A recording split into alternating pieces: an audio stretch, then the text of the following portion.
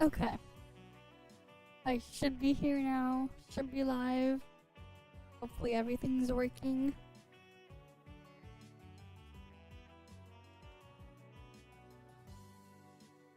Alright, the game should be loading up now. The game should... Alright, cool. Let's get on in. Let's get on in. Hi Tara. Welcome, welcome. How you doing?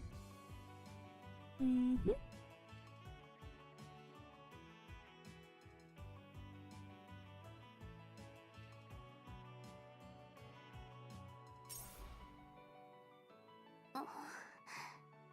体力補充よ。こんな無粋な所作、内緒にしておいてね。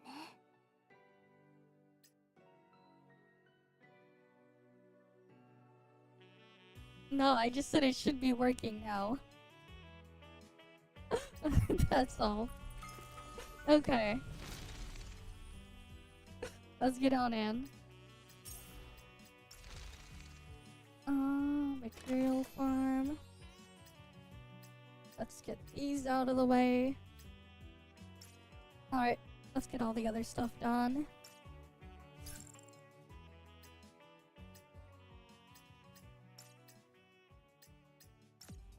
Alright, let's get everything done here.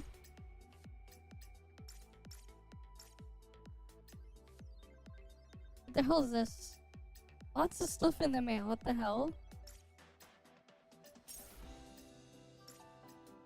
Okay. I got mailed food. Not sure why, but sure. I will gladly take them all.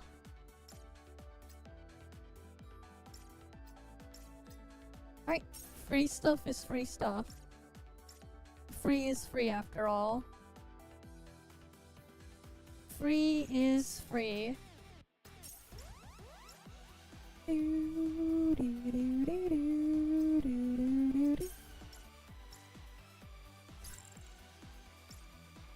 Alright, we go here.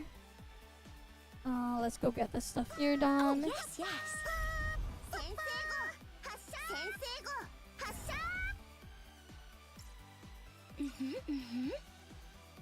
Where's the other one? Oh, there's Tess. Wait. Where is she? Oh, she's on the stage.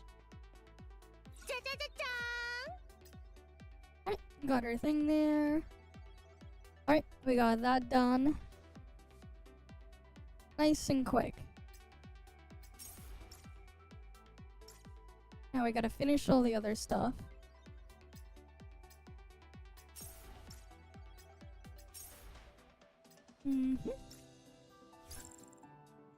Alright, giggling. We got hard mode now. Let's just use you. Now we just need other people to fill up the rest of the slots.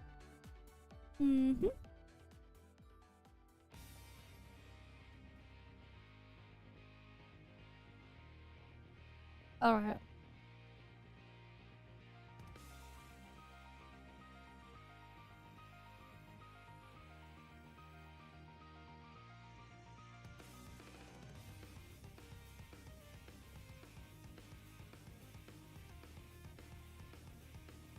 Alright, let's get loaded in.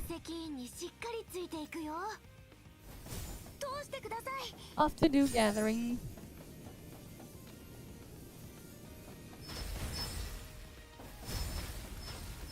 No, I don't know what the hell that is. I have no idea who or what that is.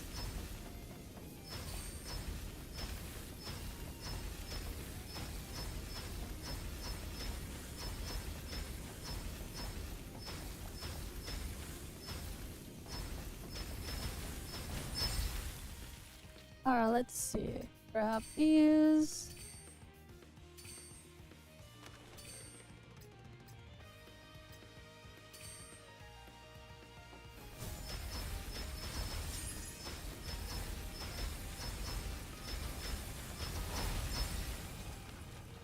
Bro, why the hell do we have two people grabbing things?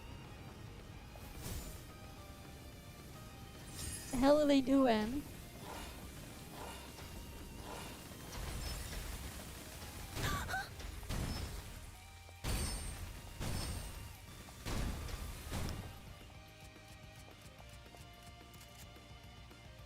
Alright, let's see. Buff exchange. Grab those guys. 通してください。 I see. What do you mean you were wrong? What's going on? What happened?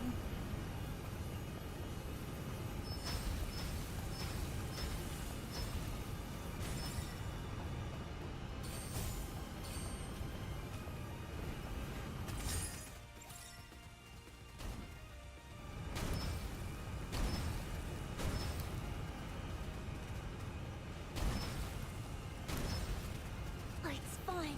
I have more. すみません。 I'm gonna go get this stuff here. Really?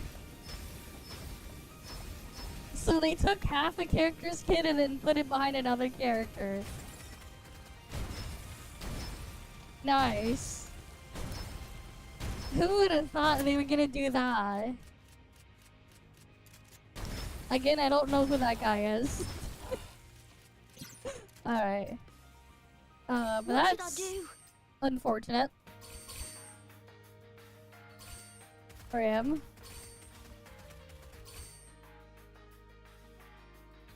Alright, the other guy needs to make sure he collects buffs too.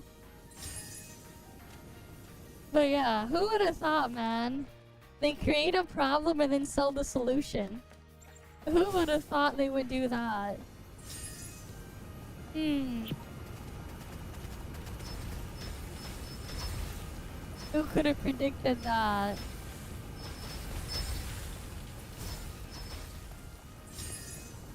I mean, hey, if you have to say so bad like that, you're just admitting it could be worse. And it's already bad. You're basically admitting something's bad and it could be worse.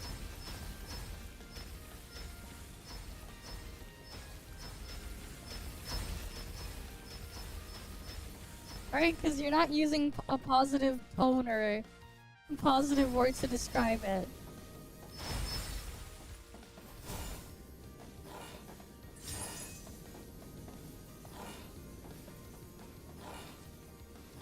Which obviously isn't great. What the hell that guy's doing?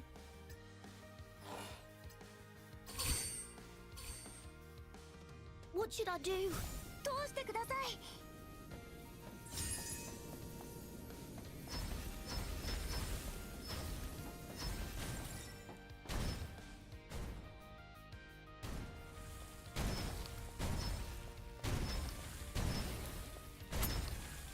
It's fine. I have more.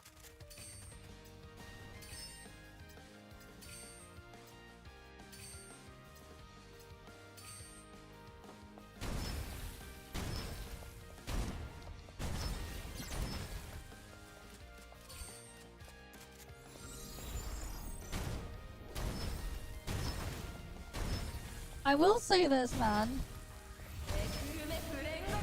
If you need both of them to do something together, it's no longer a synergy but a dependency. Right, I feel like that's something that people like mix up.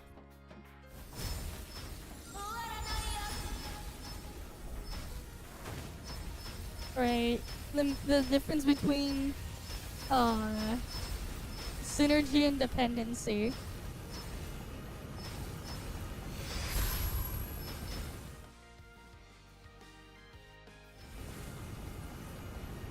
Alright, let's get the stuff here.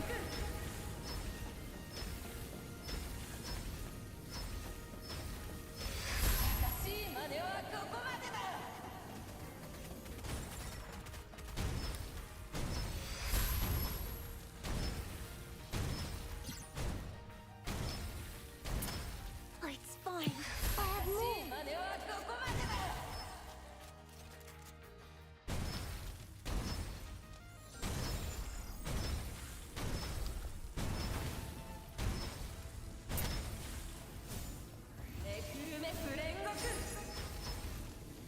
Let's go grab more of these.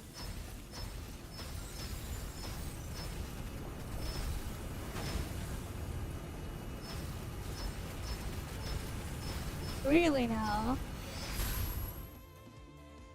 Well, it is what it is.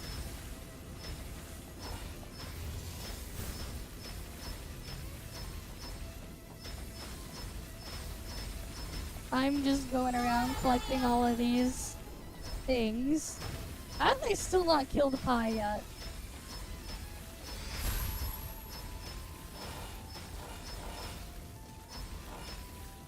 I haven't found them. The memories. What the fuck are these guys doing, man? How did they soap a Pega, man? What the hell are they doing?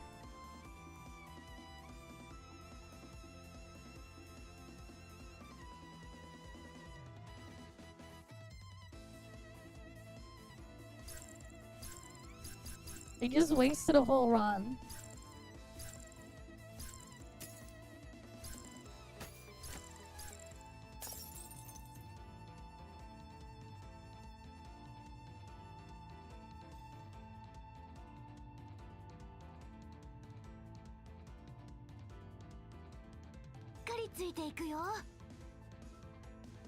Alright, let's keep going.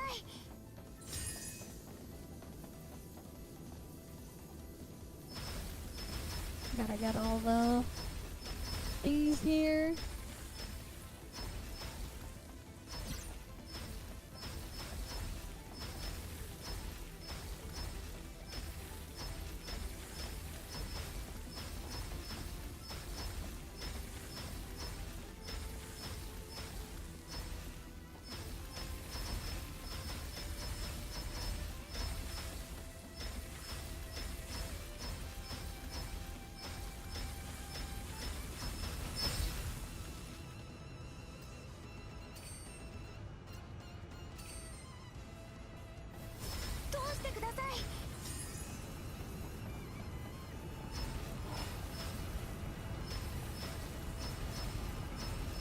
Let me go grab the things here.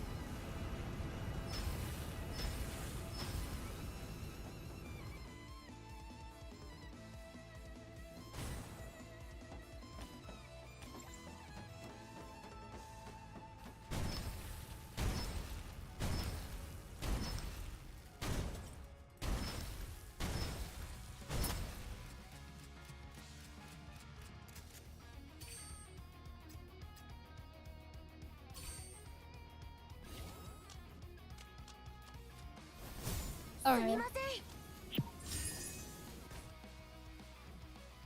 They're gonna respawn. There they are.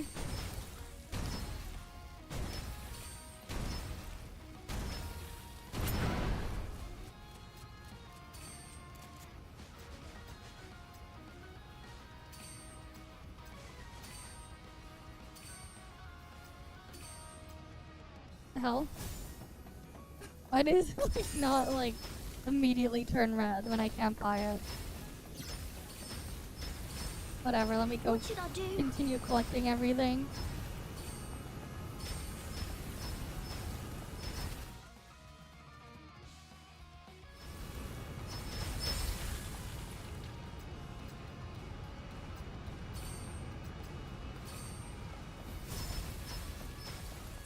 Alright, gotta destroy all these things.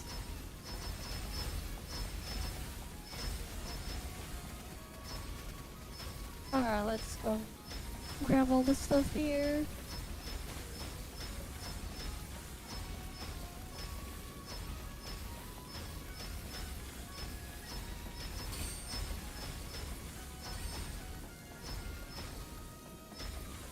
What should I do?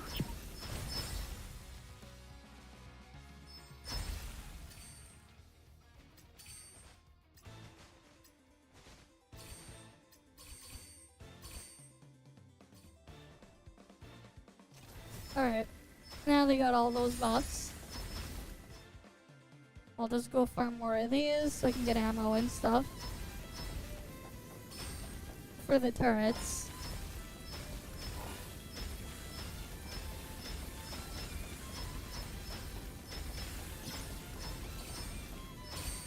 should I do?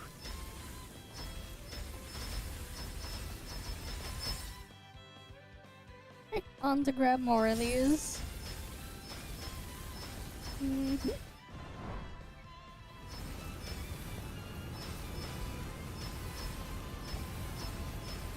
Almost done grabbing these all.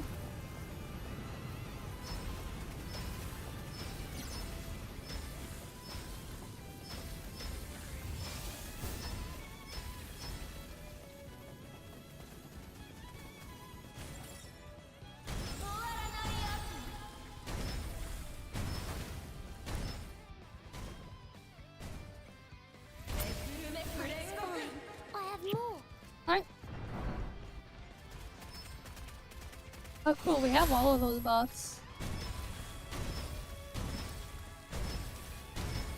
Neat.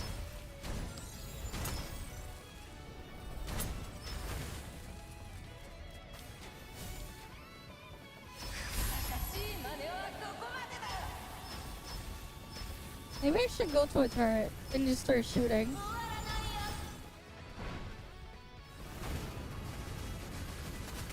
Yeah, this one I think is worth it if I go grab a turret.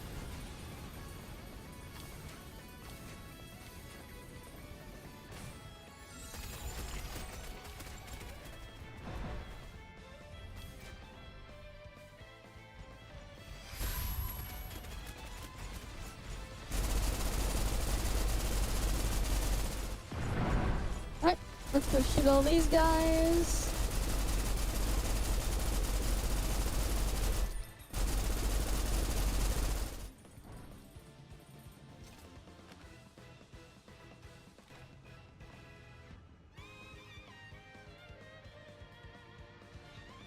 Alright, there's gonna be another countdown. Alright, all the things What are should I dead. do?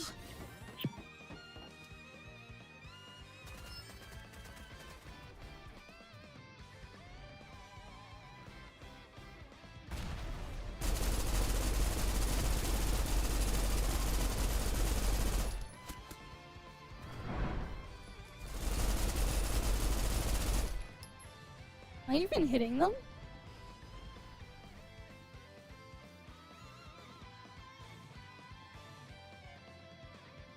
They're all just dead. Nothing there. Oh, something's here now. What should I do?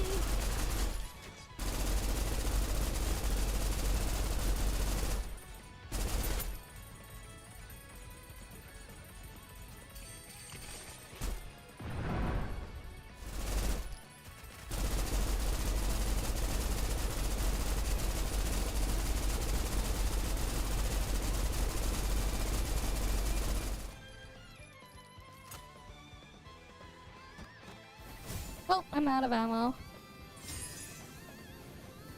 I did some damage at least.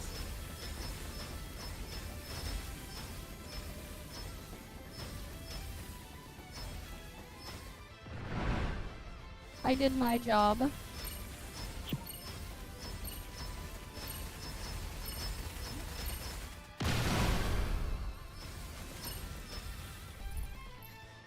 Best support, nice. 的な時間は短いけど、記録 Alright, しておけば cool. 大丈夫。 Got that done. Alright, I did 7% of the damage, which is not nothing. I helped.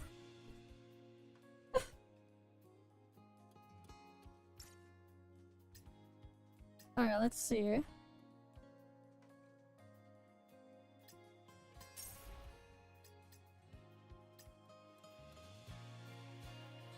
Wait, it actually does? I did not know that. That is weird. I don't think that's supposed to happen. I don't think it's supposed to happen. I don't think it's supposed to, but neat. That's actually kind of neat in its own weird, bizarre way.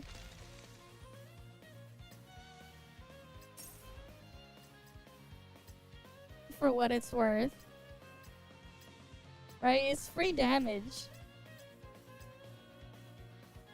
So why not? You know, free damage. May not be the best way you would want it, but hey. Damage is damage.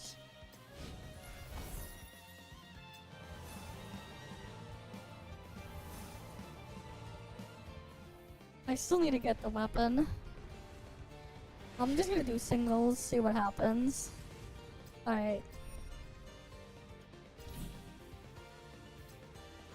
We're gonna pull Lechesis in a bit too. On both of my accounts. Here we go, finally. Here's the weapon.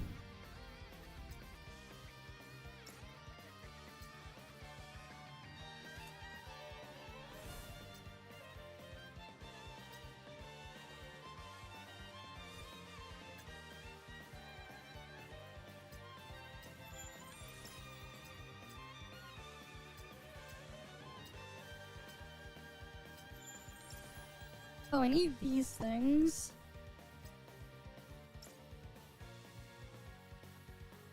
Alright, I need to get that item.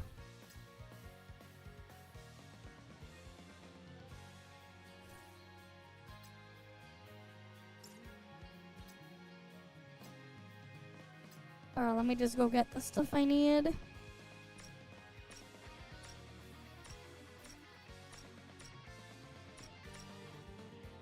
Yeah, I'll just get accuracy there.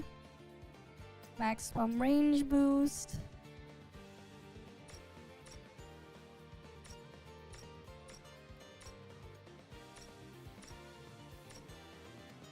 The hell? Oh, the other one's stability, that's why.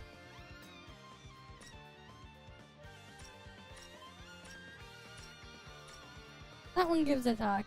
Cool.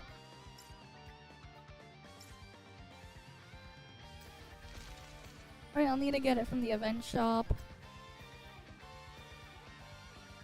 Yep, can grab 2 of those.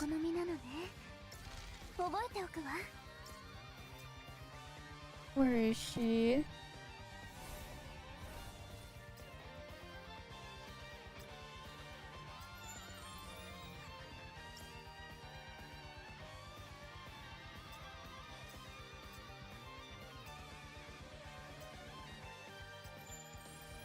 There we go. Now her weapon's upgraded. And now she has her proper weapon that's a little bit stronger. Yeah, when consumes own HP, get the kinetic boost. Gains that one, increase all skill damage. And then when uses active skill to restore on HP, gains Die of Rose. Alright, cool. But like, let's be real, like, what good is Lechesis' weapon passive anyways when in combat with the mech? You're gonna do no damage. Right? Like, the thing should take like 0 damage or something from it. It's not like it makes a difference. But it is funny. So we'll give it that. Alright, it's not like it'll make much of a difference. But hey, it's funny.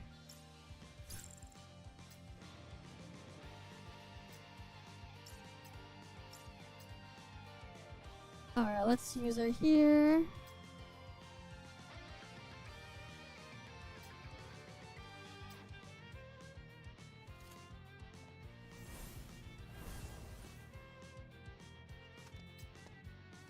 A bug is a bug, even if it's useless. Exactly. Exactly. Even if it's useless, a bug is still a bug. And sometimes those bugs can be kinda funny. Even if they're useless.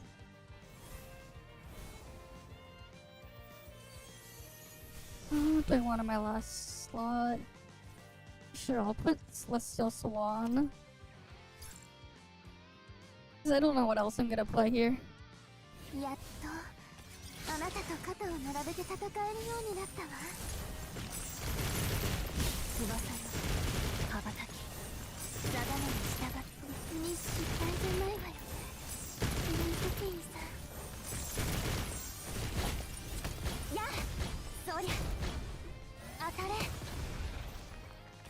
いよ。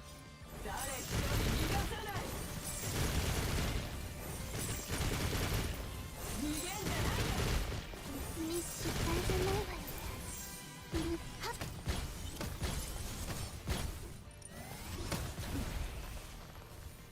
影よ。悲鳴をあげるわよ。別に失敗じゃないわよね。分析員さん。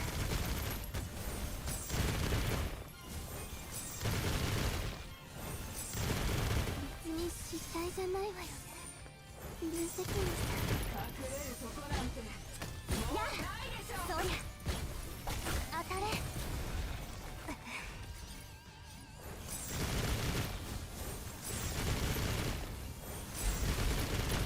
別に失態じゃないわよね。分析員さん。別に失態じゃはっ。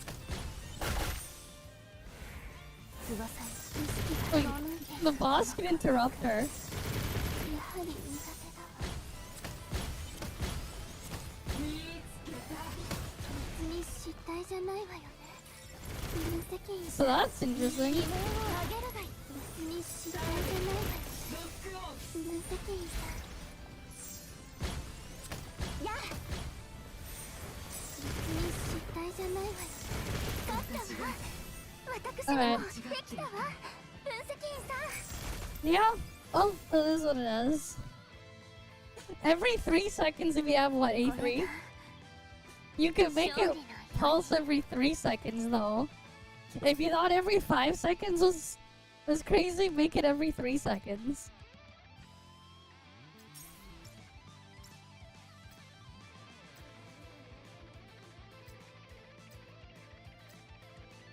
Alright.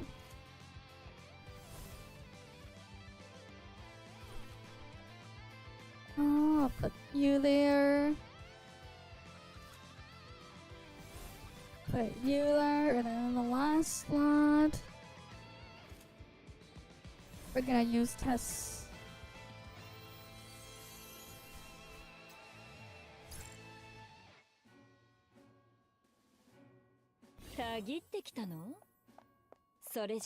Alright.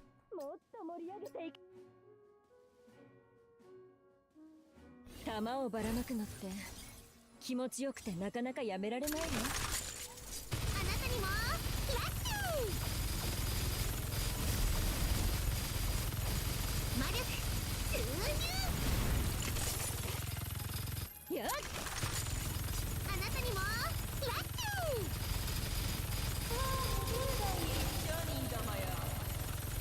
魔力注入。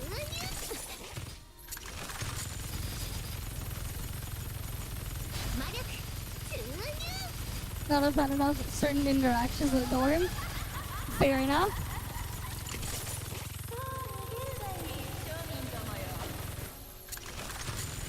Oh yeah, that's right. She has a dorm. I haven't seen her dorm stuff. あなたにもラッシュ。 I didn't even look at Hipper dorm. We have to check the dorm stuff for them. I haven't even looked at Hipper's dorm. I forgot about that. 勝利を約束してあげるわ。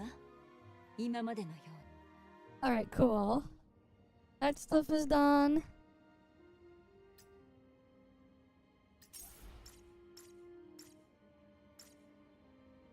We got all of that done.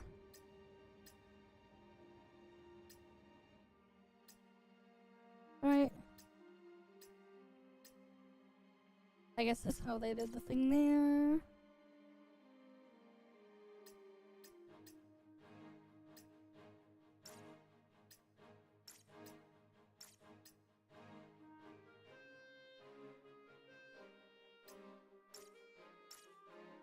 And there's like nothing else we need there. Oh, can claim the task here. Oh yeah, because that's the new boss in there, of course. There's an achievement. New boss, of course. Introducing dorm feature without sex. No way. What monster are you?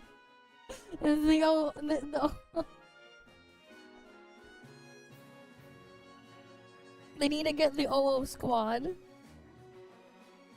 That's what they need. The OO squad. Oh yeah, I guess I never did grab all of these book thingies back then. Underground Purge 500 times, goddamn, I don't know, I can't imagine doing it 500 times. How long it'll take for me to get that naturally. Okay, well, another gift, I guess? Cool. More gifts. Free stuff. Free is free after all, right? Free is free. And can't say no to free stuff, right? Who doesn't like free shit? Free is free. Right, free is free. Okay, I think we hit just enough time for the quota. So we're done with the Snowbreak section.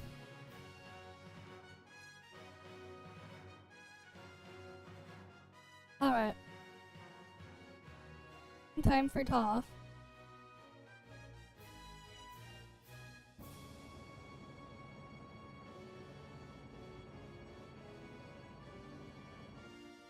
Right, ToF time. Yeah, Lechesis has a dorm. Meanwhile, physical dorm where?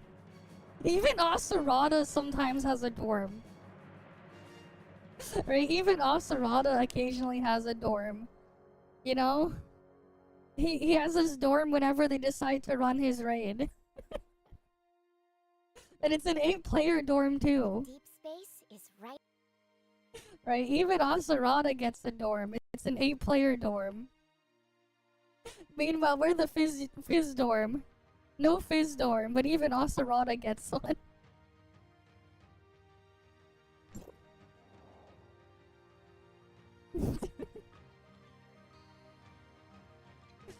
Yeah, at least we got the imagination tools of our minds. Yeah, they skip Anka. No Anka dorm, but we have, we even get Asurada dorm. Imagine. We should have new FC Evo, right?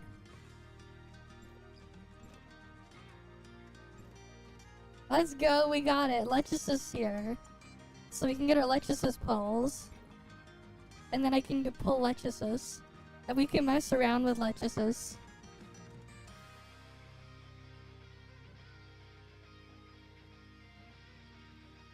Right.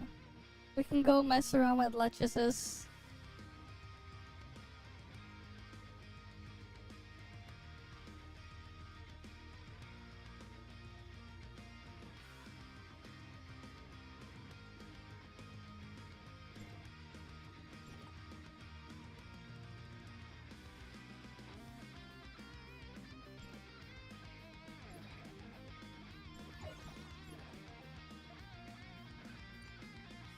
Mm-hmm.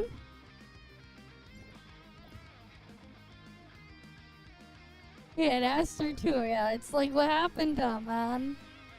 Where Aster? Where's the thing? Instead, they're just forgotten. Thrown to the wayside. These characters are being bullied. Game is like, nah. You ain't getting physical with them. Game's like, no getting physical.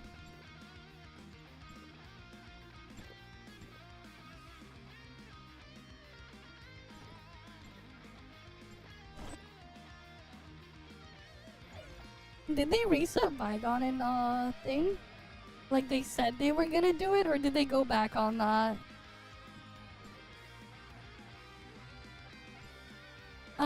Looks like they did not reset it. I thought they were gonna reset it. They didn't reset it. They just added new floors. Because, like, yeah, like I said before, it makes no sense to reset it. There's, like, no point in resetting it when they can just add a new floor and filter everyone out. They can just filter everyone out that way.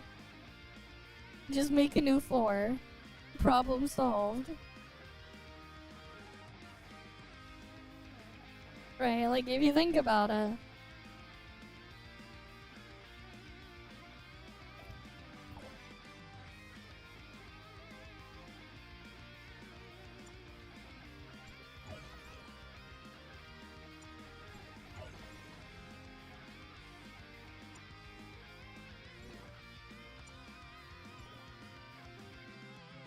Wait, what does that box look like?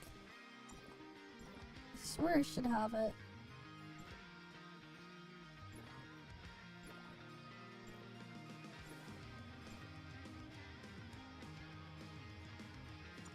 Okay, it's one of these ones. Action Kit Box 5. Did I not select it earlier? Oh, here it is. Do I get the drum kit or do I get the sign? I don't have these. Drum kit, the newer thing though. But then the sign you can go around. You can go around parading the sign too.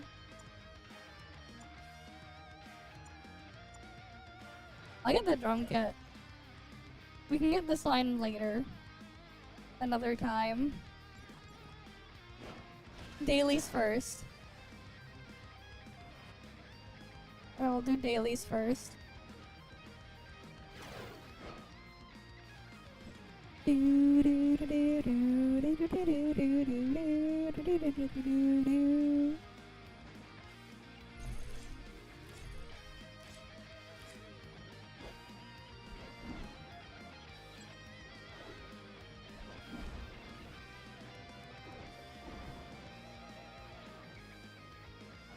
And then we'll do our pulls in a bit.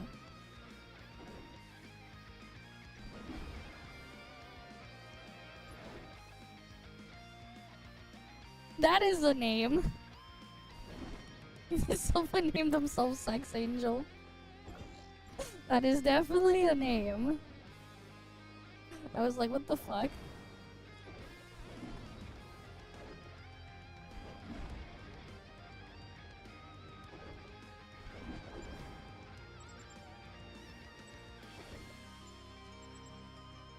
Alright, that is definitely one of the names.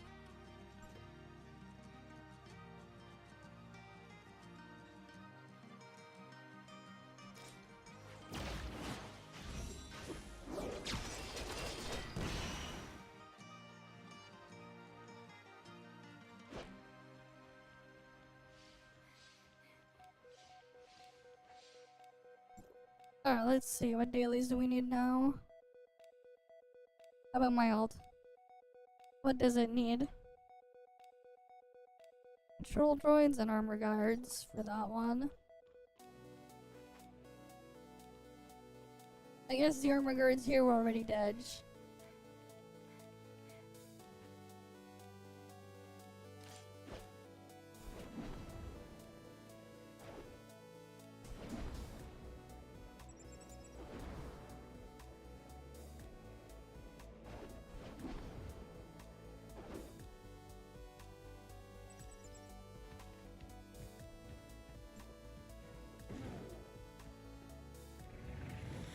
But yeah, I do want to test like just how much AFK healing I can get set up. How good of a setup I can make it.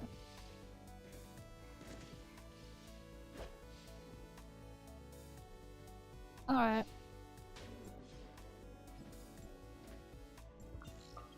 I need patrol droids. Time to go get them.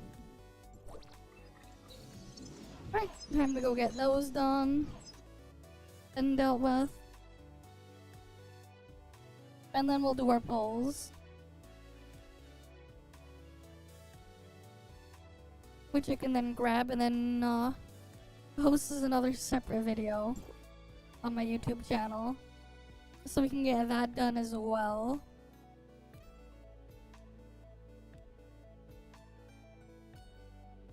Oh goddamn, I got sent a bunch of more stuff. And then we can probably look at what, Mr. Cake's video on what's in the patch.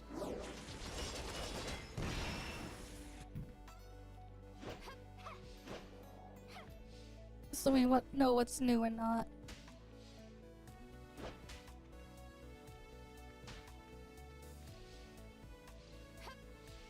Alright. Where's the other patrol droid? Hell, not patrol droid, armor guard, or whatever it is I need to kill. There's usually a bunch here, what the fuck? Yeah, it's the patrol droids. Where the hell are they? Usually there's one with a WL6 that like roams around. There we go.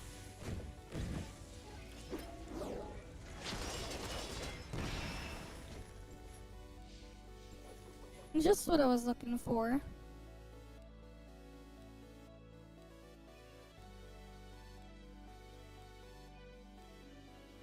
And then they increased supercomputing to plus 15 now.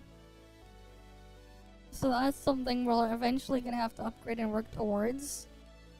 Right, supercomputing 15. Awaiting command.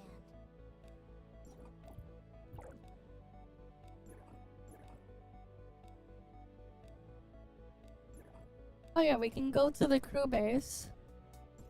Wait, there's like a bunch of rooms. Okay. You can't join while in a team. I kind of want to see the room. Target eliminated.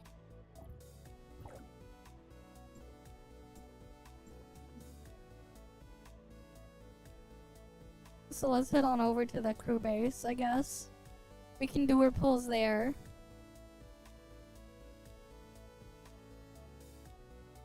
You can have up to 30 players in a room.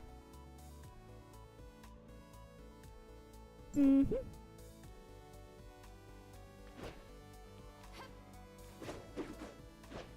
Wait, what the hell is this?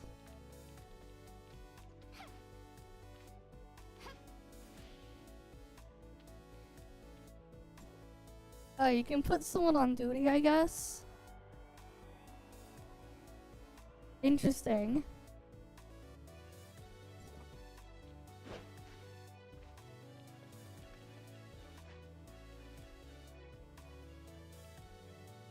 And there's free dance here. Okay.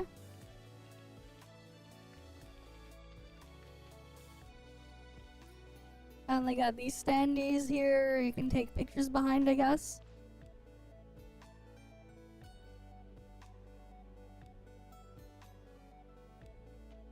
Sure.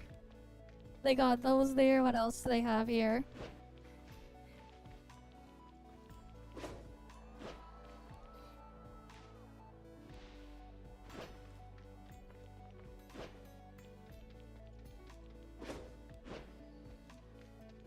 There's idle. What are the points and stuff for?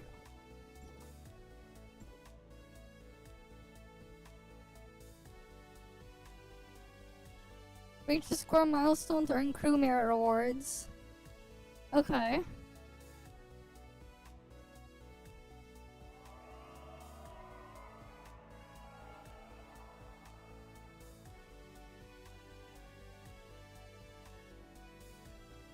You get points for idling.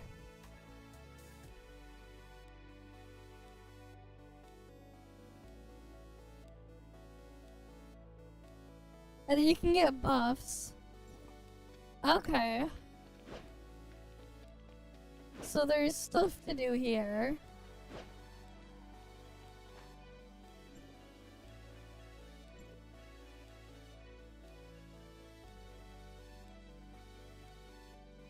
Okay, cool. So you can get buffs in here.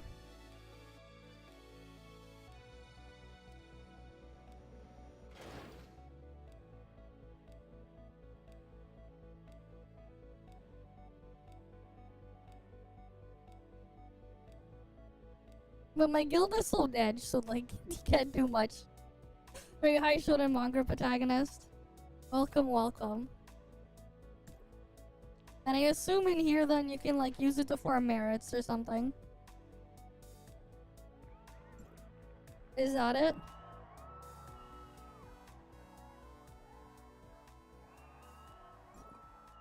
Is this like a new way to farm the crew merits?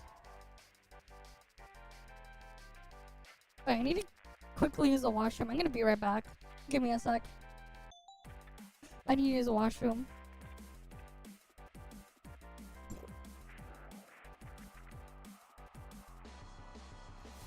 Gonna pull it shortly.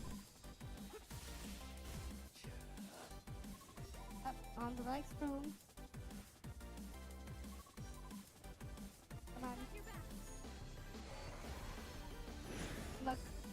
Mudcock. Okay, we're fighting Mudcock. What kind of name is that? Wait. And everything just becomes way too easy. You're barely even playing the game at that point. Your friend Wayne, who's a streamer, he got addicted to Genshin and always does the new art filler, and it's not, and it's done in 2 days. Exactly. Because here's the thing, right? That content ends up being done in, like, literally, like, you just finish it in, like, maybe 5 hours tops. It really doesn't last.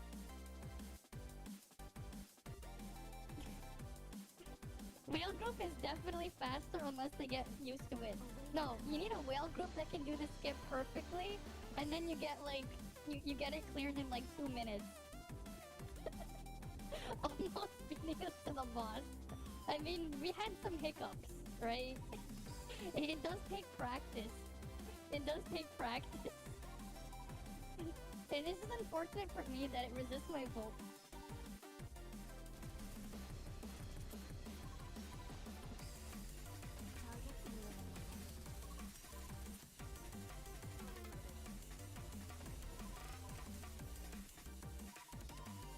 There's a hole.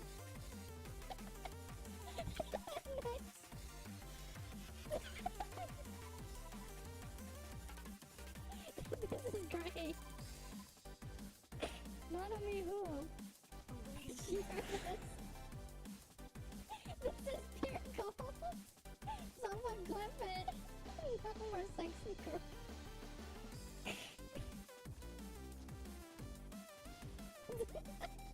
Yeah, make sure.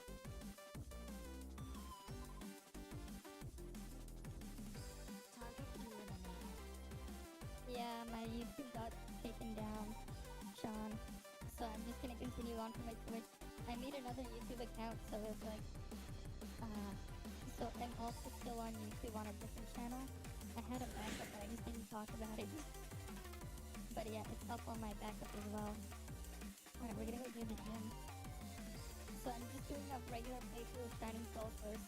Yeah, it sucks. Wait, but whatever. Hey, you know what? The black pill is a suppository. You know what? Sometimes, you know, with how fucked the world is, sometimes you need a suppository. But if you eat Skittles, you get all the colors. Yeah, you just taste the rainbow, you know? Get all the colors, taste the rainbow.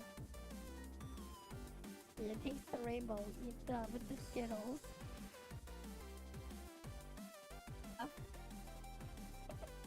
It's a big circle! It's a big circle, guys! That definitely looks unique! I definitely haven't seen it in other games! This is just sad. Alright, this is genuine your reaction to this. I mean, like, also, you probably shouldn't be pulling on the frig set anyways. Okay.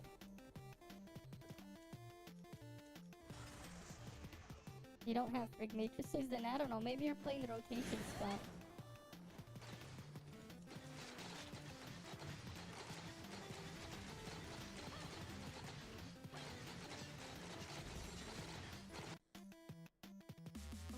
The boss on global is so bad. 25% damage buff, we have to dodge attack and hit 3 things first.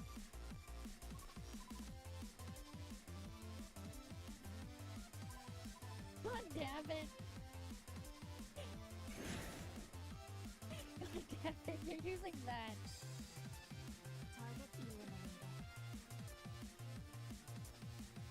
Wait, what do we need to kill? This. Wait, let me get this. I mean, I can do 3 billion on this. My flame is shit, though.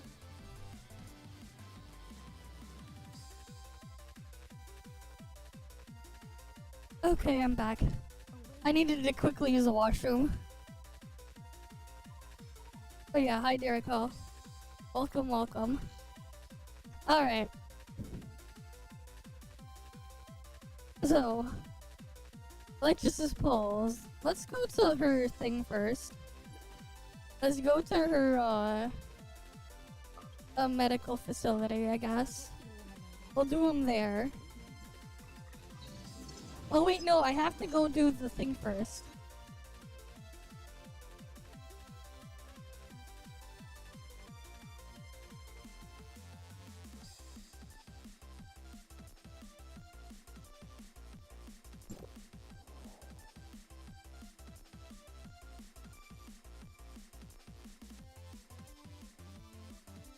But yeah, let's... I have to do the Evil Frontier first to get the pulls. Where was her? Right, the clinic was here, right? We'll do it here in the clinic. Next to Mia.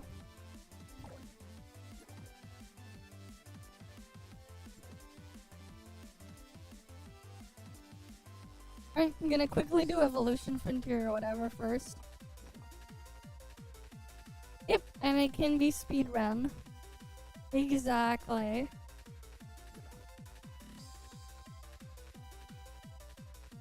So that's good.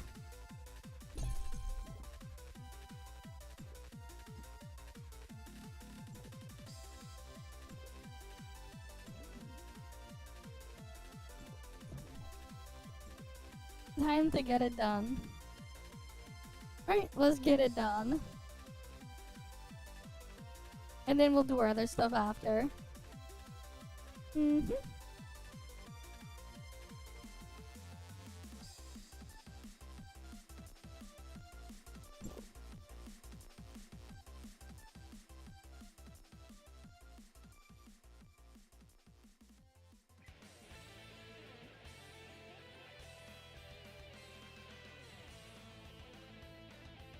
Alright.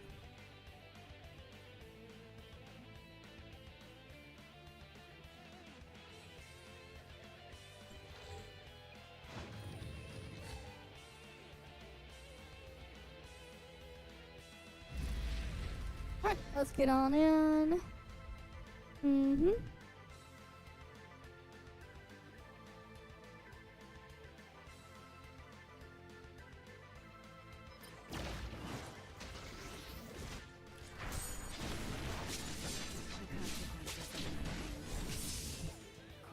Alright, and then we go switch to the next element. Alright, what element can I use? What'll say I can use?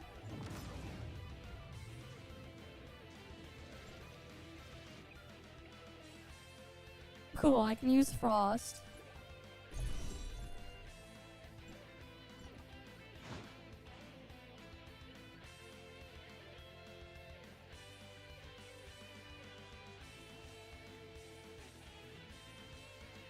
I mean, it is what it is, man.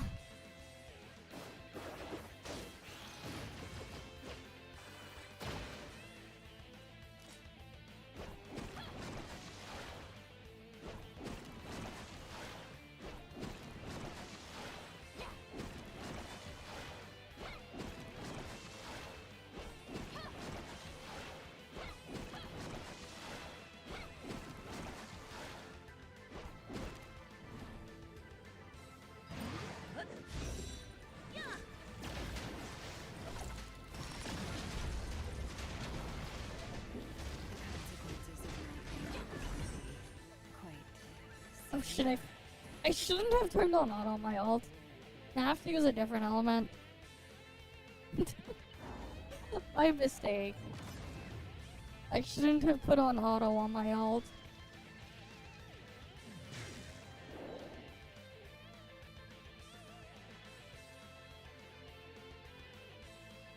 Oh well, time to use Fizz.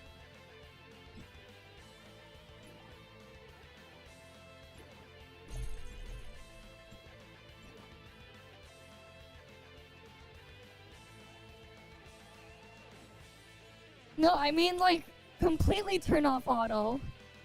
Like out of habit, I turned on auto. I shouldn't have. Now it's gonna take slightly longer because I accidentally turned it on. That's all.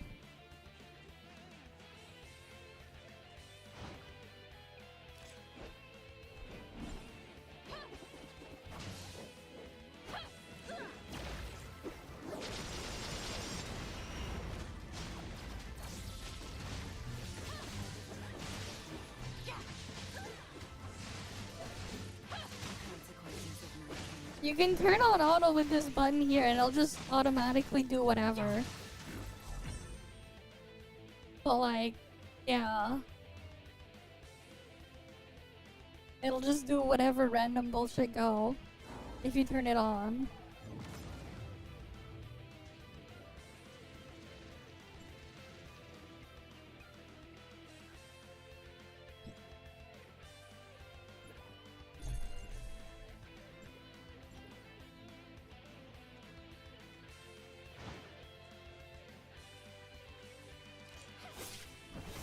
You wonder what it was and why it only showed up in join ops in the other mode? Well, now you know. It's the auto mode. The auto mode is Pepega, but in some cases it does have a use. Sometimes.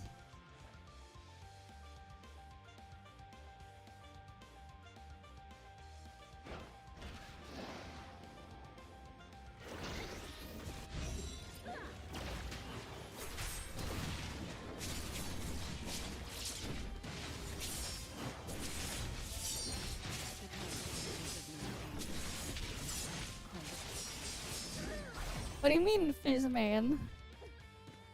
I mean... Yeah, you could do that. Crap anything on another account, it'll just never pick it. That is true.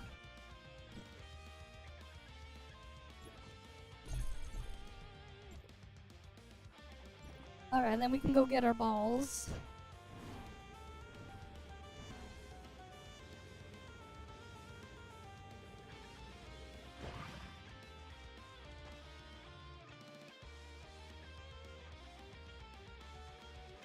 Alright, we can get the ball.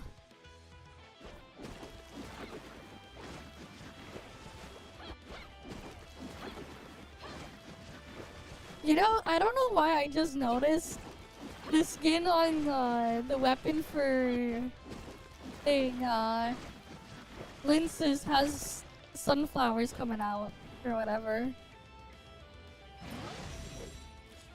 I don't know why I never noticed the flowers. Until now. Like, I know the color of the paint is different, but now I notice the freaking flower.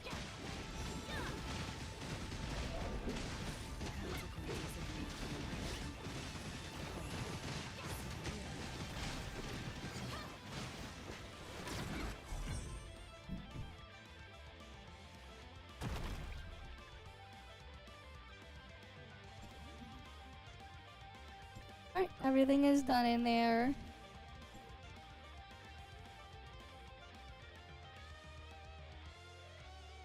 One of my accounts is using the Steam client. It's a lot simpler than you think. And just use one client with the one on the website and the other one on Steam. And you're done.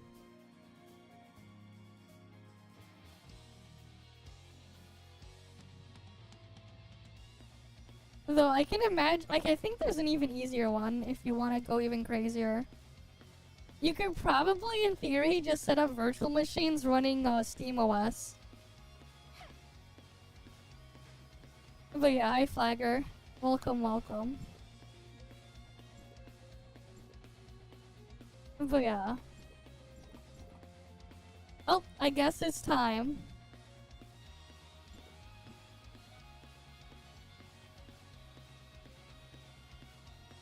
Time to pull Lechesis. Alright, we got her balls. We got her other things. Let's go. Execute order 66 what? Sure, whatever. First 10 pull, let's go. What'll it be?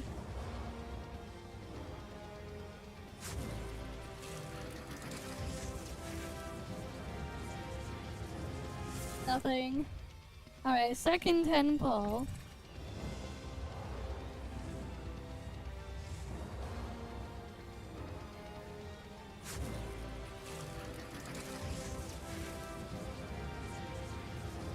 Nothing. Third 10 pull. That'd be nice. Give me triple SSR.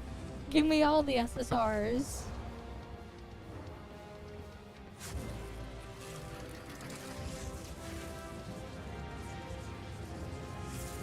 Nope. Alright. Fourth 10 pull.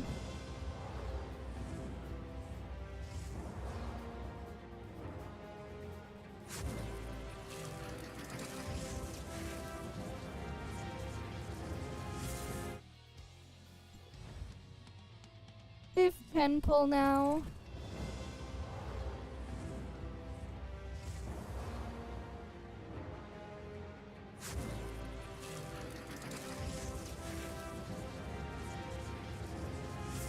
Nope.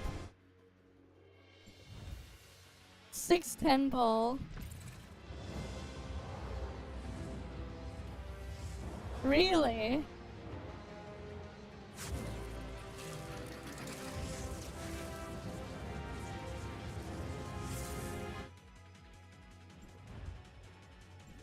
Alright, pull number 7.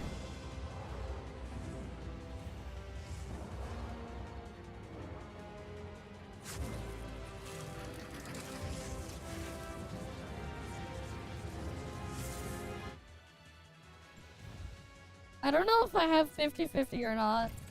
We'll see. I don't remember. How did my last time the things go? Way hipper. But we obviously know there's something here. Alright.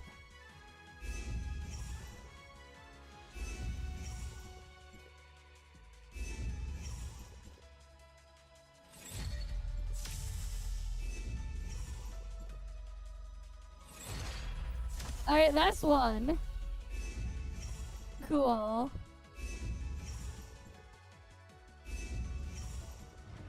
That's one. Alright. Wait, why am I at 90? Did I just get that many SRs? I guess I got like a bunch of SRs that my thing says 90 there. Seeded dev account? Nah. This isn't market server. I don't even get that anymore.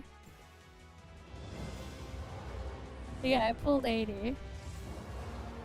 Oh, this is gonna be the next 10 pull.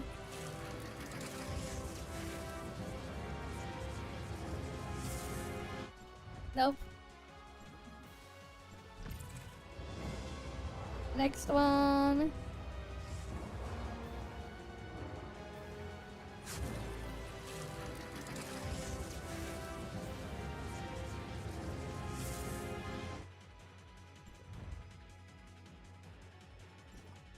Okay. Fair enough. Alright, we're gonna use our last Lechesis ball. So this should be pull 110. And we'll have at least A1.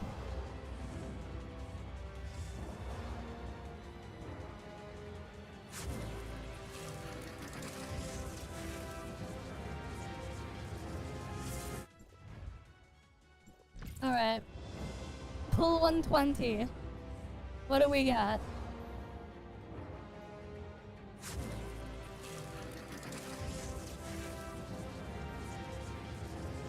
Nope. Pull 130.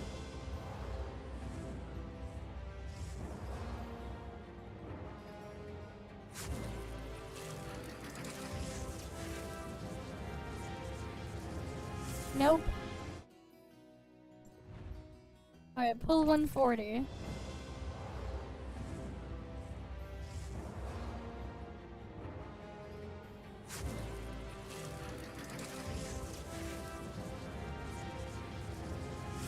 Damn, we're not getting a single thing early. Alright, pull 150.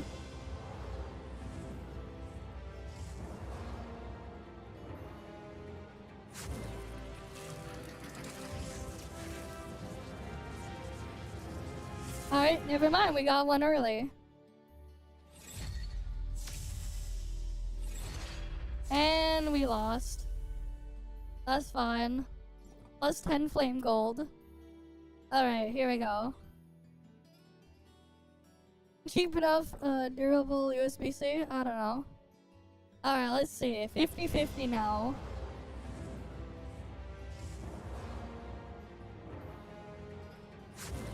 Apple, really?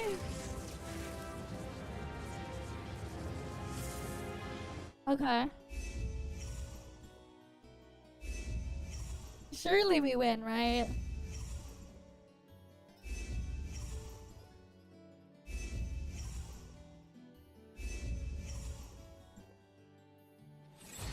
Okay, we do.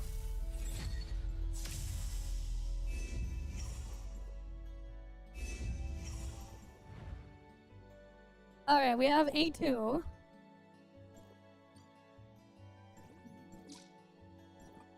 Alright. Full 170.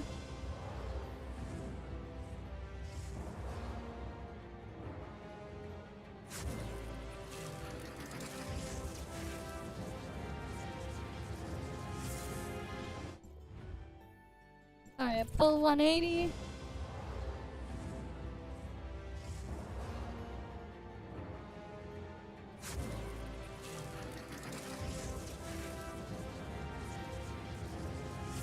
would be nice if we got some more earlies.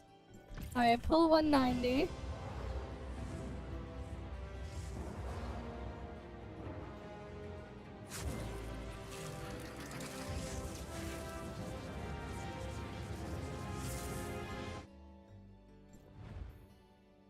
Alright, pull number 200.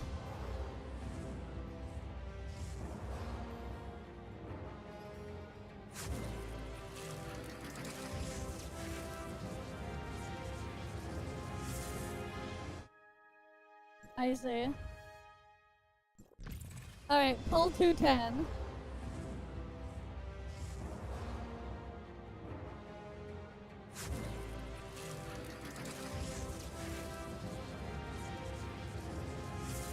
Well, joke's on you. My phone still has a headphone jack. Alright. Pull 220. Imagine not having headphone jack.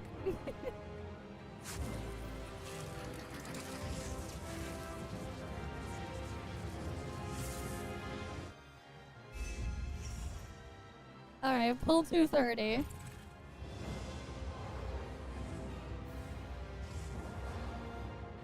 I mean, if you get some of the cheaper phones, you'll still get them. Some of the cheaper phones will still have them.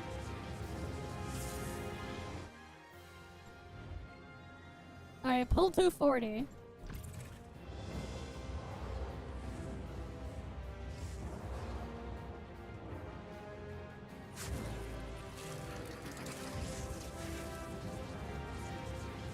Surely we win, right?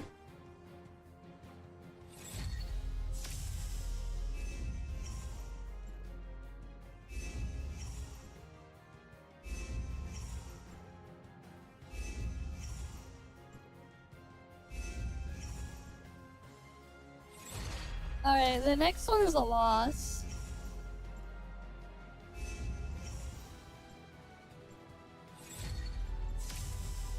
Alright. We have A4 now, right? We got 240, we have A4, 1 sec.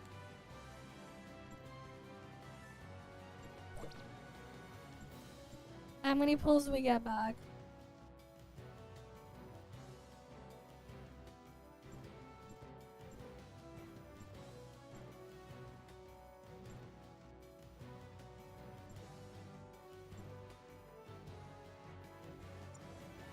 We got 9 pulls there, and then we get 12 pulls back. Cool.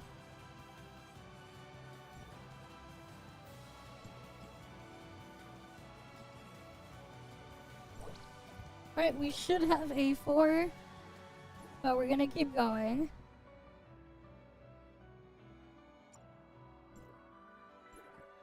Yep, we have A4. Alright, next 10 pull.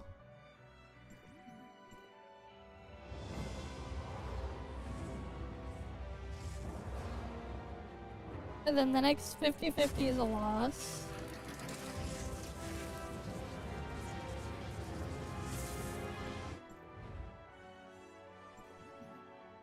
Alright, pull 260.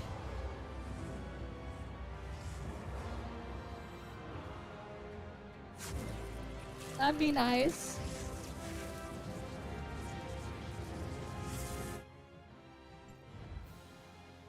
Alright, pull 270.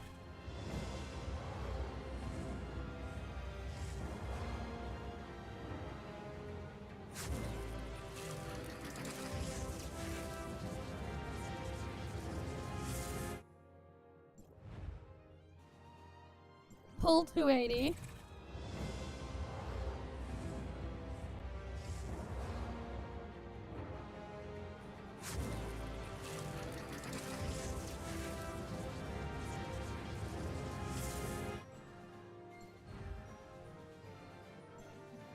Alright, pull 290. It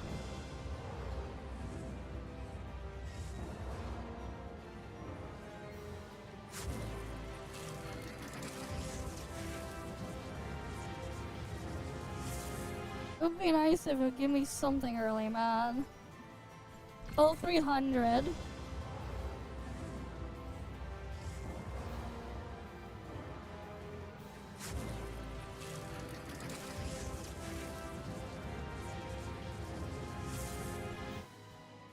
Alright, it refuses to give me anything early, man. Alright, pull 310.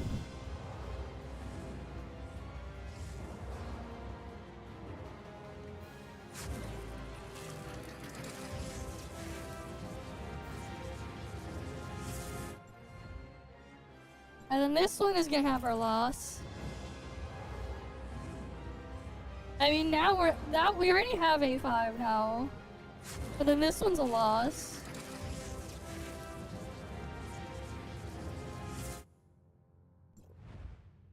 Alright, useless king.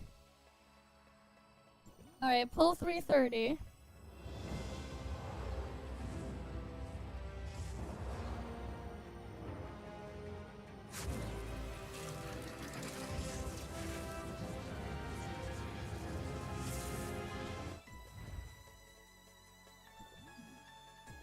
Alright, pull 340.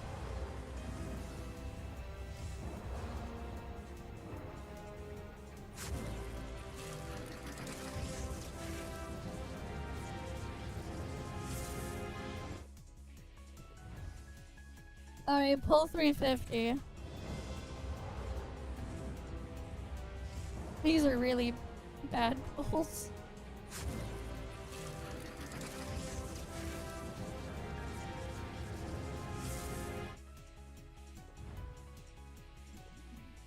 $360 now.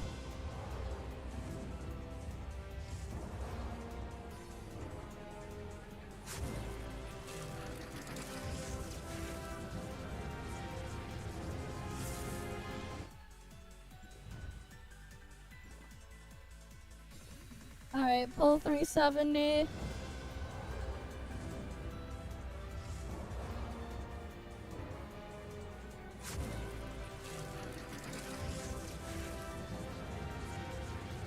There we go. There, 370 pulls. Those were pretty bad. Well, 24 gets turned into black gold later. Alright, Matrix banner now.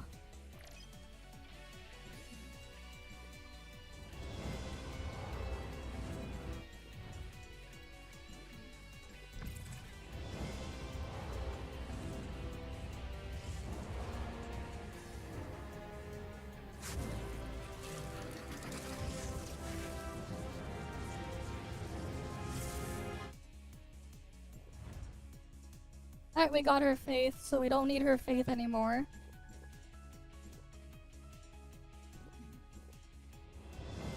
I mean, matrices at least will be fine. But like, it still sucks, man.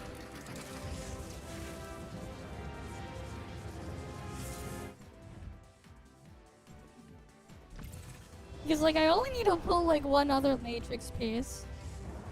And then I can just grab the 4 set.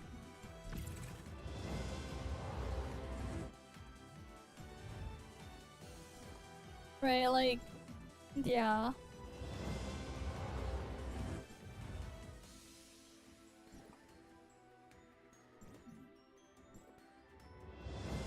But only if it, like, gives the thing early, man.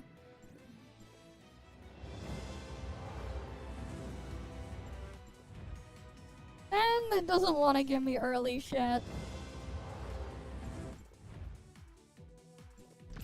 Not a single fucking early one. And then it gives me this. Okay, there we go. We're done.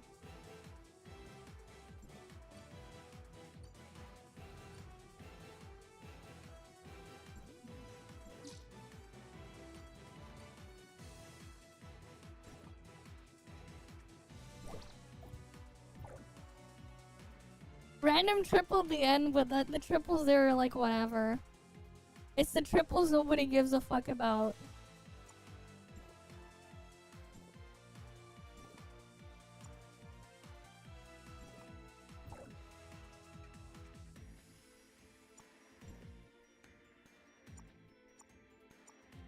There we go.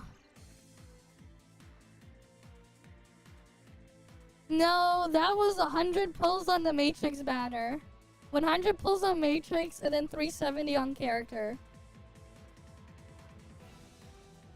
No. That was 470 that I did. Of 482. You counted wrong, man. 470 of 462, wait. Over here.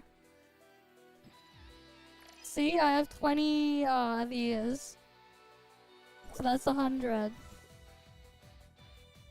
I still have a lot of tissue papers, but like, still. Yeah, I still have like 136 tissue papers. The matrices were not a concern. See, only 100 of those done.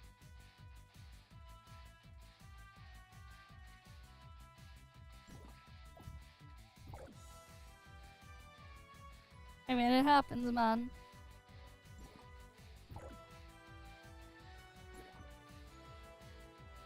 Alright, let's see. Where's Lechesis?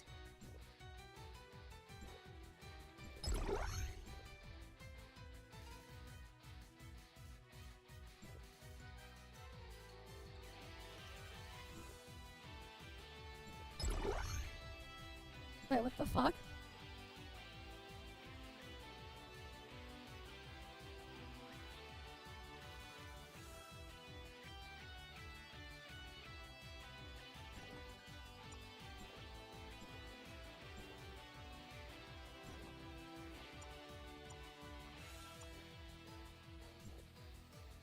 Okay. That was weird. It shapeshifted into Grey Fox's weapon. What the fuck? I was like, wait, what the fuck? That's not the right weapon. Alright, I was looking for Lechesis' weapon.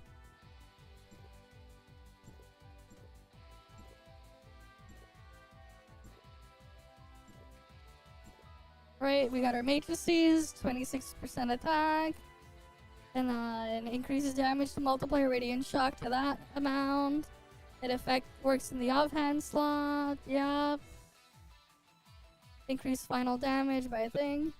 Oh, that's nice though, at least her matrices is all attack. It's not a specific thing. You get that final damage when her weapon is equipped, yeah. Non-benediction resonance gets this thing. Activate benediction 1 and you get that. The allies with the Heartlight Radiance effect, a final damage boost, of course. So technically anyone can use her 2-piece set. Because it's just generic all attack. Instead of like an elemental attack or whatever, it's all of it. It's extremely clunky. People really don't like using it.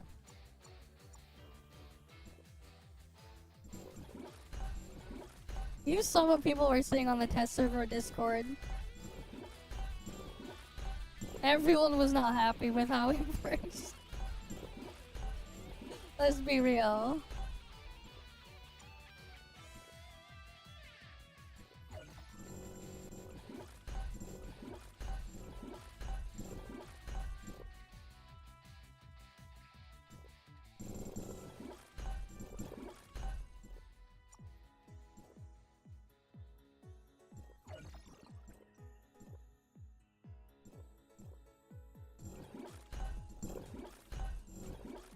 Yeah, it's really awkward.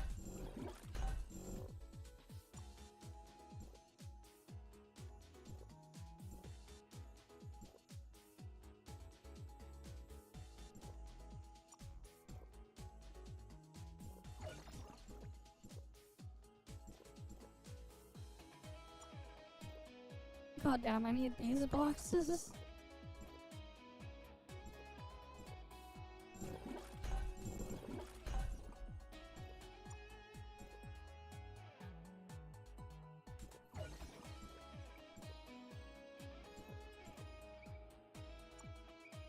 Okay, I'm gonna need to go to that spot. I keep running out of those mats. Alright, time to go to the landlord's spot. We'll get her leveled up. Oh yeah, and I have to do my alt pulls as well. I need to do my alt pulls. We'll do that after.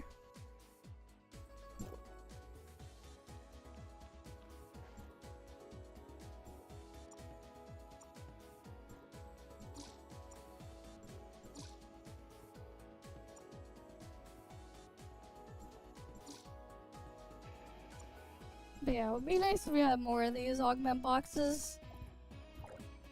It sucks to constantly be running out of them.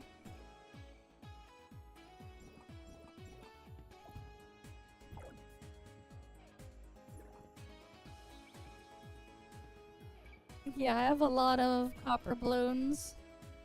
What about it?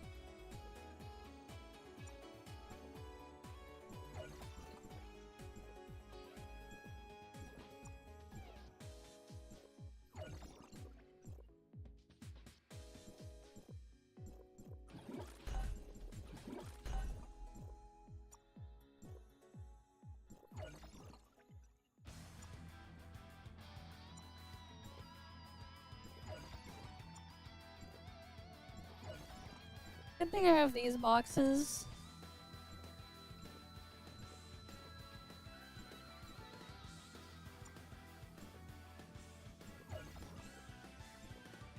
But like, this is only gonna go so far.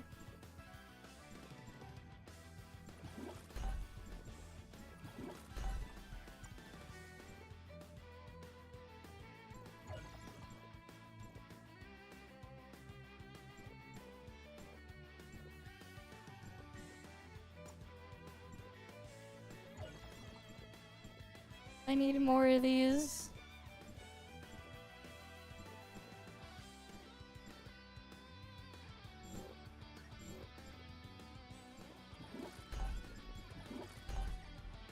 At one point I did. Not in a long time though. Yeah, except I need all the condoms I can get, man. I need every single condom I can get. I mean, it would help if I opened more chests. I didn't even finish leveling up Carrot when we got her before. I just don't like doing wasting it on dimension trials, man. It just feels so Pepega to do dimension trials. Yeah, except you don't even need to do all of them, man.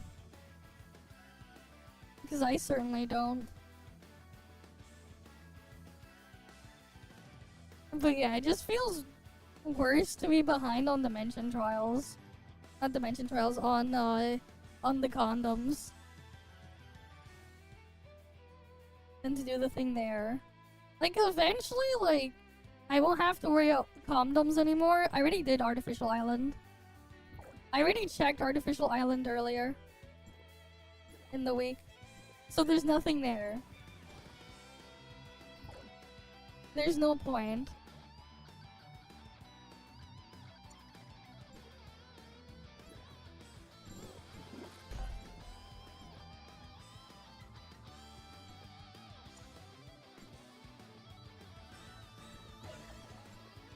I mean, what I could do is actually pretty simple. Just open a bunch of chests. Like, that's the reality. I can do that later. Oh, what was the other thing we have here? I don't know if is it worth it to try and get the last vehicle I don't have? Wait, did they just put all of these in here? Wait, what's in here? They got Mammoth, Windwalker, Desert Rider, Sunfish. God damn, they have all of those in there. The pity is $250. Okay. It's $250 pity. What are the odds for this?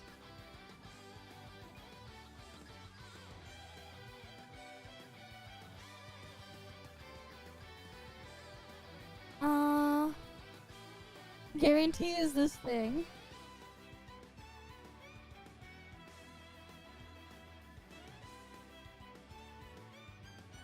I mean, I want to eventually collect all the mounts.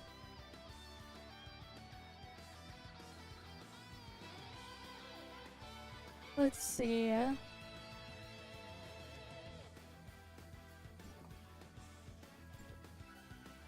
I'll buy a couple.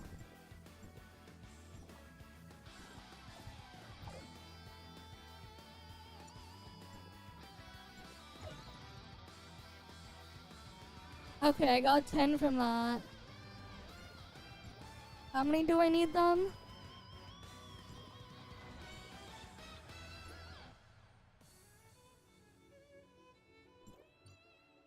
$250.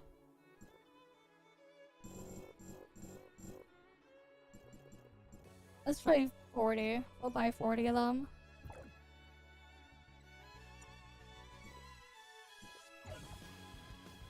I got something I didn't already have. Sure. I guess I didn't have those. What do you mean Artificial Island's suspicious?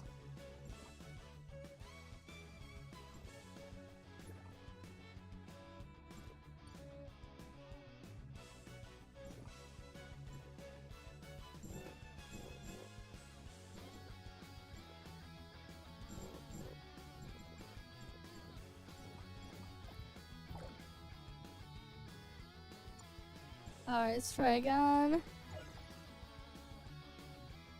Oh, does it auto-convert dupes into something?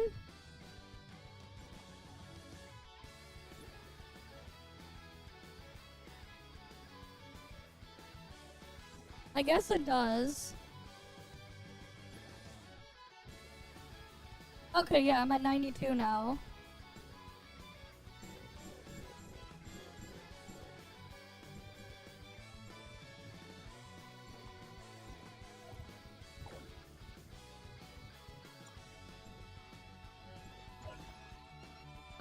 These are all dupes of stuff I already have.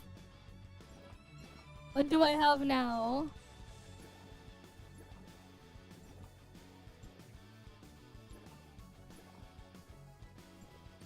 I'm at 136.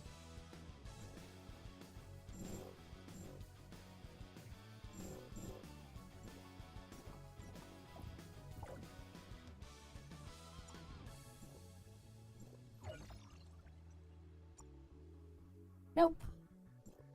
Don't need those. It'd be nice if I could just open them directly from this page. But no.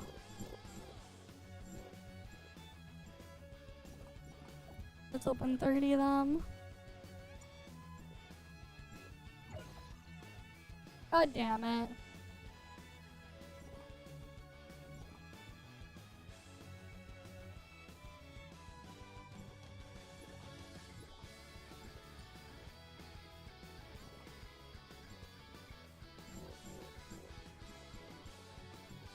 I've opened 22.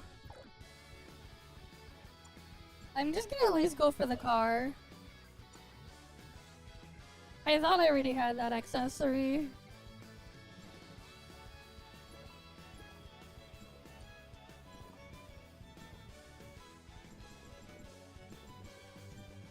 I can open 10.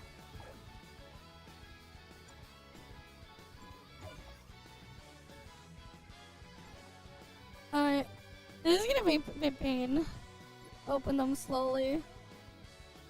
They didn't even give any free boxes.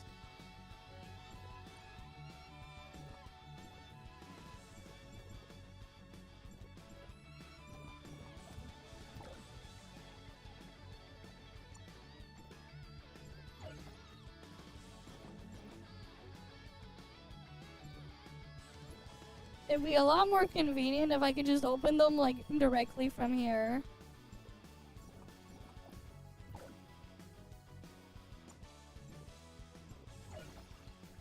Alright, gotta buy one more.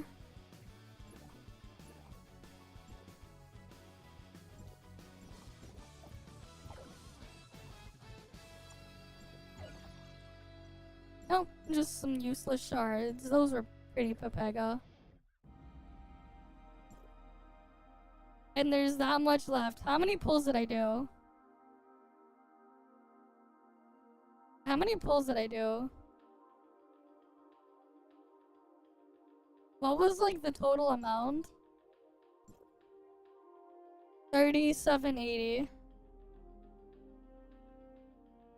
242 pulls. Wait, the amount you get for dupes of like accessories is like nothing. God damn.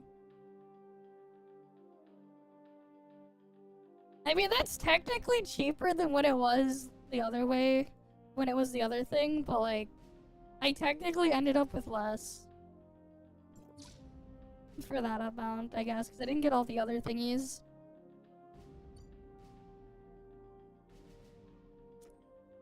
Oh well, it is what it is. I guess it doesn't show like the mounts that you already have. If you already have like some of those mounts, it's like they're not even in here. But the outfits are still in there. That is interesting. Like, it removed the mounts that I already have, but not the outfits I already have.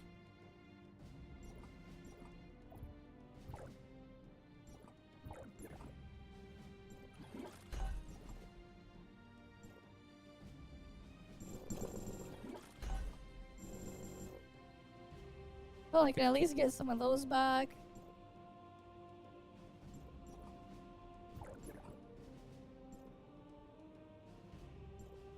Now I'm just missing the raptor mount.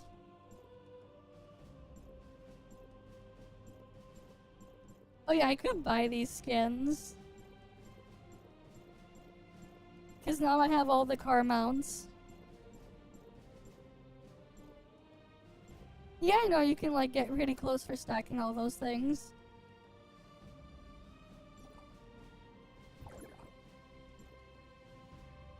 But honestly, I prefer... The monster truck is nicer though to use. Oh well, there goes a lot of my savings.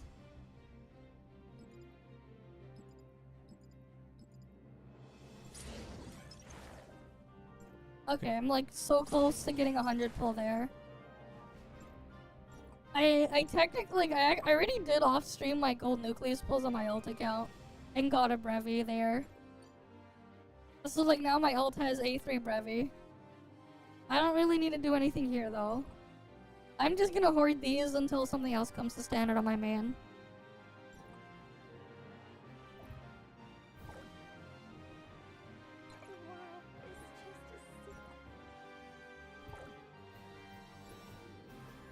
Where's Lechesis? We'll go mess around with Lechesis testing in a bit. Okay. So what we're gonna do now is switch to my ult and do my ult pulls.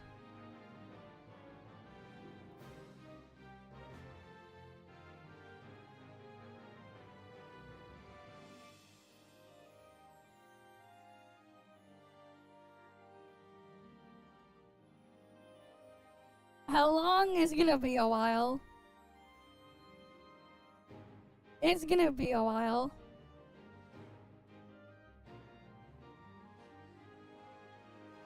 Alright. Wait, why is my ult sound muted? Okay, no, it's not. Let me just make sure I buy the things here too. Oh wait, I already bought it at the same time. Okay, cool.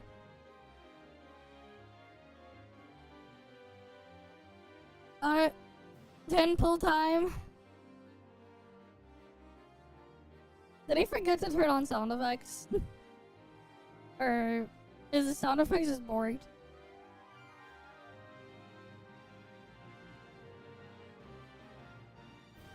Here, let me try to see if I can get sound working here.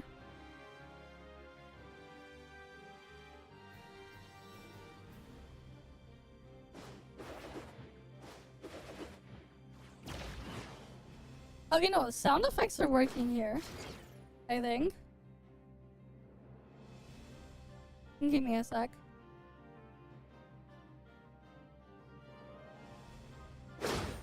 Oh! I had them muted for the other one. No, wait, no, they were muted.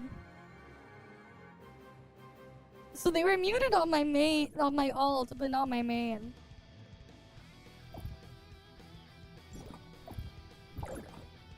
Let me set it to the correct volume here.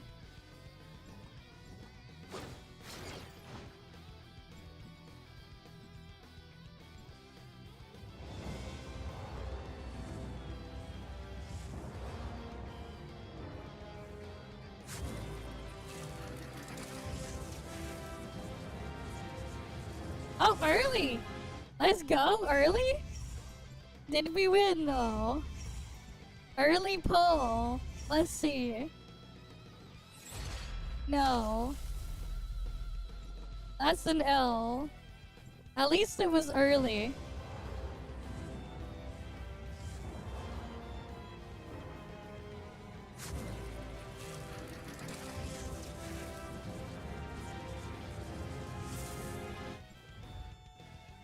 At least it was early, man.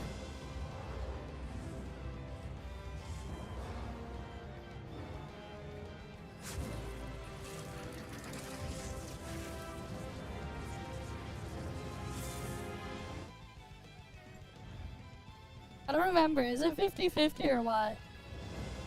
We'll see.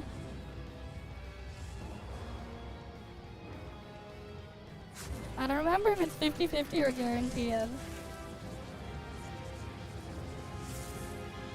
Let's see.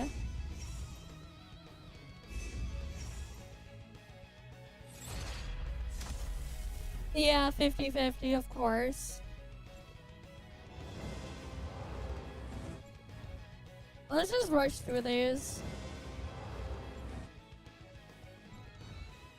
Oh, that one was early at least. Okay, we have A1 at least. Okay, we already have A1.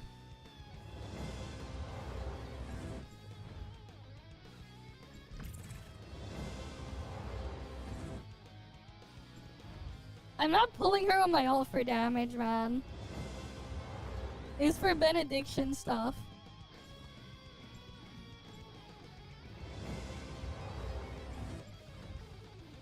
It's for benediction mule.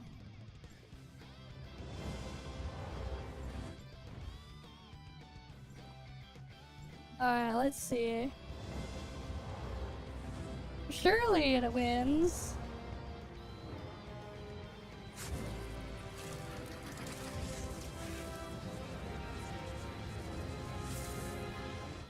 She's not a healer, she's a keeler. Alright. And another loss. Fucking hell, man. This is extremely painful.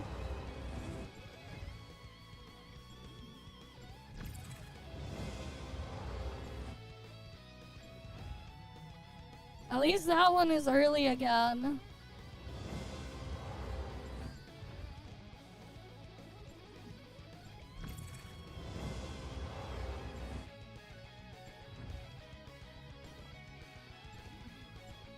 Alright, so now we have A3.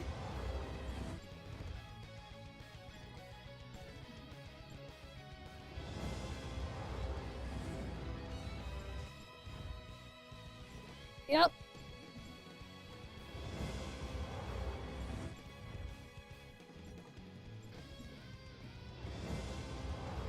Whatever, just click skip. Alright, we should be at A4 now.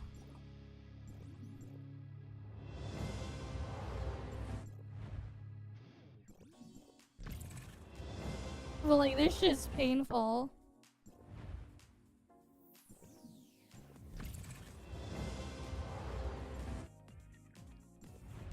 Yeah, next is guaranteed L.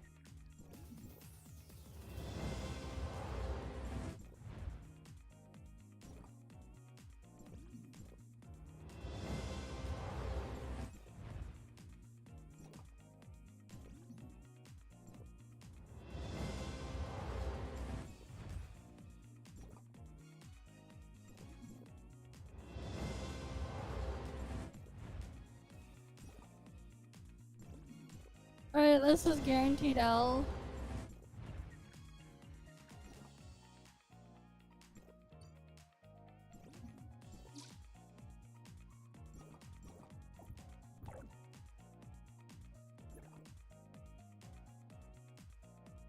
Where is she at? A5 there.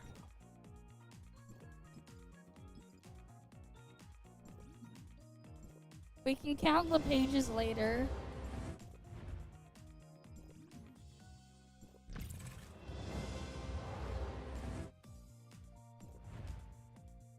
Alright, done. I guess I can do one more single pull and get the box.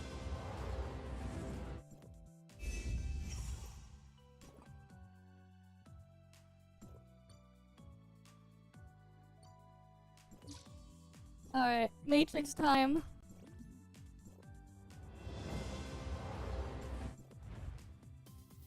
Oh.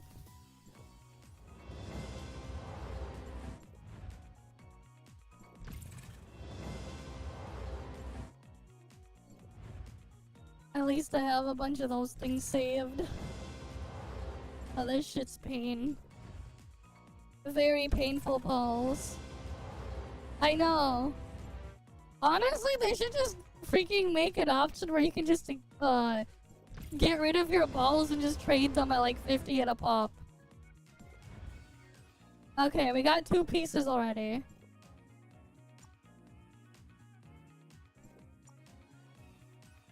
Oh wait, no, it's the same piece twice. Fuck, I forgot to restrict it.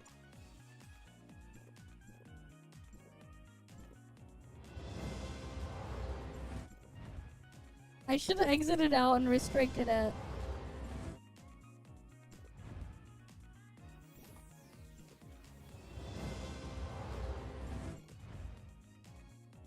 God damn it, garbage Huma matrix there. Alright, now I have to eat into my freaking dark crystals.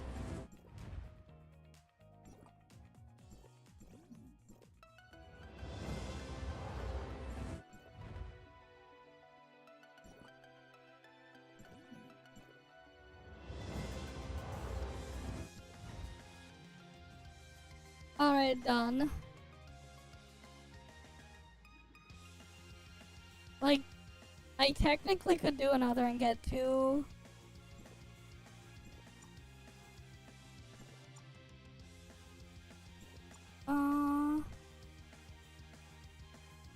Honestly, yeah, why not? Fuck it. At this point.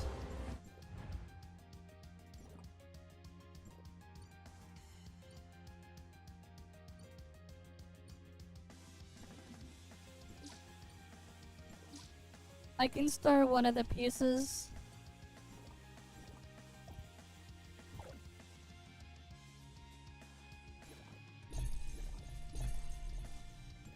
I mean, that's gonna be on the bench forever now.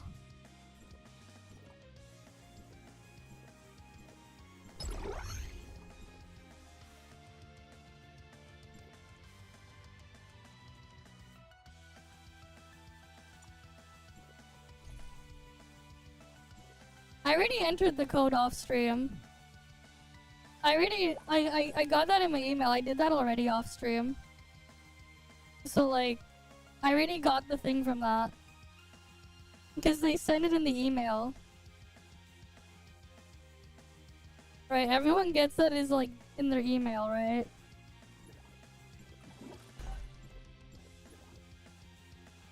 But yeah, this shit was extremely painful.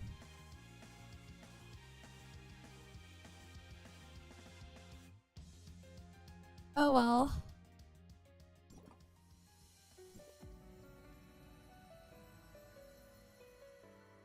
I know.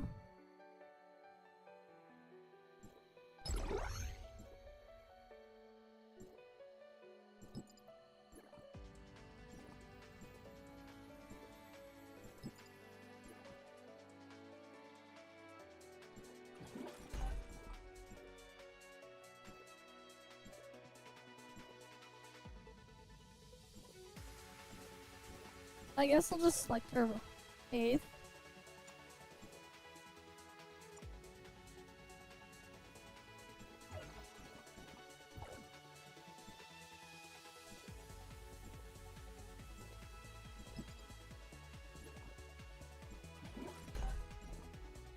Right, at least that thing has stuff there. Quick develop. Purple and blow, whatever.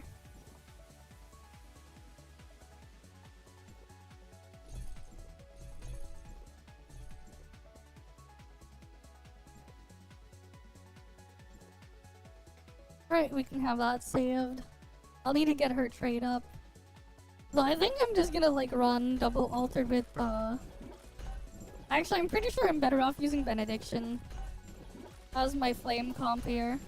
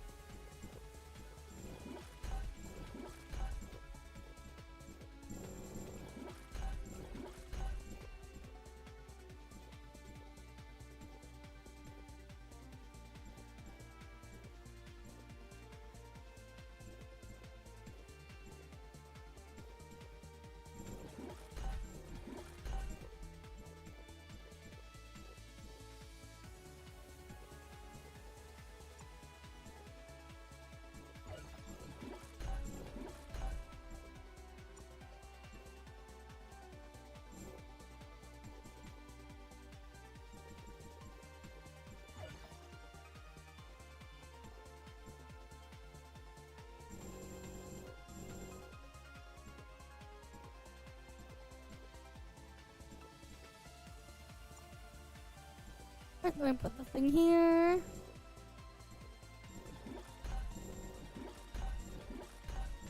Yeah, I'd make them look like nice binary units.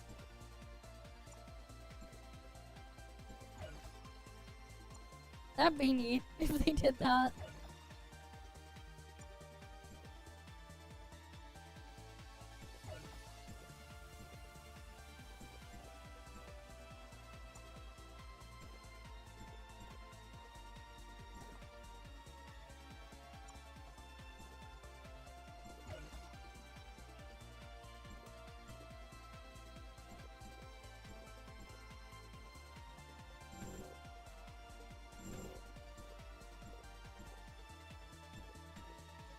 Oh, that was more than I needed there. Alright, cool. Wait, I did not need to do the last upgrade. Yeah. They would be like, what the hell are these random ass numbers? Are like, they're binary units. If they did that. Big packs of binary units. What, are they gonna say they identify as non-binary? The world is just a sea of fragile bubbles. Alright, let's see. But they spell bi as binary as B-U-Y, then put nary. Would be funny. Alright, let's see. Everyday item. Wait, that gives a lot actually. Alright, she likes her cleaning products. She likes her mystic fragrance as well. Oh, she really likes old Federation hard drives.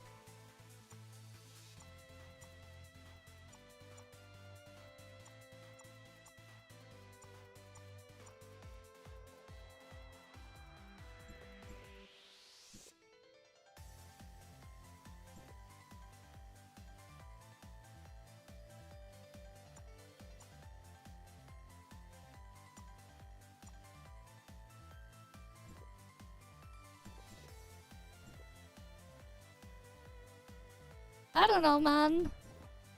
I don't know why they want some Western digital hard drives. Why would they want that one? Why? Because I accidentally gave her too many gifts. When I wasn't looking, when I was dumping gifts in there. I accidentally put in the wrong number. That's why. Don't worry about it.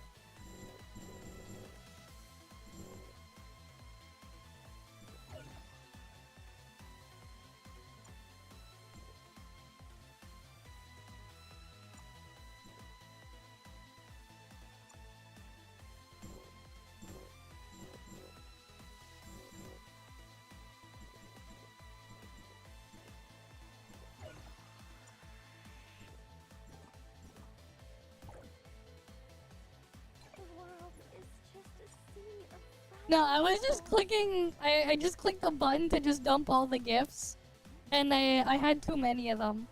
I clicked on the wrong one, and I had too many of them. But it's like whatever. I got the plus 80 attack there. Nice.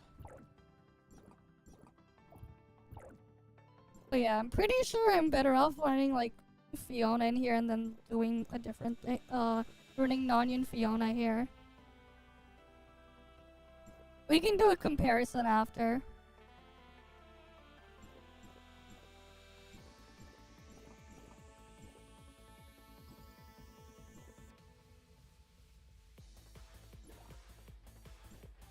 But yeah, I guess I can climb further on the flame sequential on my ult. Cool. Wait, my ult and my main are on the same bracket. I just realized both of my accounts are in the same bracket. That's crazy.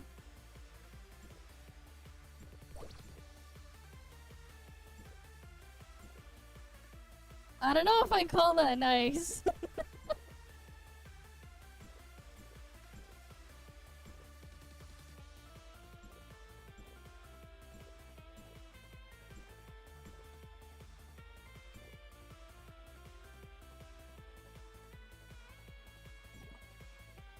So what's the damage on the pulls here? What's the damage?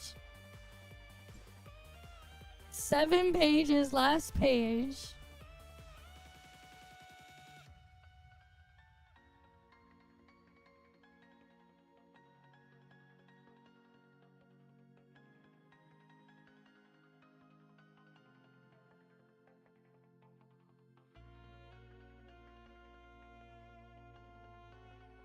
So there's 31 pulls on this page.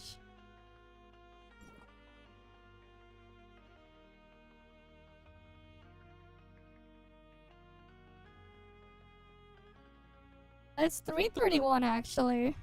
Wait, my alt pulls on the character banner weren't nearly as bad.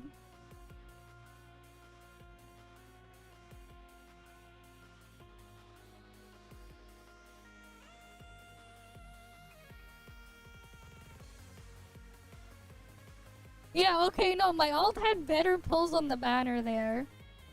It was slightly better on my alt. Somehow.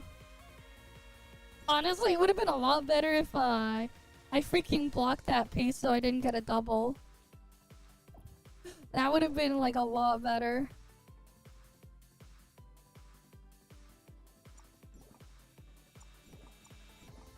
Oh well.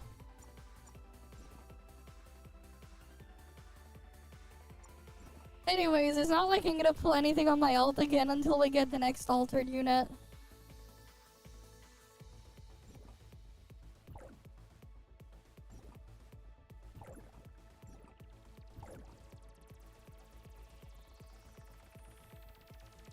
I mean, if you're gonna pull all the pieces, you just keep pulling until you get one at 3-star. If you're gonna go all the way and then block it. I mean, yeah, you do the blocking later if you're gonna do that, but like, it's not worth it. Like, I'm not gonna do that shit.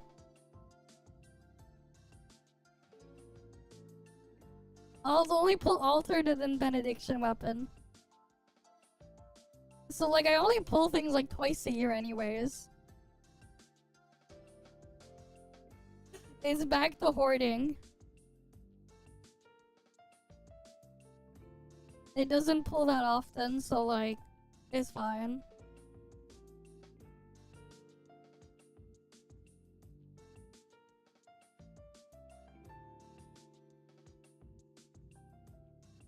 I don't know, man. I hope not. I hope we wait a little bit longer. Just so my alt can get more resources. I hope they wait a little bit longer.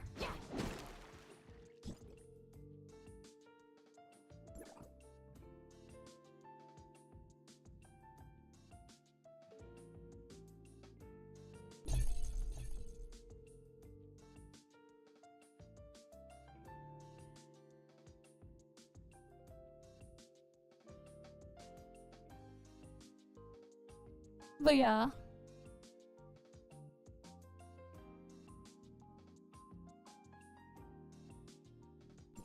You know what, Void Piercer, they were like too soon, exactly. Too soon. And obviously I have the current flame meta again. I can just dump Lechesis in there and call it a day. Because now it's like don't need Ocelot or whatever. So I technically can do that shit now. Though I'm pretty sure like it's not even gonna be that much better. If at all. It might even be reverse creep. I mean, main reason why you get Lechesis is for benediction.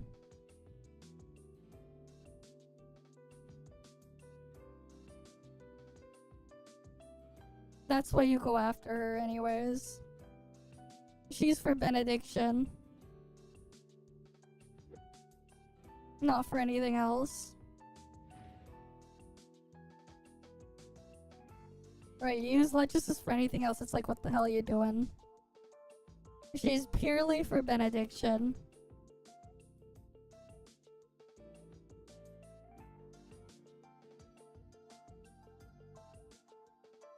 Brevi? And then the last slot is like, so Brevi, Lechesis, and then either in the last slot, you would put in Grey Fox, Fiona, what else? You could technically use any in case of a niche thing there. Zero, Coco, Lyra. It's like you take your pick from that. But Brevi for sure, if you're gonna be doing benediction. Brevi is the best benediction unit in the game by far. Brevi is the best one.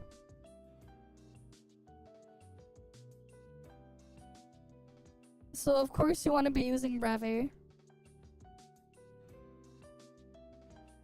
You probably won't even really use her trait in Benediction as well. Lechesis' trait. Yeah, I know, Brevi's on standard and she's the best Benediction unit. Brevi is just the best Benediction unit by far. It's dumb. Look at me stacking all these buffs now. I get attack boost. I get other stuff.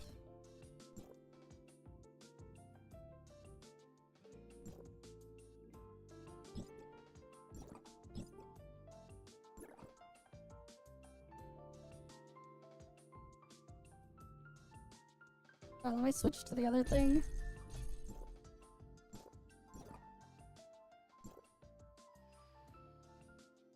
Alright, I got Brevi's thingy.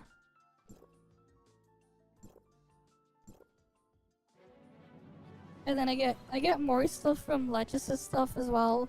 My ult is the ultimate support bot. I mean, like, that's the thing there, right? It can just AFK and do stuff.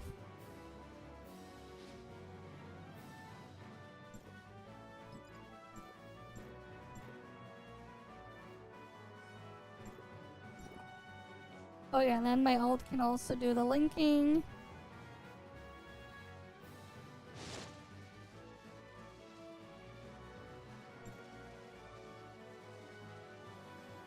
Right, it's active, grants final damage boost equal to Lechesis' highest attribute attack divided by... did they mess up? What the fuck? Why do I feel like they messed up something? Is it bugged? That does not seem right.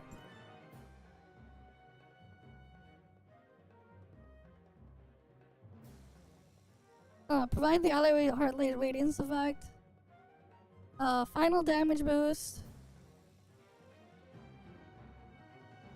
Oh wait, no, I think this is right. Let me check. I think it was 60,000 divided by... Oh wait, no, it is correct. Never mind. It's just worded in a really confusing way. Never mind, that is correct. So I can get up to 30% final damage. What's the stats on my ult?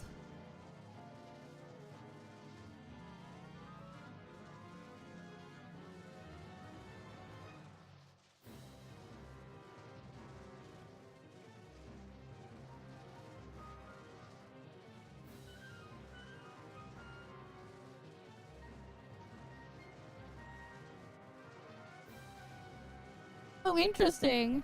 Lechesis' trait actually does reflect on the stat page. So that's neat. If you turn on Lechesis' trait, you will see in Benediction, the attack boost does reflect on the stat page.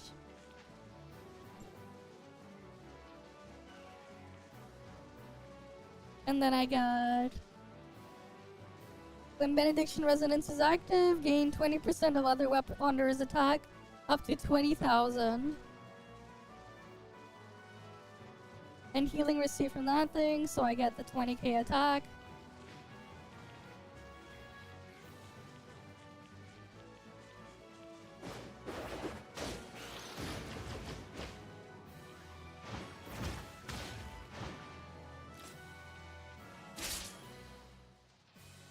Alright, let's go do our joint ops.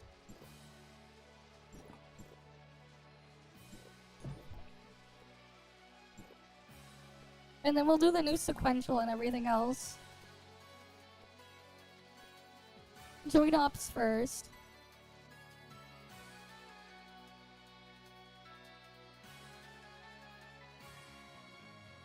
Mm-hmm.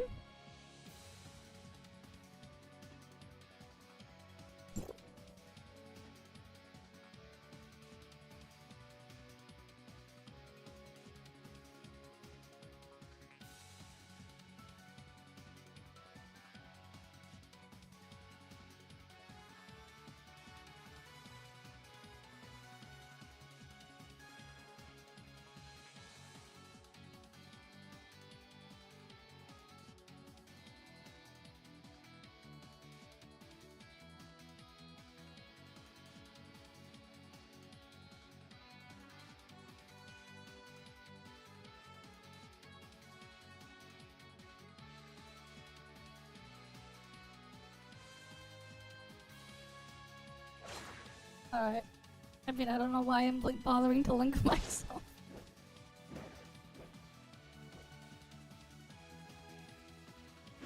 But I guess now I can have some funny things going on. I get even more crazy buffs.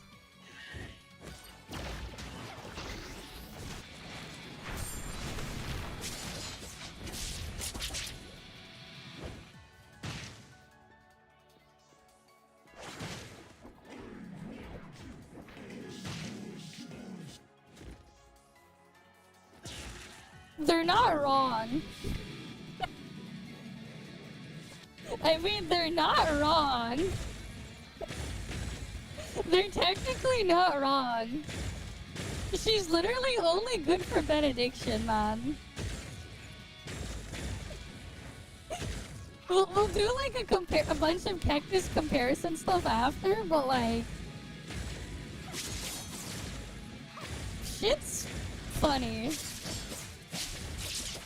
I'll say that. They're not wrong. But like, for benediction, she's decent. She does okay damage. But like, it's not really an increase. And very awkward to play.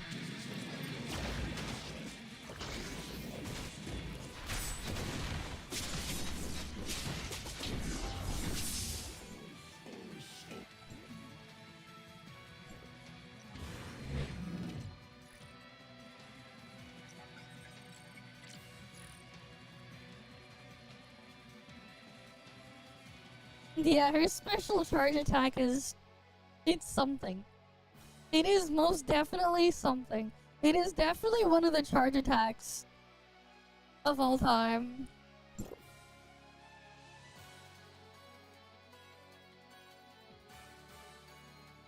Yeah, her playstyle is just bad. Like, no need to beat around the bush. It wasn't that much higher. Like, here's the thing too, man. In theory, depending on the content, the Oserata comp wasn't even the strongest. When Carrot was released. Technically speaking, in some situations, Carrot, Void Piercer, Nola is stronger than the Oserata Carrot Void Piercer. Specifically in high resistance content.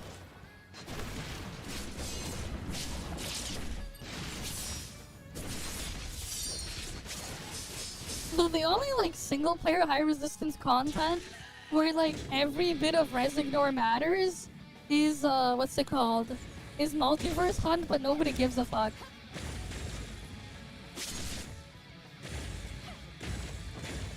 GU is basically just completely dead.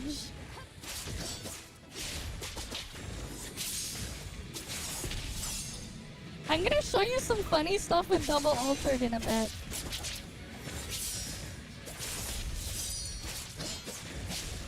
Because you're gonna see some reverse power creep for double altered.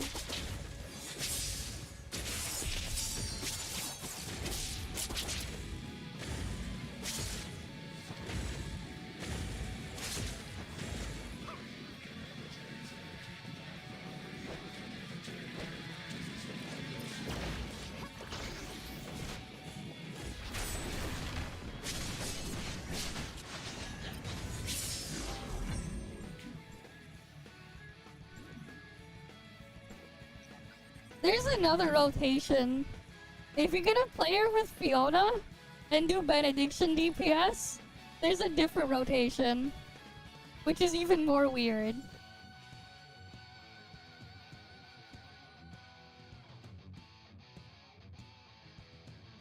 So, like, technically speaking, if you're gonna do the rotation with Fiona Synesthesia, you want to actually change it so you do your NA2 holds back to back. You would do your NA5, NA2 hold again, and then NA5 again. You change it to that because of specific reasons. Yeah, and the thing is, at least with Lechesis, pretty decent for Benediction, not the best Benediction. The best Benediction still is Brevi by a lot. But Brevi is just Brevi. Yes, because you're gonna be using Wellspring, and this way you can get Wellspring and Maelstrom at the optimal spot and maximize it. That's why the rotation's like that. It's weird. Why Maelstrom? Because you're gonna use Nanyan. It works for all elements, they just don't get a big enough buff. You just don't get the massive extra bonus that Fizz gets. But it's still pretty significant. You still get like 26% final damage. You still get a lot of buff from Maelstrom, you just don't get the extra. Oh, and the thing is, the extra part of Maelstrom for Fizz requires Fiona trait, which you won't be using because you're gonna be using, Lechesis' trait for it. When you're doing the thing. It's a really weird thing, but like, in that specific setup, you're actually better off using Nanyan instead of Void Piercer. Yeah, it's Wellspring. You can use Wellspring or Torrential Force, up to you. It's really up to you. You can use Torrential Force too for Fiona Synesthesia Discharge. They're pretty similar. If you want to use Fiona Synesthesia Discharge proc, you can use Torrential Force. Otherwise, if you're just gonna jump cancel it, yeah.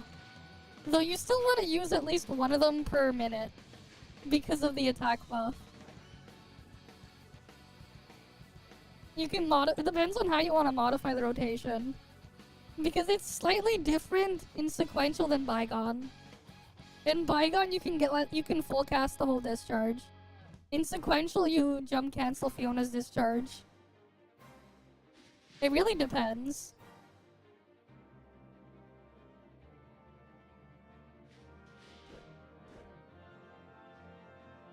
You want to partial jump cancel it.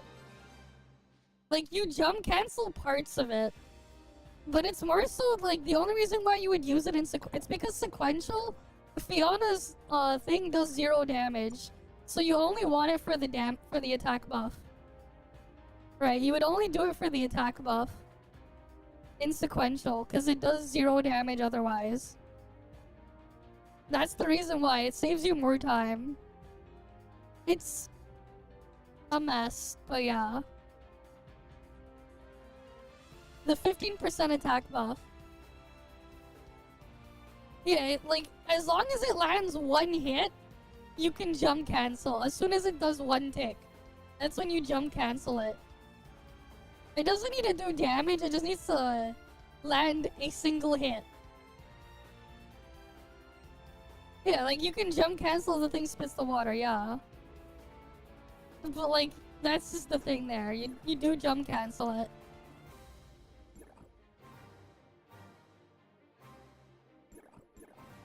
Like, when the dragon spits the water, man, that's when it's doing it. Basically, when the dragon's spitting the water in the animation, that's all.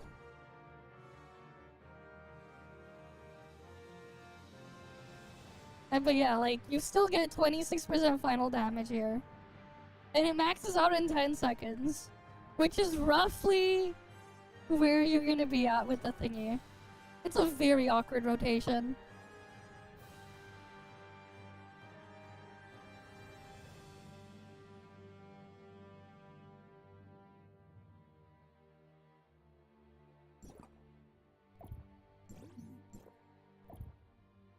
Alright, let me get rid of the smart servant.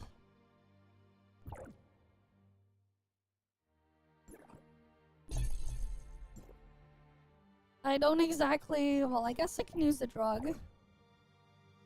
I'll have everything fully leveled up for my flame, but whatever.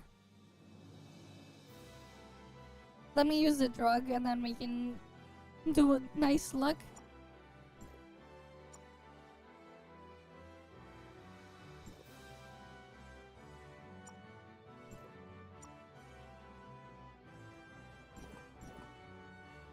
Okay.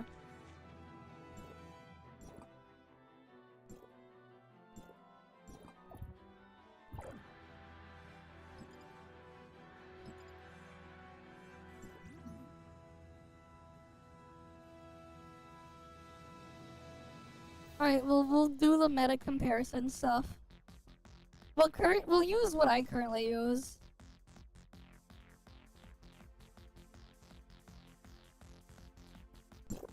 So technically this setup, as bizarre as it is in some cases slightly stronger than if you replace Nola with Oserata. In some cases. It's like really weird. But it's mostly because just the extra Resignor hard carries it a little bit.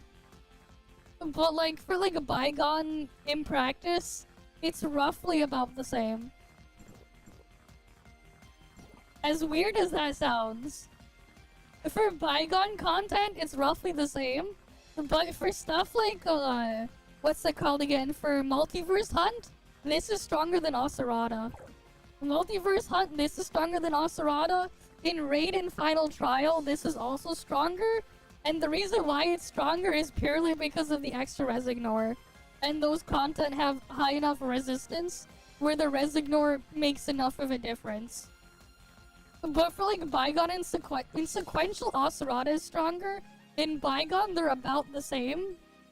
Origin of War, Raid, Final Trial, this is slightly stronger. It's like weird. Kapega balancing because we don't hit the resistance ignore cap. This is what happens when we don't hit the resistance ignore cap. This thing ends up being roughly the same as Oserata. Slightly better under certain conditions. Slightly better.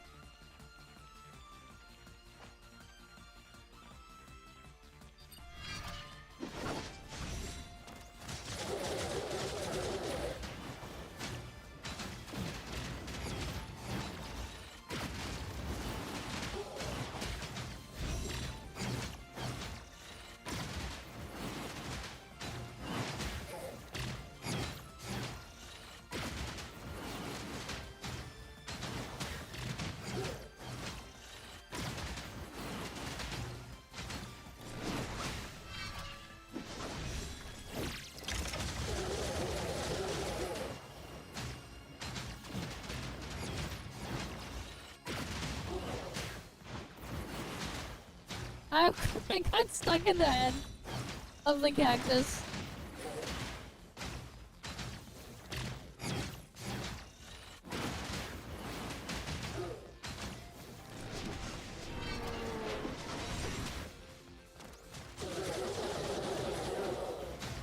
And of course you can cancel parts of the skill on thing and still get the full effect.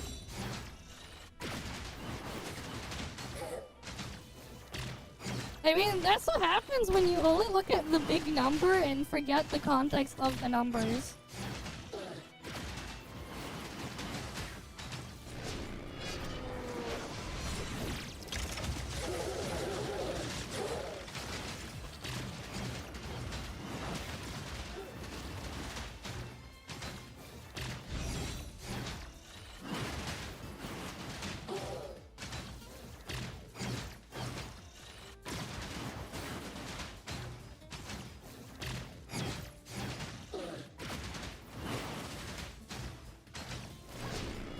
Like, you need to understand what the numbers mean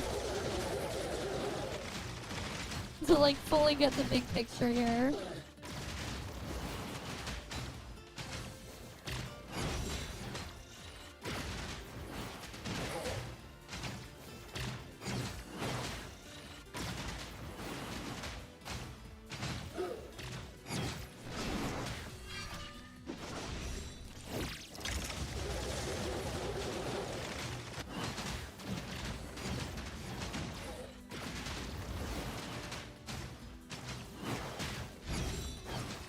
So that's 18.75G.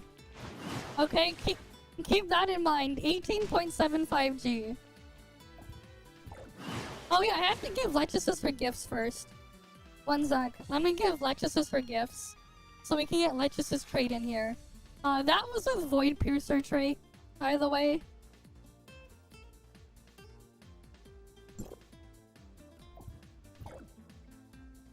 Right, I don't have this fully leveled up. Alright, we'll put Lechesis in here.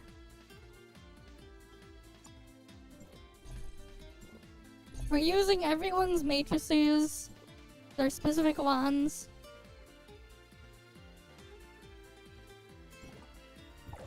Alright, let me get the...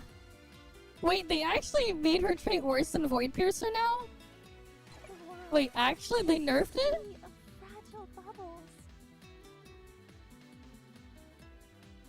Okay, yeah, no, this is worse. What the fuck do they do, man? Now this is just worse. You only use this if you're gonna run Benediction. My god, they're just basically making double altered Benediction more worth using. With like a weird bizarre setup, man. What the fuck are they doing?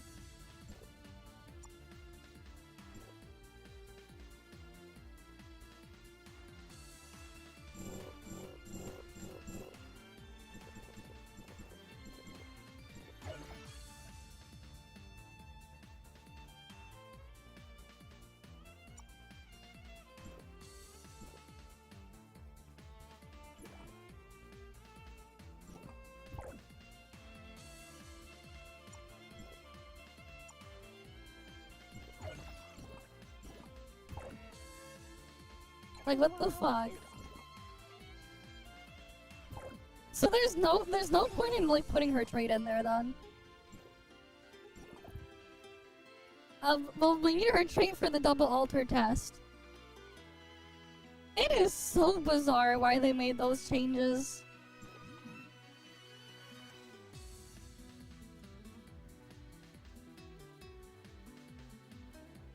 And then she has such awkward gameplay too that's not very practical. Like, you saw how, like, simple the other one was. Very practical gameplay with the other one, right?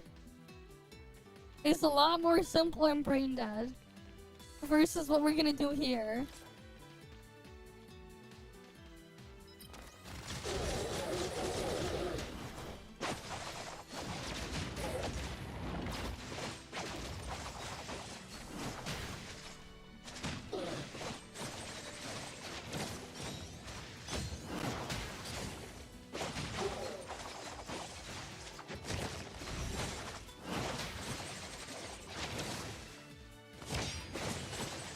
Damn it, sometimes the game like glitches out too and doesn't register it. Okay, I'm gonna have to redo that, man. The game borked out and didn't register the hit. That's the another annoying part with Lechesis. When you're trying to do the whole thing, sometimes it just doesn't register at all. I know, but I know, man.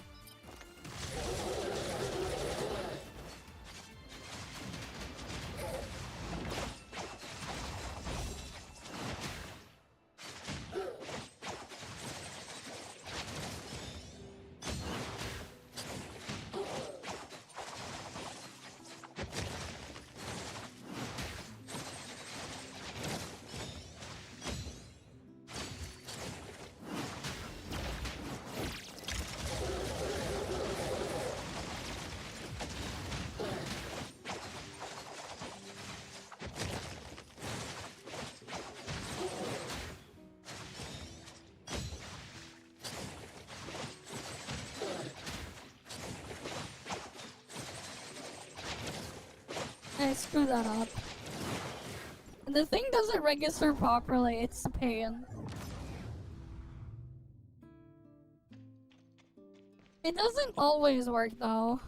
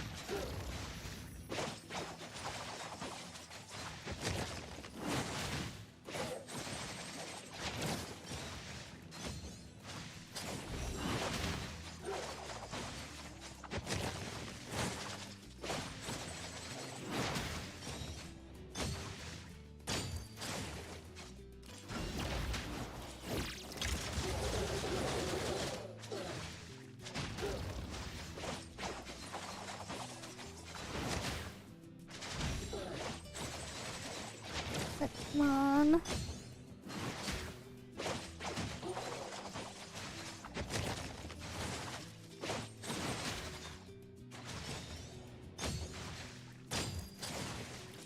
Worst part too is because of like how stationary you need to be.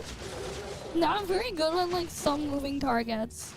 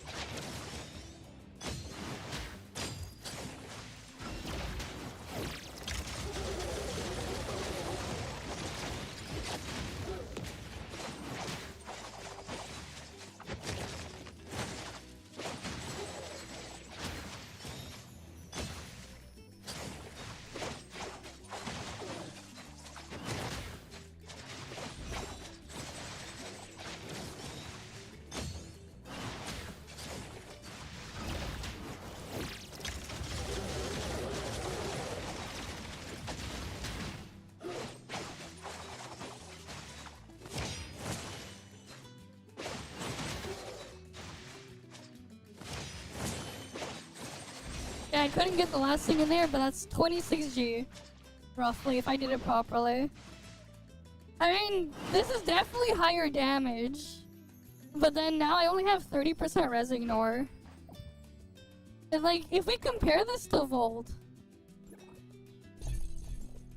let's say we compare this to Volt. Keep in mind for Cosmic System, I don't have anything for Volt Cosmic System, but I have the Flame Cosmic System completely maxed out. Here's where Volt is, and Volt has, and the thing is with Volt here, Volt has 45% res ignore.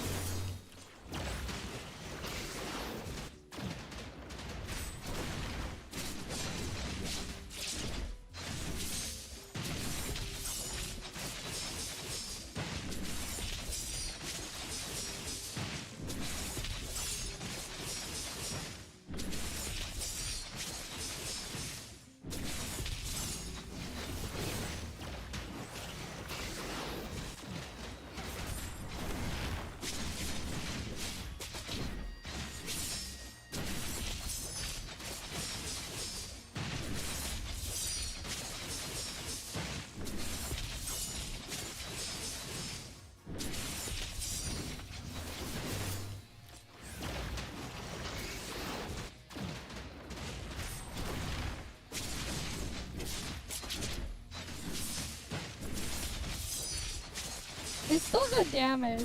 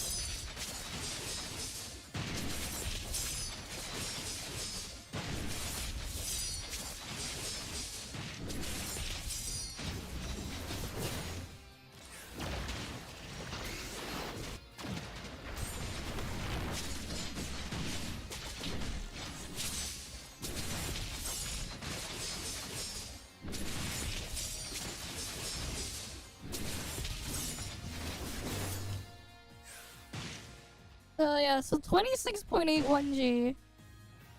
I messed up there. I messed up a little bit there. It could have been a bit. It could have been like 27G. Either way, like, and like, here's the thing. The problem with Cactus is there's not even the full damage here. Because part of the damage stuff here doesn't even work on the Cactus because this is for AoE. It's like 5% stronger than that in AoE.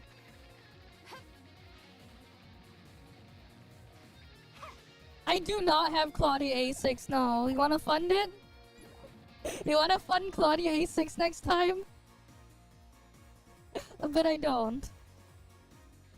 I mean, we can test Frost. You want Frost?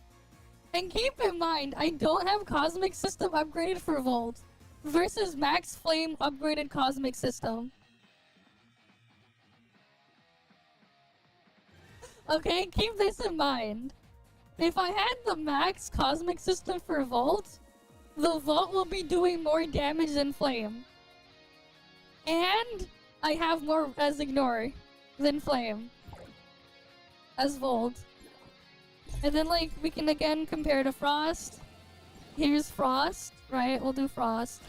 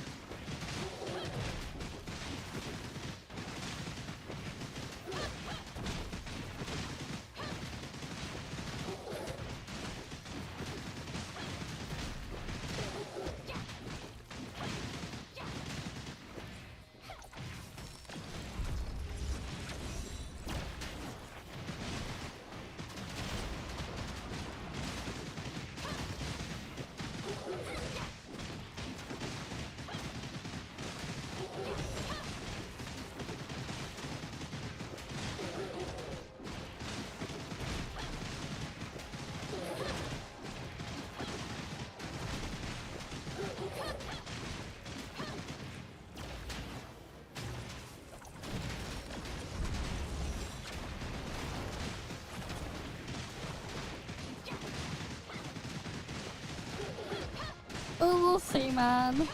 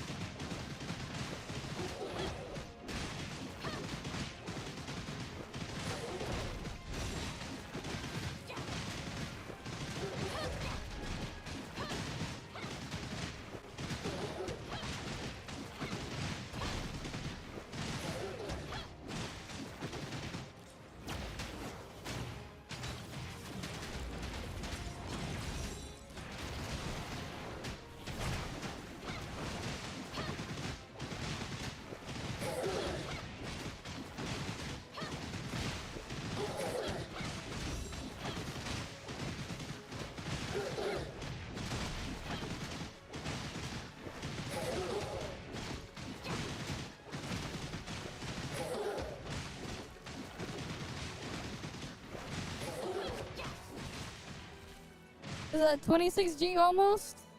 Yeah. Like, again, like, now it's worse than Frost too. And Frost also has 30% res ignore with the Benediction here. Alright, keep in mind, Flame newest, but like... it's like, again, worse than my Frost. Okay. Okay, enough of that. Let's go do the funny thing now.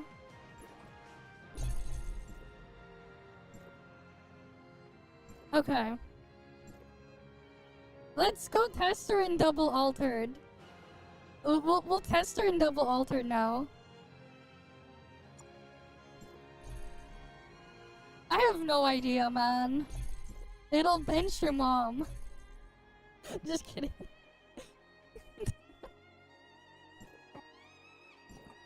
Alright, here.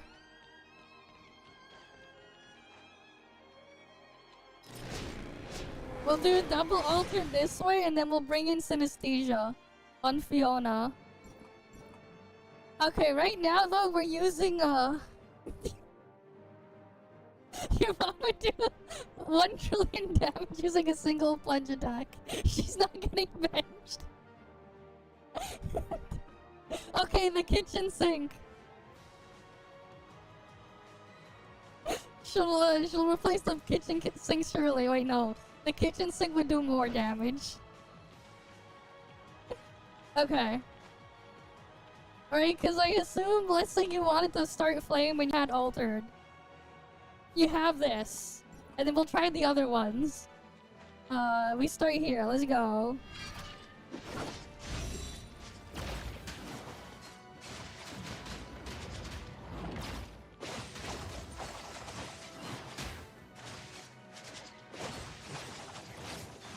Oh wait, no, I screwed up. God damn it, she's just way too awkward. Did I make sure to inhabit her? Yeah, I did.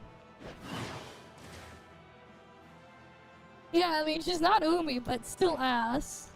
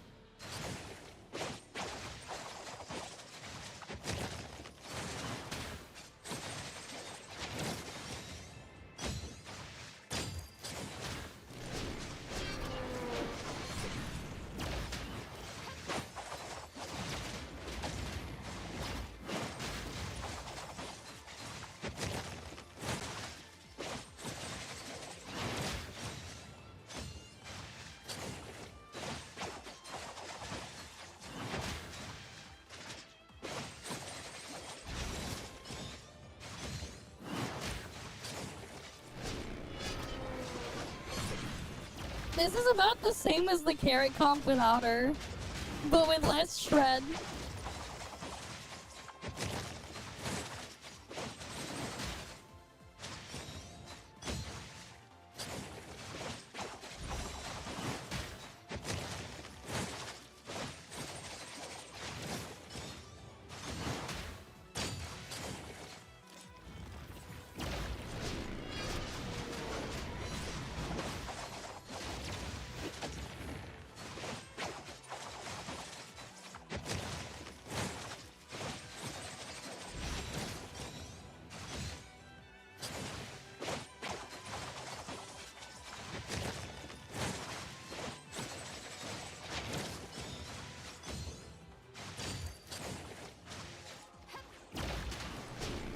I screwed that thing up there, but it doesn't matter.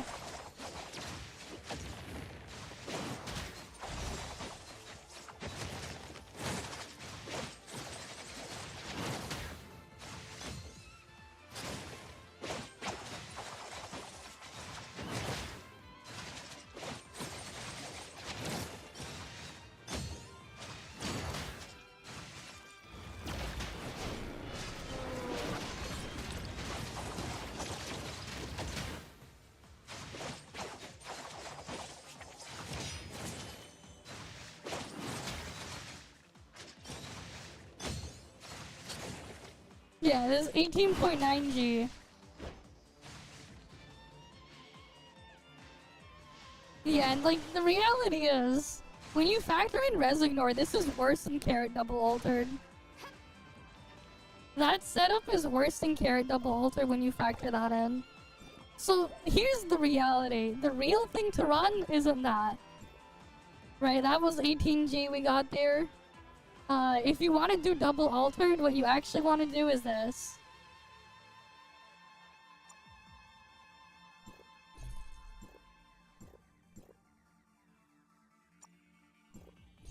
Because Fiona gets Synesthesia.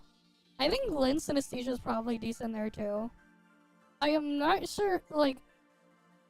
I guess you could even try Void Piercer in the last slot there, but I don't think that's worth it. Okay.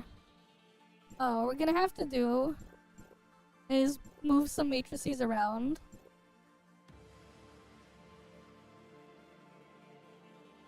Alright, what was the thing again?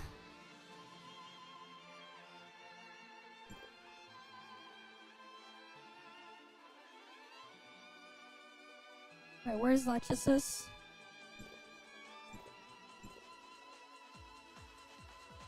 Oh, of course.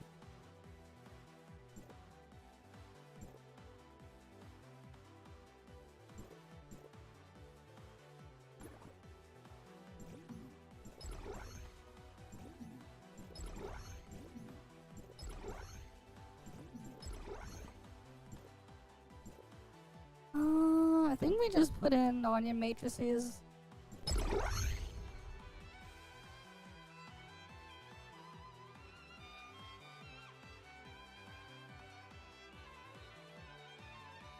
Are these better, or do I just put in Void Piercer maxed?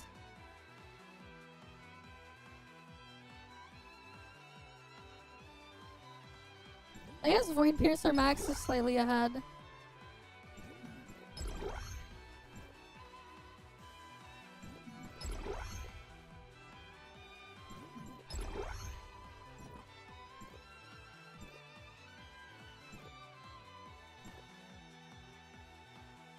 Alright, let's see.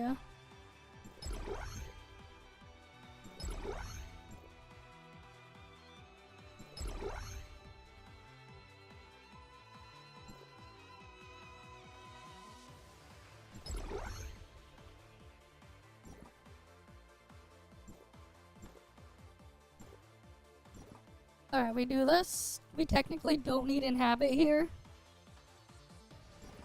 And keep in mind, I don't have Synesthesia 6 on Fiona, so I'm missing a little bit of extra buffs.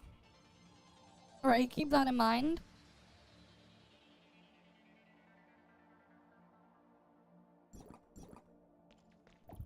Alright.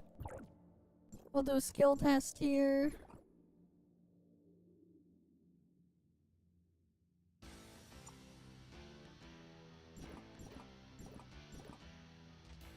Yep, we gotta put Lechesis straight. At least we have execute here. Wait, where the fuck is Lechesis?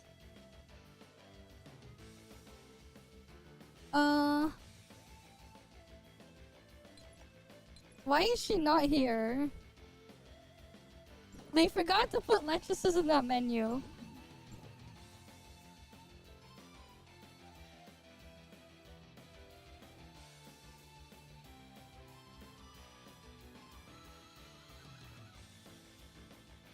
No, I'm pretty sure I leveled her.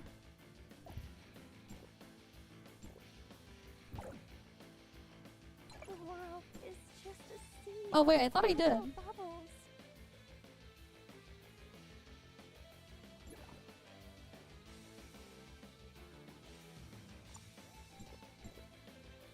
Okay, now I leveled her.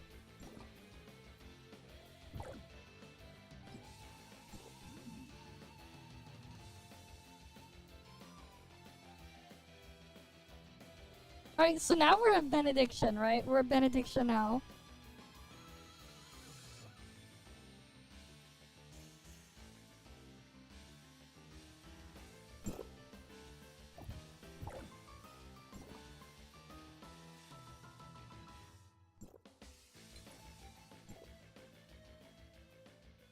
Wait, it increases your CS when you use her trait. Her trait increases your CS. That is hilarious. Her trait actually increases your CS.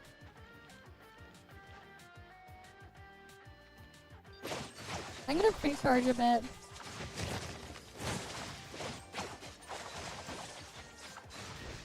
You know what, actually in practice, if you're gonna be practical, it's actually better to just use Nonian trait here. Not Nonian trait, Nonian matrices.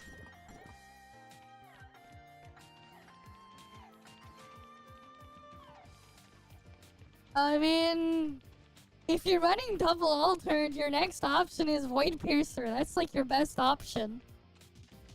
And then you can consider running the chain skill on Fiona.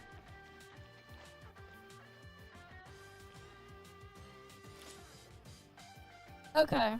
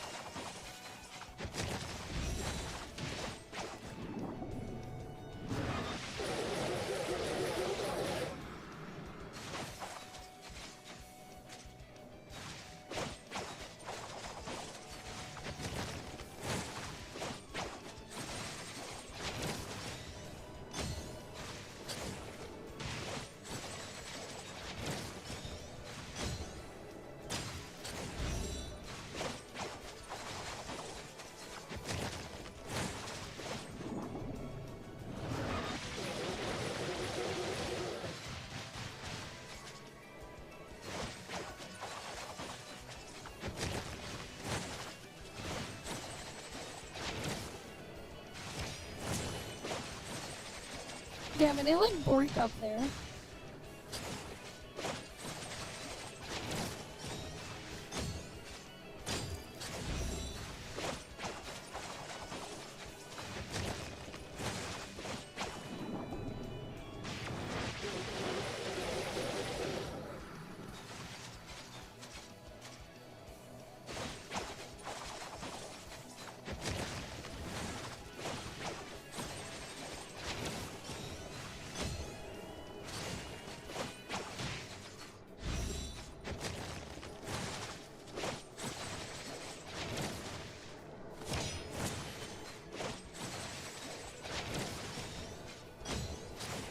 Okay, so that's 16.2G.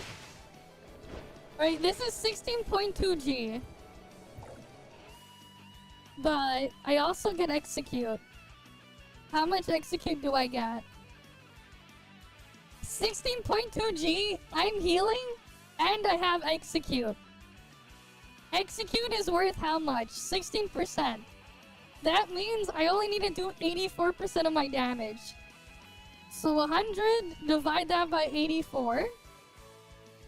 That's basically 20% damage almost. Times 16.2. This is actually stronger. This is stronger. So like, here's the funny part. This is actually more damage. This is more damage than the one that uses Nola and Flame Void Piercer. This is higher damage. And I'm using Nanya and Fiona. The funny and sad part is I'm using Nanya and Fiona. And Nanya gives me some shred, exactly. No. Fiona does not give shred. That said, Fiona does give something. So, Fiona doesn't give shred, but she does give something. What is that she gives? A bunch of buffs. But if you want res reduction, technically, you have 15 seconds of res reduction if you use Aqua Shackles. You can technically run Aqua Shackles in high resistance content if you wanted to. That is an option.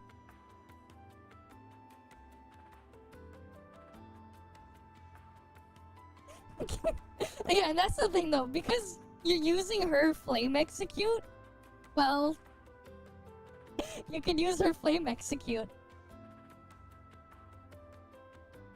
It is the meta slave comp for flame sequential, yeah. But that said, if you're going to run a copium setup, yeah. Because A6, her execute is on her weapon, meaning it does flame damage, so you can use it in sequential. You can't use Fiona's execute in sequential, but you can use Lechesis in flame, because it does flame damage. So that's an option. But yeah, if you're an altered Coper, this is the strongest altered comp. And like, you know what? Just for fun. Here's what we'll do just for fun.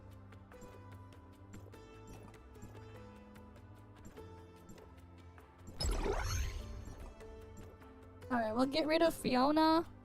Let's put Void Piercer here.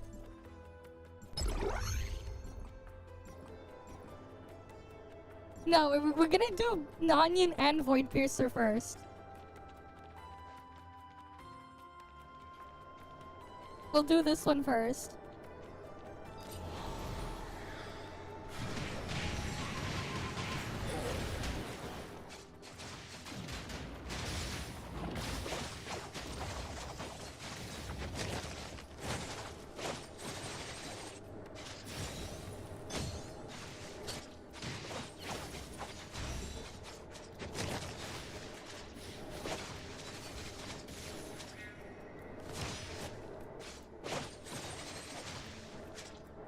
Oh shit, this is really Pepega.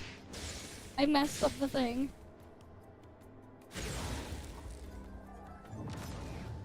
Honestly, like, if you want to really make sure you get it off, ideally, honestly, just use the thing first.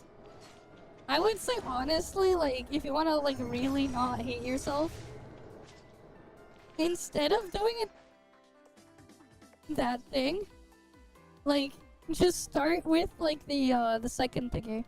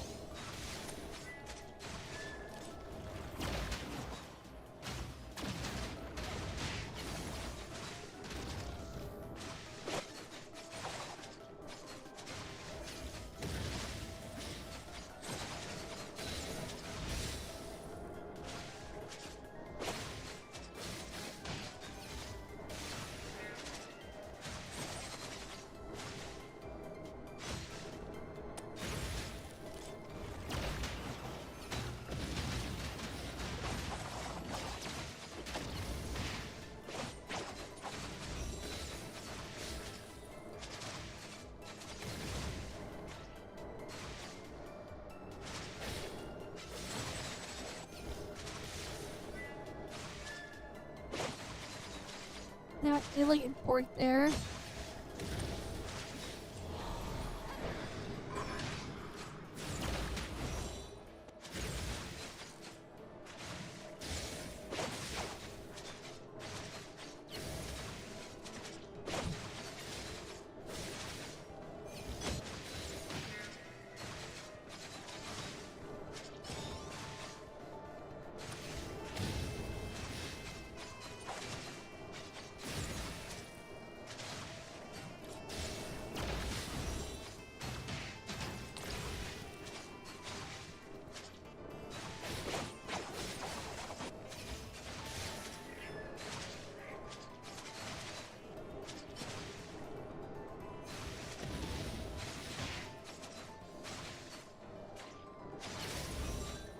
Alright, and then I go here.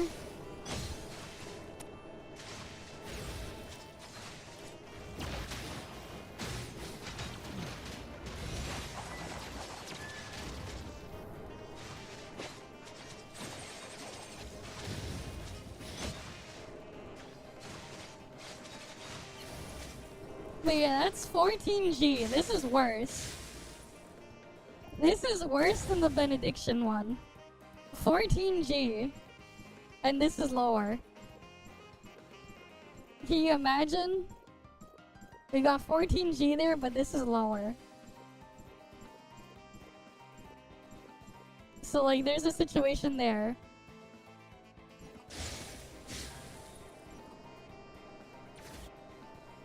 Here's the problem. Void Piercer's trait is useless if you're doing this. You can't use Void Piercer trait anymore. You know why? Because he's not flame anymore. Void Piercer is altered, not flame. So she gives the boost to altered, not to flame damage. So that's useless. So you're stuck using Lechesis trait. And you only get 10% instead of 12%. So like, there's a problem there.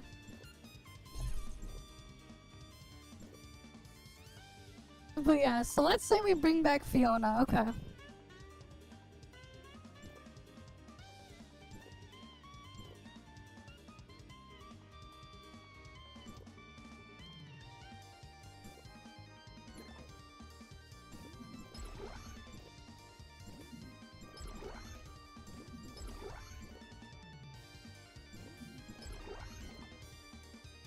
Right, we put that there. Now we actually want to run something slightly different. But...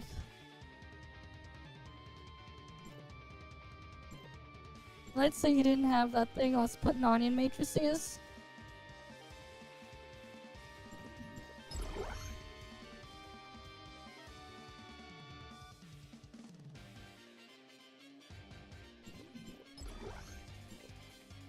And then...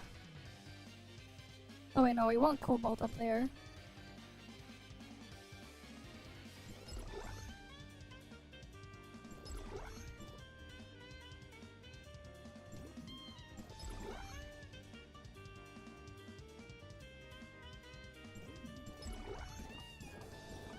Okay.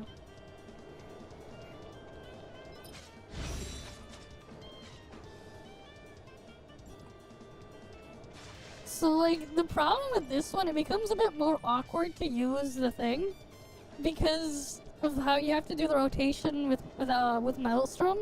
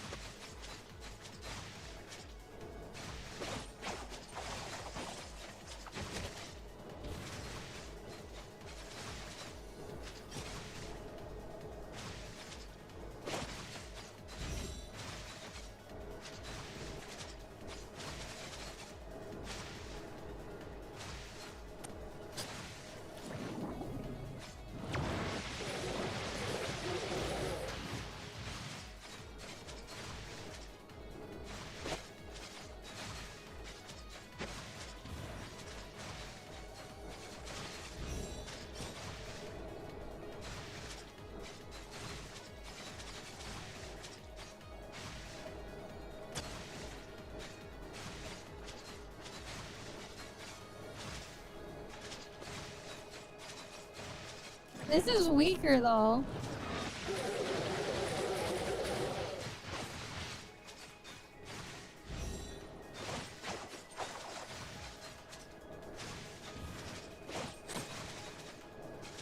Because we have less Resignor.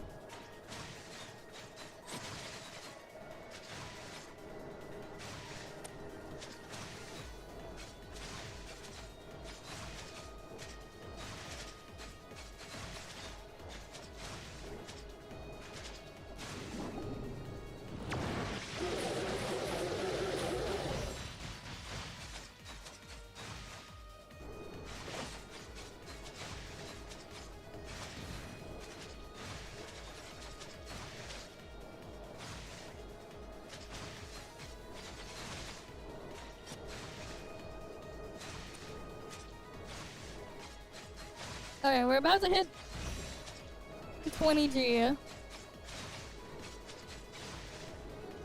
Okay, we gotta hit 20.4G. I guess it depends on the content. 20.4G there. You can run this, I guess. Though it's not exactly the most fair because this is 4-piece 3-star.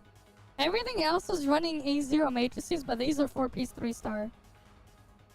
Yeah. But I also wasn't using 4-piece 3-star matrices there. On thing, I have Void Piercer.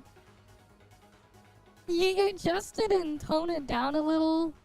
It's gonna be pretty similar. This is like 4-piece 3-star matrices here.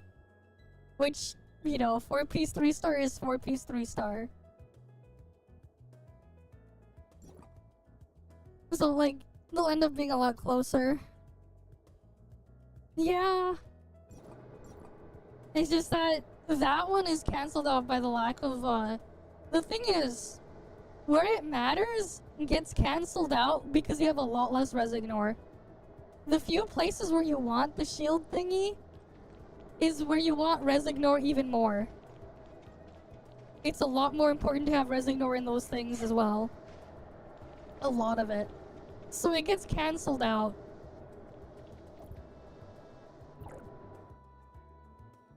Yeah. It's just that, like, the places that you would need it have, like, 70% resistance. 70-80% resistance or something sometimes. It's mostly Origin of War where you would care about that.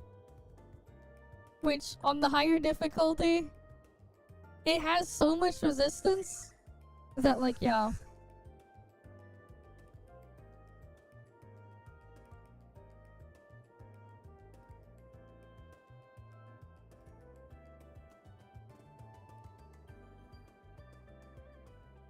But yeah.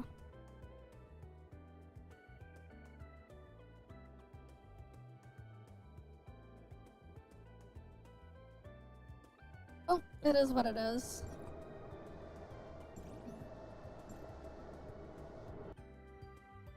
So that's the situation there. It's... yeah. I mean, we didn't look at the new stuff outside of Lechesis so far. Yeah, Lechesis is kinda meh, basically. One sec.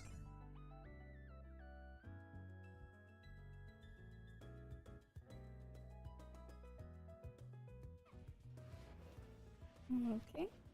What else is around here? Oh, did you actually clip it? Did you actually clip it? You actually clipped it, didn't you?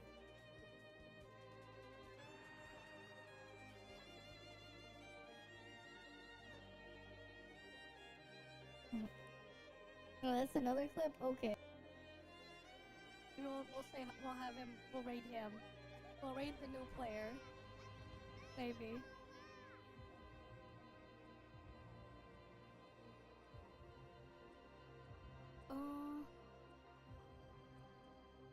This is intended for certain audiences. Oh, that's probably because he was playing. It looks like the guy plays Fallout or whatever. Yeah, we'll just end. Wait, his chat is followers only. Most of the time I forget, man. Alright, I'll just go out there. I'll see. Oh wait, no, I do want to touch the blue ones, just not the icy ones. Okay. Oh, so like this is a mini game. Oh shit. The ice thing got me stuck. Shit, the ice thing. No, the gold one! I want the gold one! No! I'm getting green increases time. There's so much ice.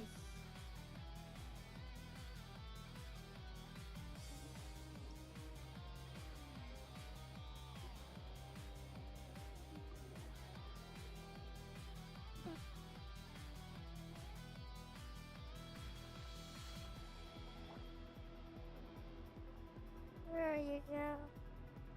Gonna spawn him? Yeah, we yeeted him.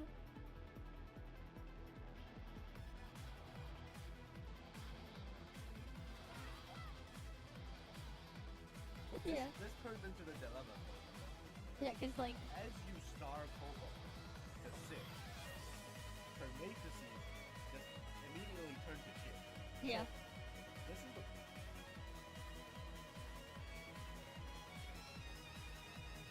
Oh shit, because he's behind. This is a pain. I want him first, not a Charizard first. This is annoying. Let's attack away. You.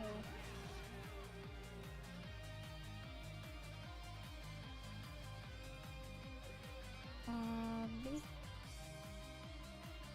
A very crazy power creep and everything.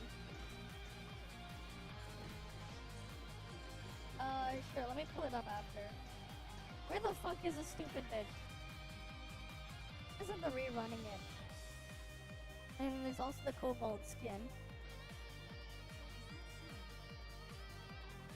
Yes, that is so Rubilia. That was like the perfect timing. Rubilia was just like, is that so? Right? That was just the perfect timing. That was the perfect timing. Where is it? Okay, yes, this is dragon. I don't see it. Wait, you can't see it.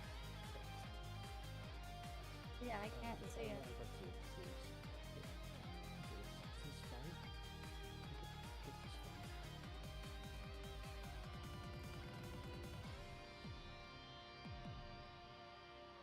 Oh, there's something here.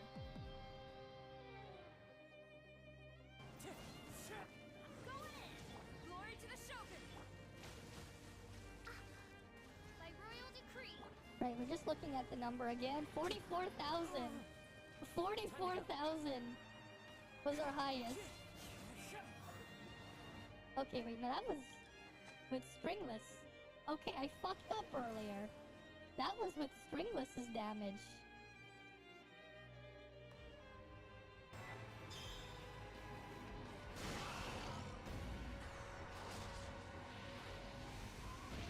Oh, this is a bad run.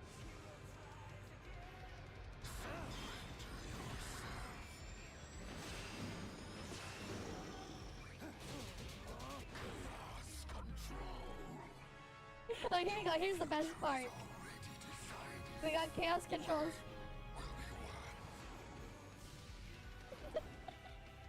The cutscene hat.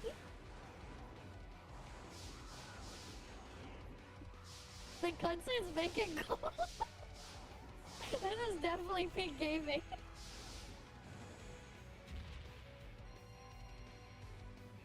Look at what he's gonna do. He just reverses into it. That's peak gaming right there.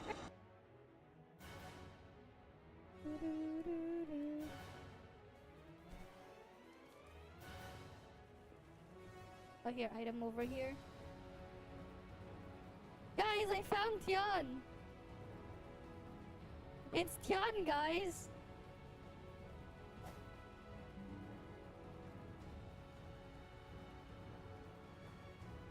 Alright, because of the stupid dodge, I can't use the...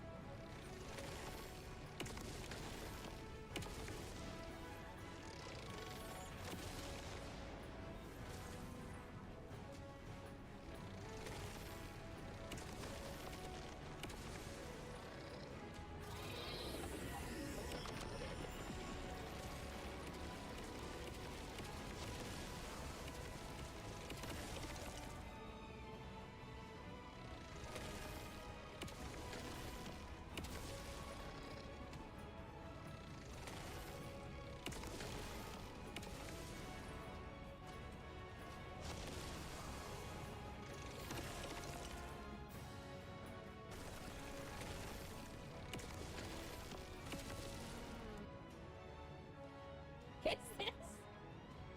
What the hell is this sign?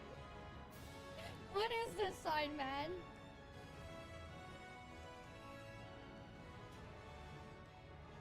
What is this sign? Like...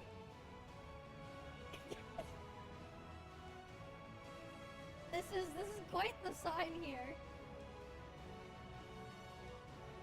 Play for tanking. Who cares? More damage, more better. That's a tank only stat. It's also like negligible the increase from it for the regular person. It's not really gonna do anything for you. You might as well just get the self heal. The self healing is much better. Like discharge damage is also at least some.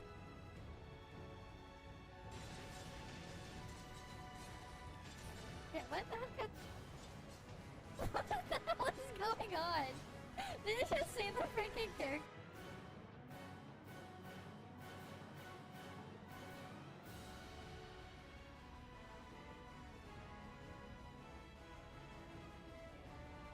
Alright, let's see. Ooh, thanks for the gifted subs. Right. How many is this? Plus 5 gifted, thanks.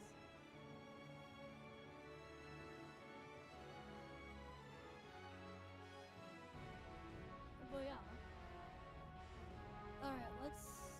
Oh wait, it's still patching the test server. It should be, like, available soon. I wouldn't be surprised, no. But yeah, we're gonna go look at the new stuff. Just waiting for it to get patched.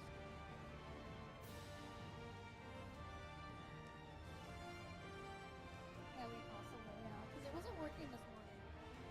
But like, hey, they were at least quick enough to patch it. Like,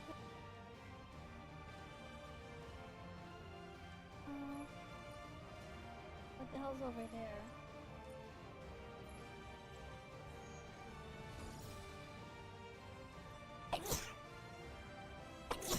Alright, I don't know what the hell I'm doing. How the hell do I do this thingy?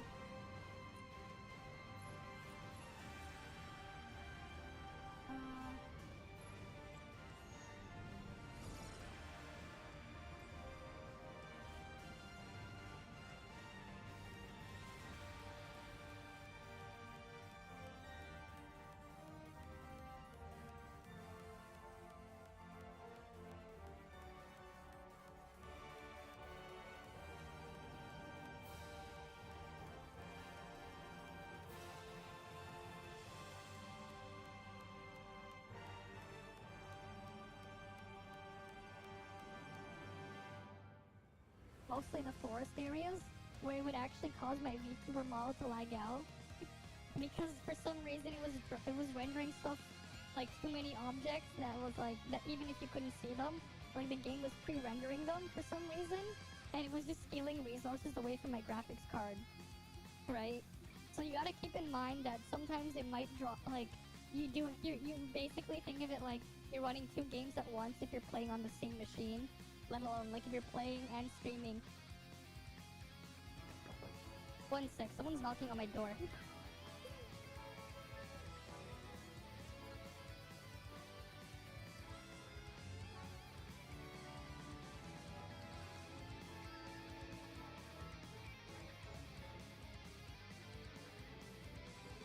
So, I'm sorry about that, like, the mom was just asking me for something. He was like knocking on the door. I was like, okay. But yeah. A cog. But there's a first time for everything, right? Shiny Macaque wants to fight. What's your choice? Nice. Right, he says nice. He just said nice. Because he wants to fight with Macaque. I have to count now my free to play ult. I mean, I guess I can give Frost Sequential another shot.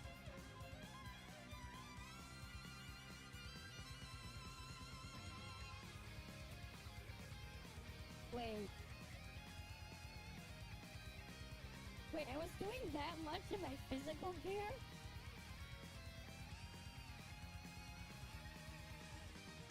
I want to facepalm myself so hard right now.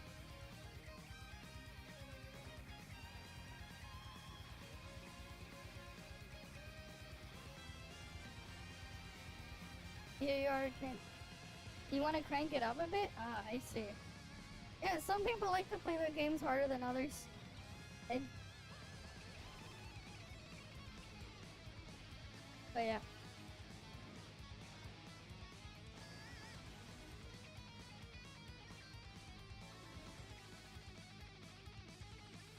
Yeah, I was like double checking fortitude last time I logged in.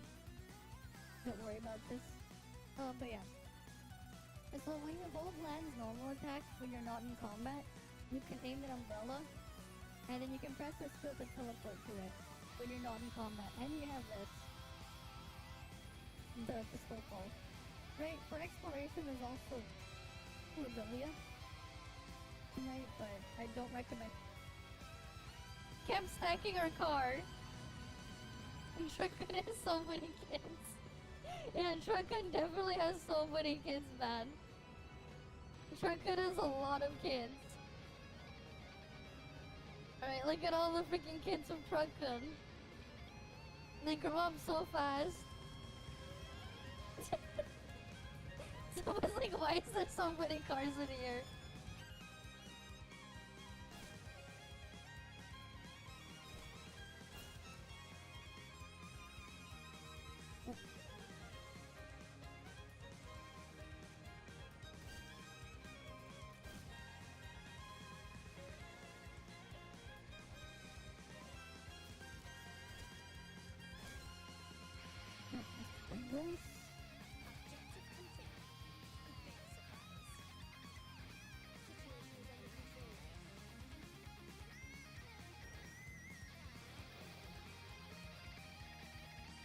Oh yes,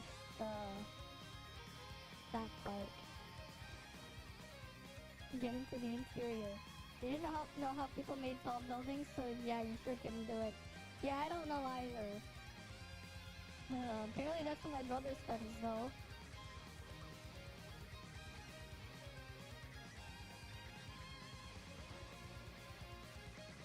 What the hell is up with...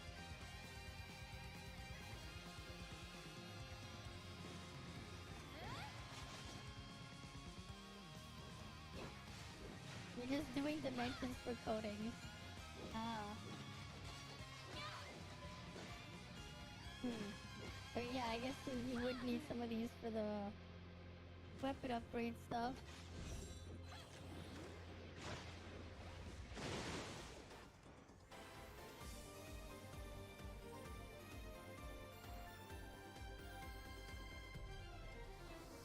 Okay.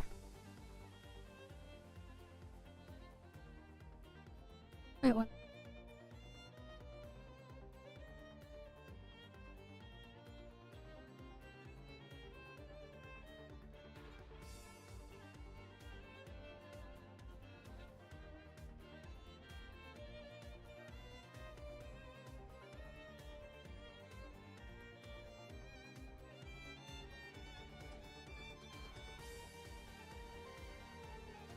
Okay, I'm back.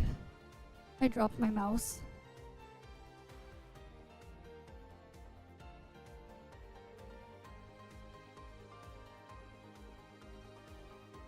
Okay. But yeah.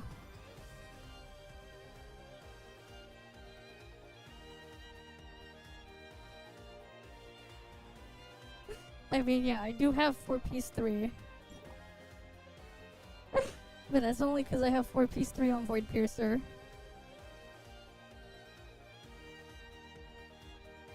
I mean, it is what it is. I think it'll change though with these.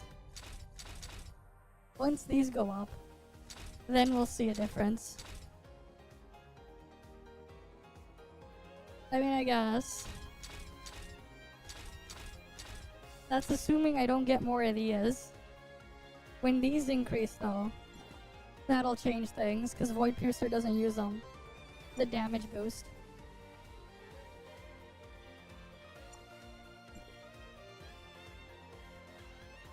I don't know.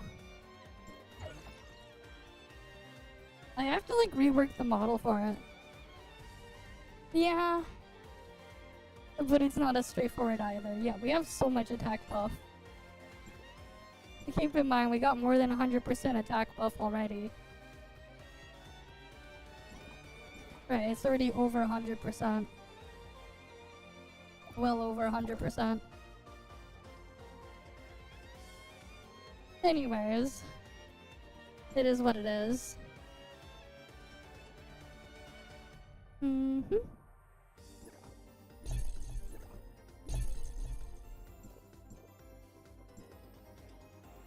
Either way, I just run the meta stuff anyways.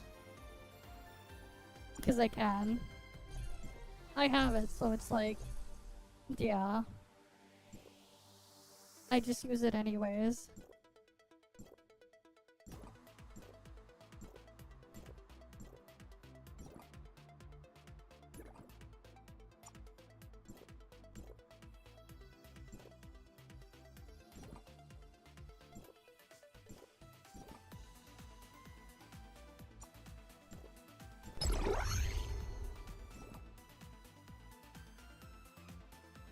Oh, that's because I changed with settings. That's why.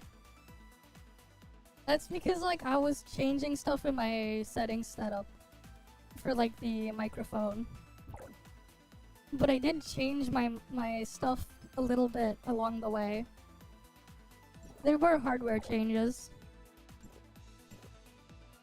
If you go back to the very beginning, I didn't have a mixer and I used literally a $2 mic from like 30 years ago.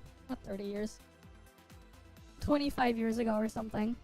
I don't know. It was like some really, really old lav mic that came with stuff that was with the computer that I had. The first computer I ever used. That was the mic I was using at the start. And then eventually, around a couple months in, I bought my mixer. Was still using a crappy mic, and then I changed to a different cheap XLR mic that I got for like with like a boom arm and a bunch of others and some cables and stuff for like $60 off of Amazon because it was like some cheap thing I saw. And then a couple months ago, I upgraded to the Shure mic. Oh, what model is this? I forget. But yeah.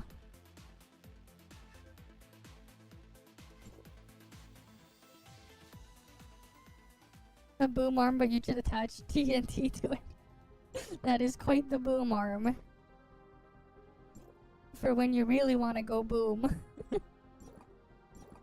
Okay, either way. This is obviously not gonna beat the, I mean, the Benediction comp with the execute is obviously not gonna beat this. For Bygone, but hey.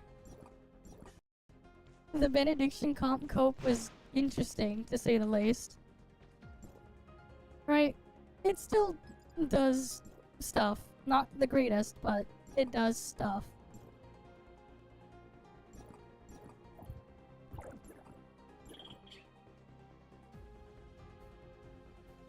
Smart servant Leia activated.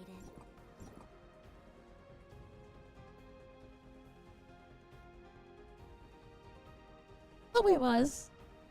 Oh, that's because I changed settings to get the mic to work. You see, the thing is, I was using powered mics that need external power, and I was like putting filters in to like get it to block noise. That's why. But the mic is a big shift because the mic quality is really that massive of a difference. But also, it's just like, yeah. No, but it just is that though. Because I have been messing with my equalizer. And stuff like that.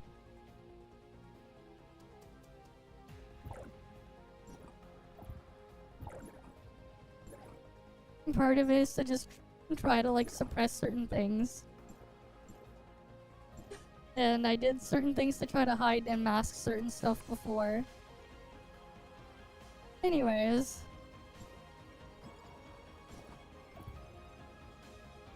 Nope. Not really.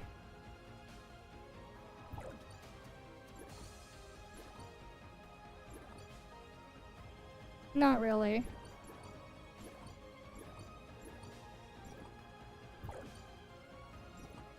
Oh, where was the thing I was looking for? Do I still have any of those?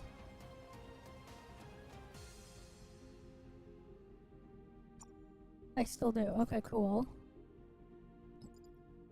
Let's try the newest bygone floor. Oh shit, I don't have enough of those.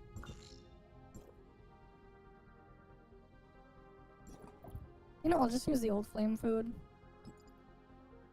It should still be enough.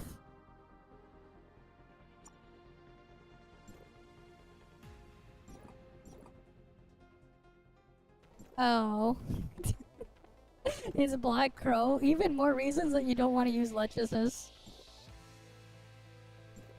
So that's even more reasons to not want to use Lechesis.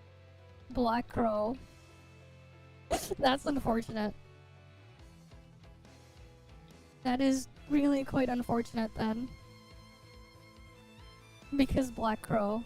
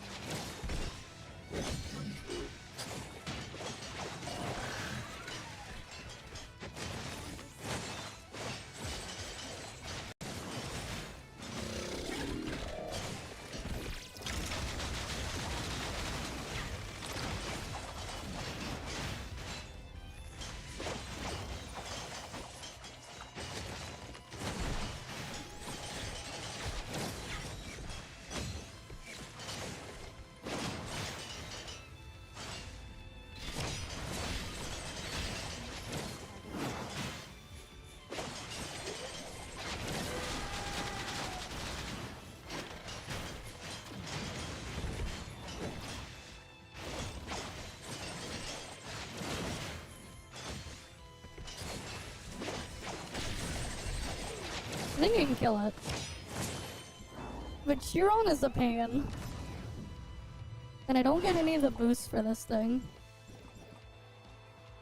Unfortunately.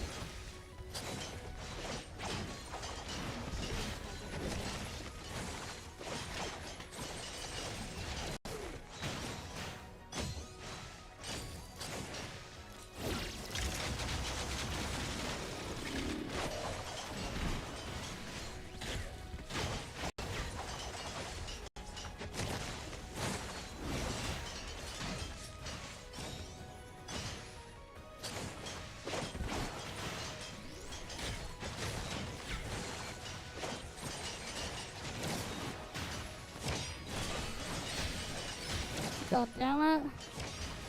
I really hate Lechesis' weapon. I give up. Yep. I mean, it's just why, man. AMD's stuff is crap. It is what it is. Right.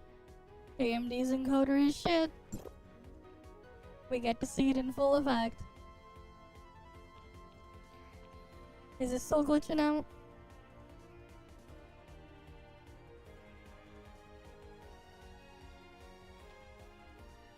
Yeah, I do that. It's just...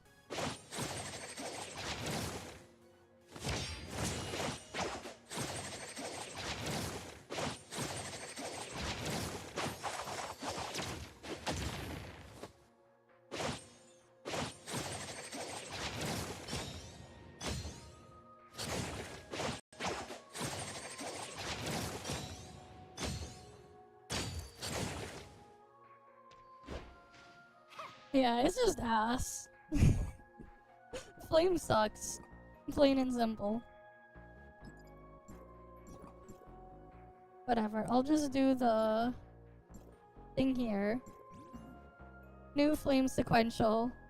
I'll just do all the new sequentials. Can't spell flame without lame. Exactly. And then we'll do some Reinx after.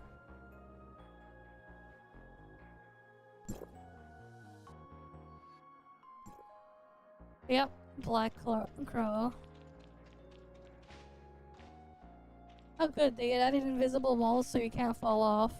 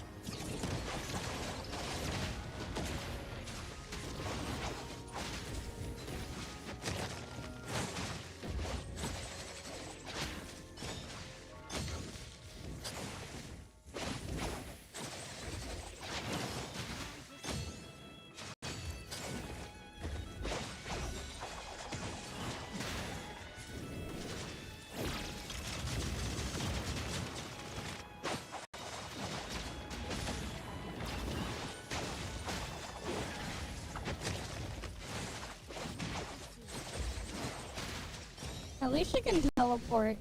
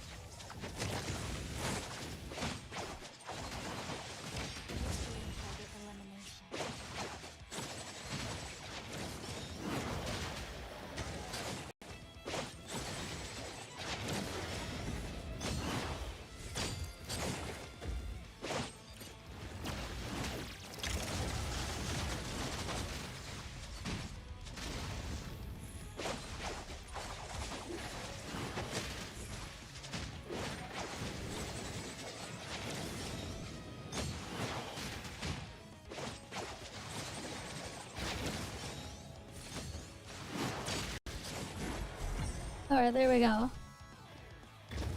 It was designed by Lechesis. That's why it's going all colorful. Oh well, it is what it is. It is funny though, they said they were gonna reset sequential and then Bygone, but then they didn't. They were like, okay, we're gonna go do it, but then they didn't.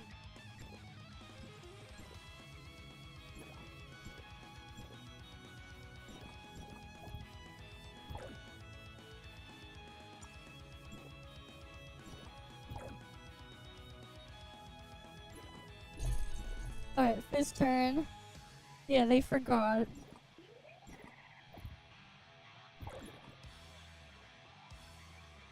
Surely they forgot.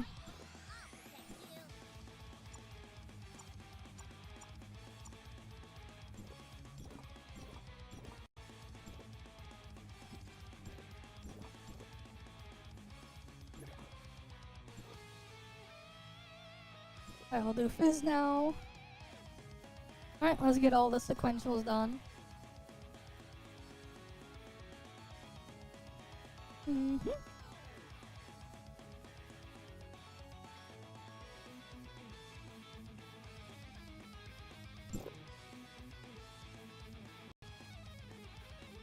Do, do, do, do, do, do.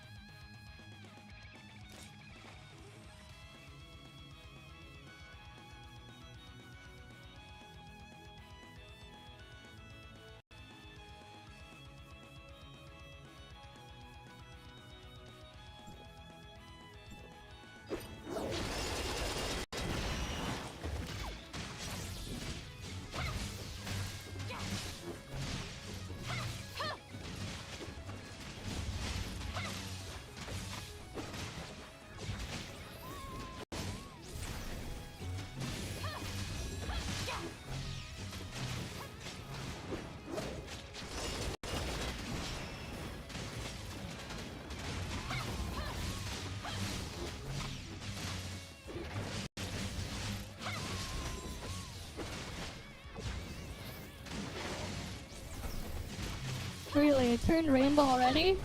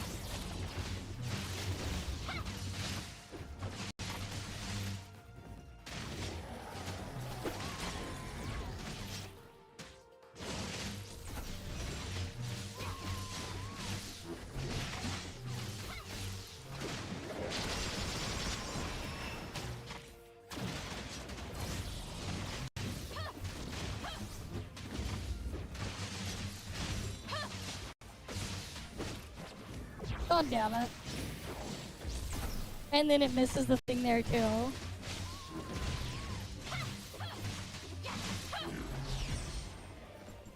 Okay, I'll have to do Fizz sequential another time then. When I have all the other stuff boosted. Because goddamn, that is so scuffed.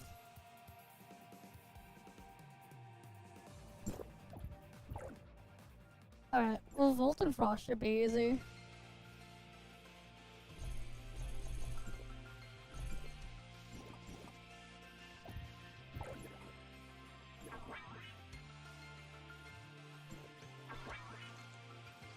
We have a new mission.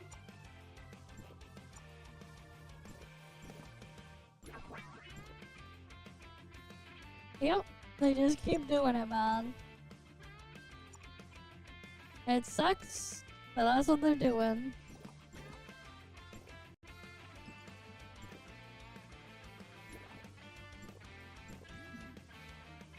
My Volt and Frost should be easy though.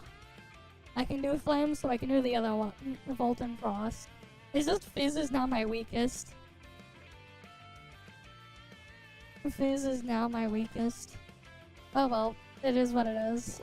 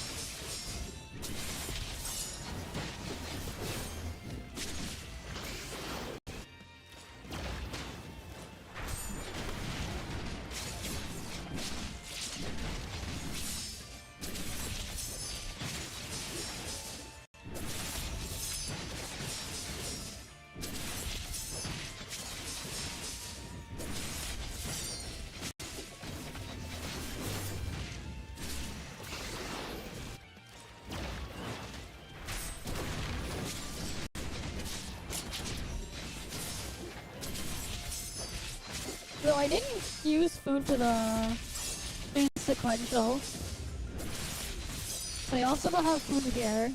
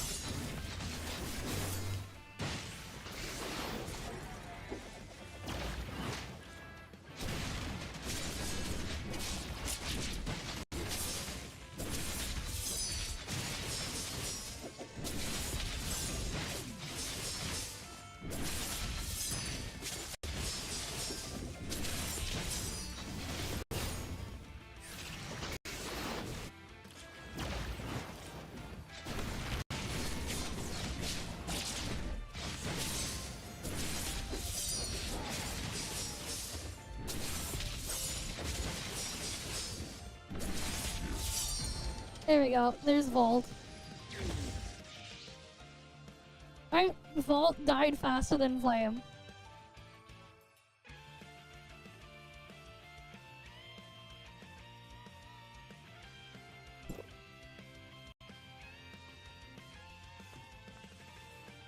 Wait, what? I thought it would have mattered. Oh, you read that thing. Fair enough. And I didn't use any food there as well. Volt better than Flame. Not surprising.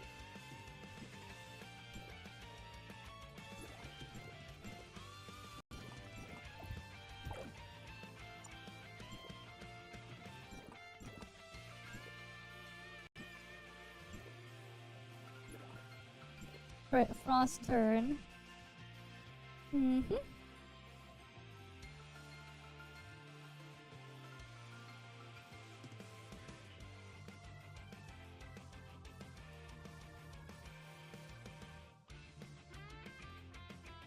Yeah, I figured it was Quark's message. You misread. Alright, here we go.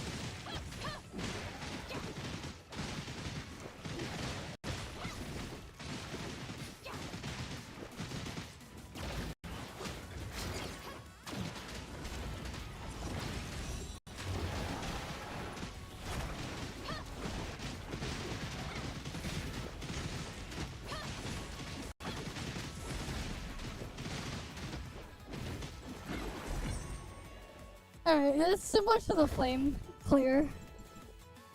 But that boss just kept flying away from me and I missed a lot of hits. That wasn't the greatest, but a clear is a clear. Alright, the clear is a clear.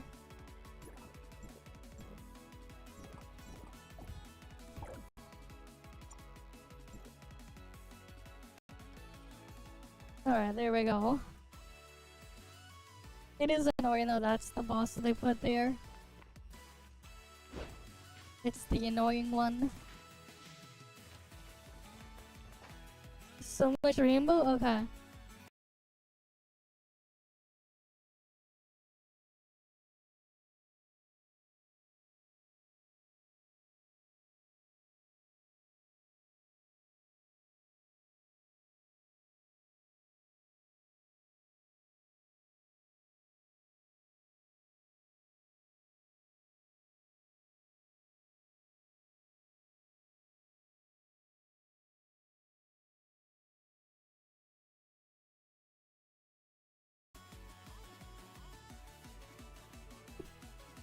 Alright.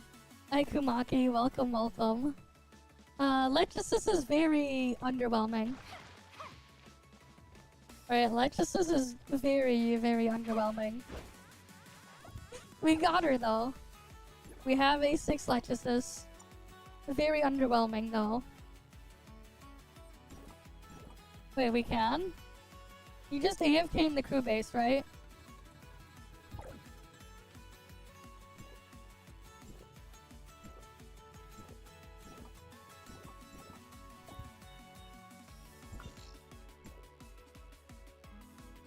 You gotta play some whack-ass minigames, oh boy.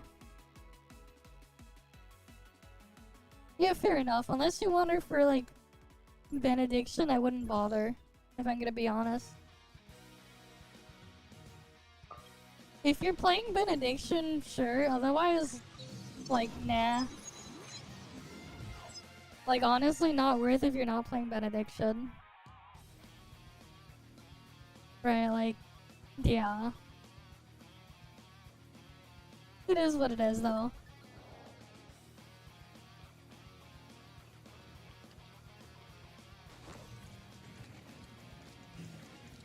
Why am I rubber banding like crazy there?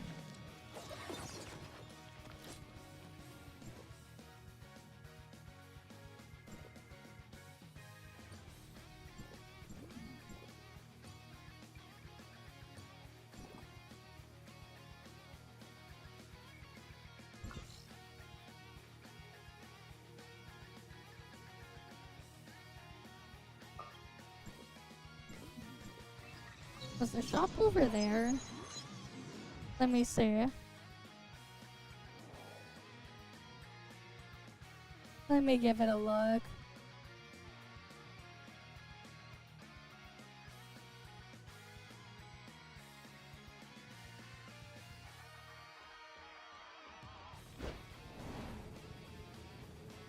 Fair enough.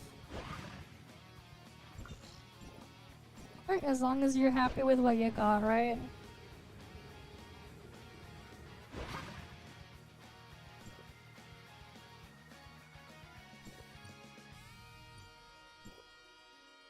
Oh yeah, I forgot. These things were insane, the prices they were asking.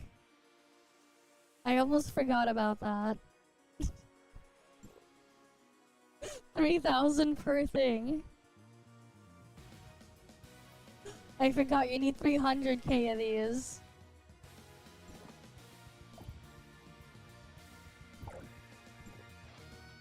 Alright, let's see. What are the other crew rooms? Is it all the same room or is it all different parts?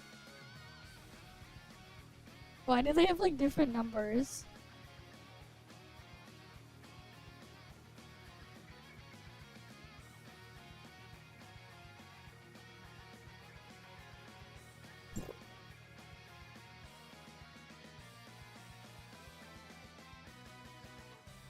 I see.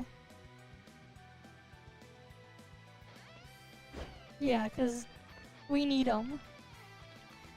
Oh wait, these rooms are different. Oh, you can put someone on duty here. Here, we'll get Onkadorm in here.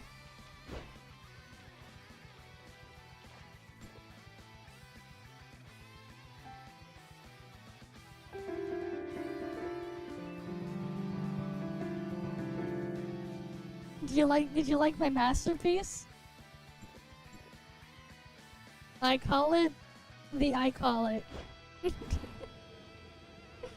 Masterpiece, right?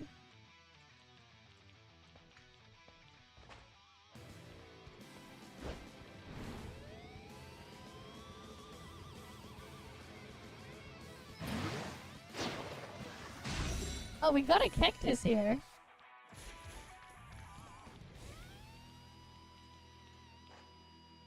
Yep. Just, I don't know, man. I don't know why all the games do this.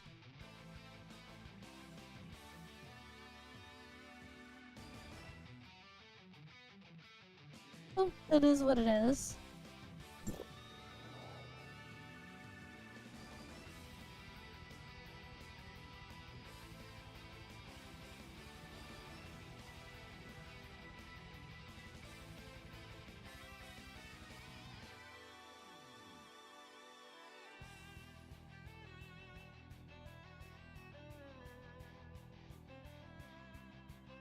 Oh, damn.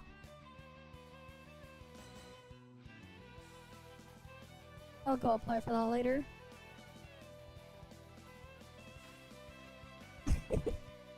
Fair enough.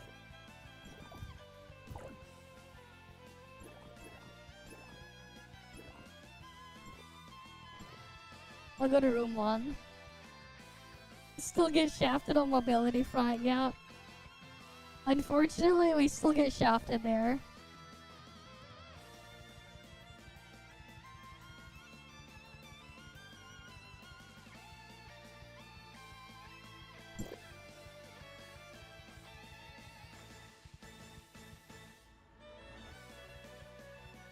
Alright, let's see. No event available. We can't even access crew story here. Okay.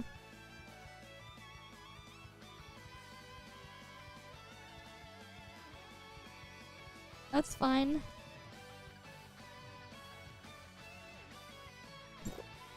We'll just watch the Mr. Cake video on it. It's okay, we'll watch Mr. Cake.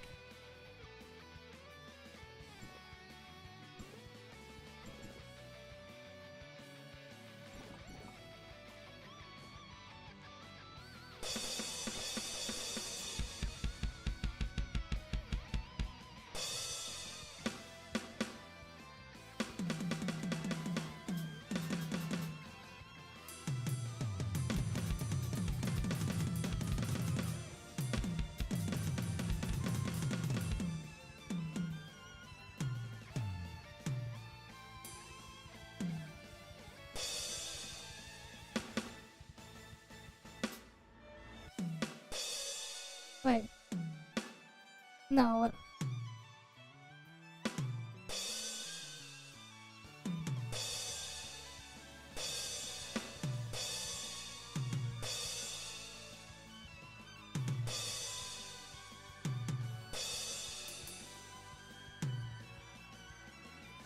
SGA? Maybe it's... Wait, what's L?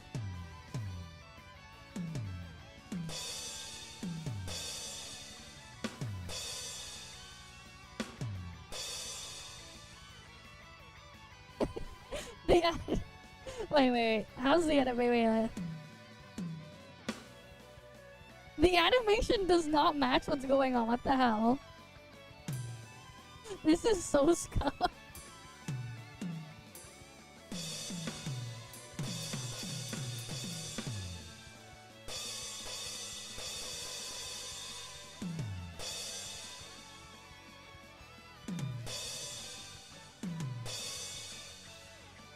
Like, see, look. It's just random drumming. It doesn't match what I'm playing.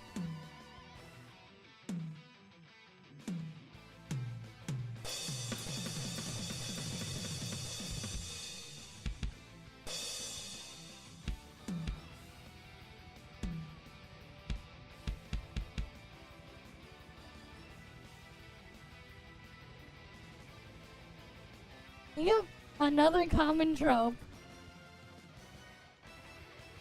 The instrument is always fake played. I'm like, wait, no, that's not what I'm playing.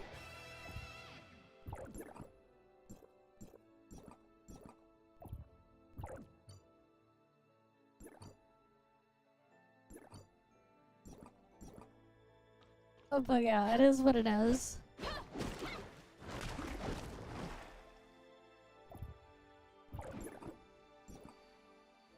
Okay, let's go do some reacts. I guess.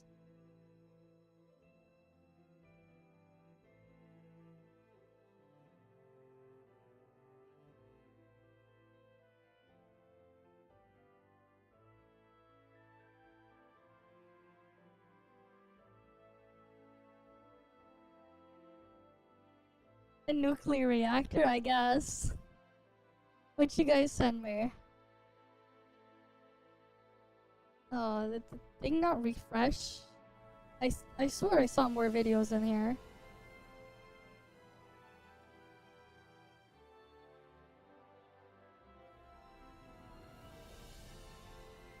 Unless people posted it elsewhere. I thought I saw more videos in there. The hell?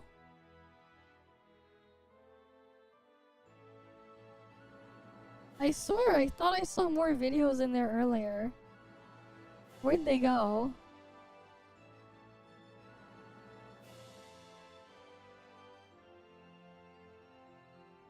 The hell happened to my thing?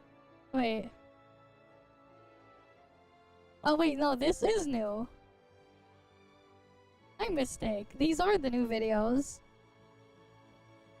Alright, here we go. Halucha versus Machamp.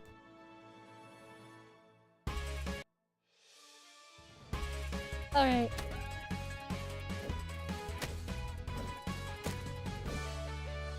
Alright. Halucha gonna fight Machamp. We're gonna see Megas. Alright.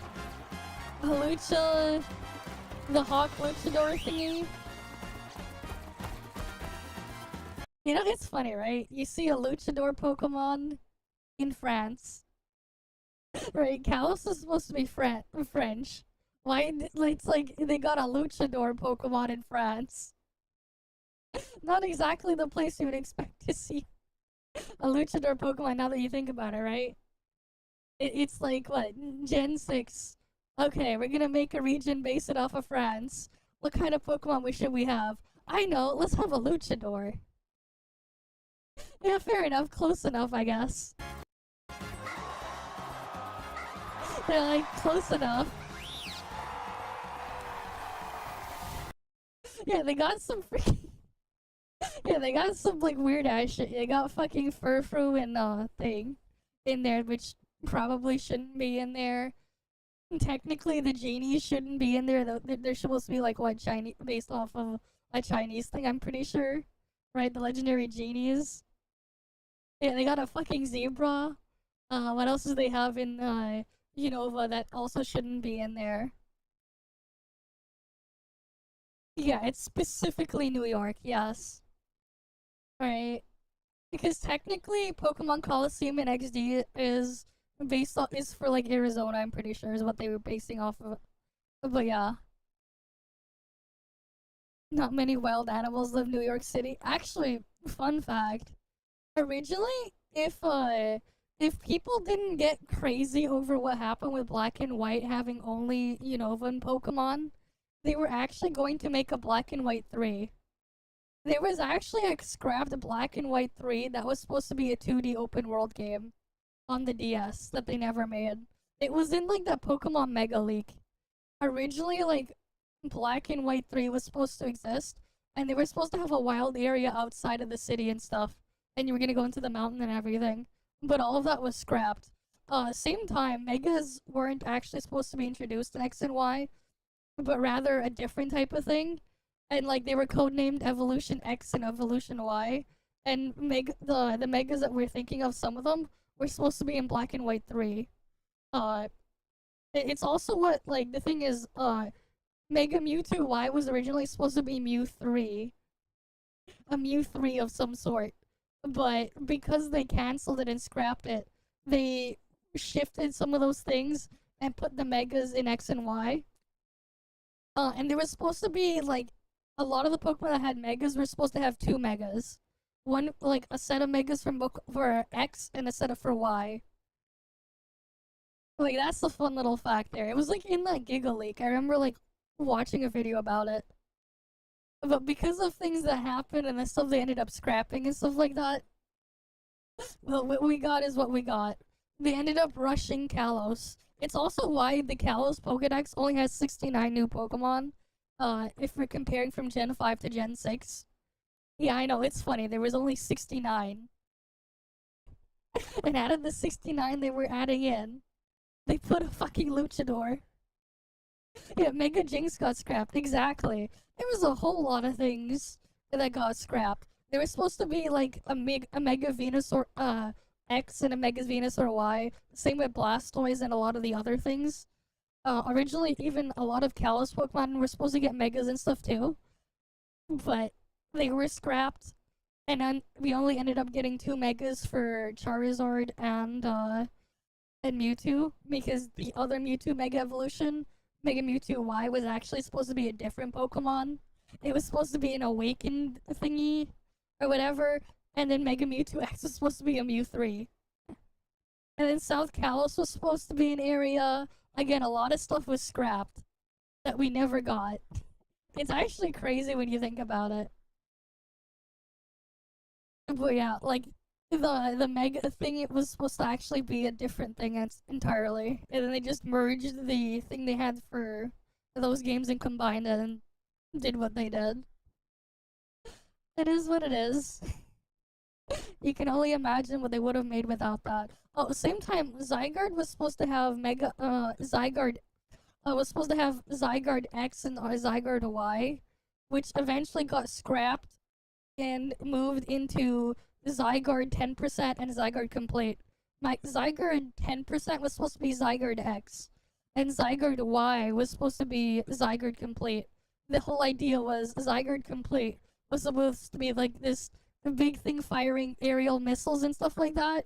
And that's why it has like the 1,000 arrows signature move to hit flying type Pokemon and ground them, because it was supposed to be to counter Yveltal or whatever. And then the other one was supposed to get like a lot of speed and a bunch of other shit to counter Xerneas or whatever. And that was like their plan for Pokemon Z. And it was going to have a different set of signature moves. It's why Zygarde has like 4 signature moves. Because they were supposed to originally be for different things. But then they scrapped them, but they kept the moves and just gave them all to Zygarde. Like, it's weird. But yeah. And then they put some of that stuff in Sun and Moon. Exactly. Like the Zygarde cells in the thing. And then AZ Floette is finally gonna be playable, yeah. So I heard you like signature moves, so I put more signature moves. And like the thing is, the problem with Zygarde's signature moves is like, it has a dragon type special attack, but it wants to be a physical attacker. It has a ground type special signature move as well. And then it has 2 ground type physical signature moves. And like, the thing is, but yeah. Yeah, I know. There were data mines of it with its BST and everything. And they kept all that data in every game that had Floette, surprisingly. Like, you could find data for that in Sun and Moon and in the 3D, in the Switch games. They also have data for AZ's Floette, the Eternal Flower Floette. Eternal Flower Floette has 1 less base stat point than Florges, which is kind of bizarre. Yeah, it became an egg in home after an update, yeah. I mean, it's something, man. Can you imagine having that egg in home, though? The egg of shame.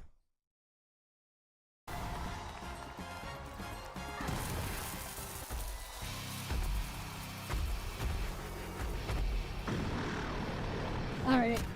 There we go. There's Machamp.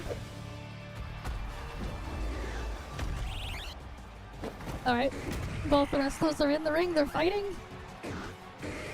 Machamp on the offensive. Because he got 4 arms, he's showing his 4 arms. Oh, Halucha dodges, he gets on top of Machamp. Flying press into the face.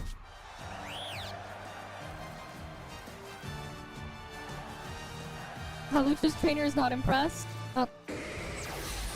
Oh. There goes the focus miss from Machamp. Machamp's in the air. Does a nice body slam. Halucha's down on the ground. Can he get up? Will he get up? Oh, Machamp's coming in. Goes for the about to go for a dynamic miss. Wait a minute. I'm gonna guess this Machamp has guts and not right, this Machamp probably has guts because he missed a couple of the attacks earlier, right? No way the Machamp has no guard if he's missing. I wonder if they remember to make sure to burn Machamp before fighting. You gotta make sure you burn him if you're gonna give him guts. Alright, we got the flashback on Halucha.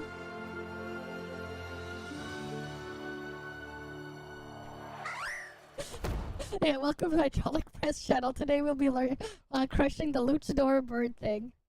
I think it's supposed to be like a mix of it's a hawk luchador? Halucha or something? Alright. Alright. Oh, Mega Ring. And then now he's gonna Digivolve.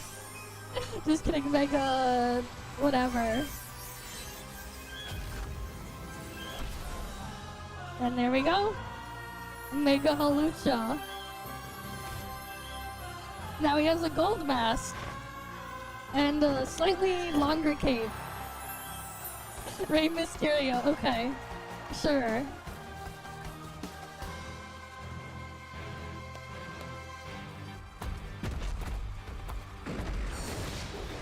There goes the dynamic miss, it misses. Break. Oh.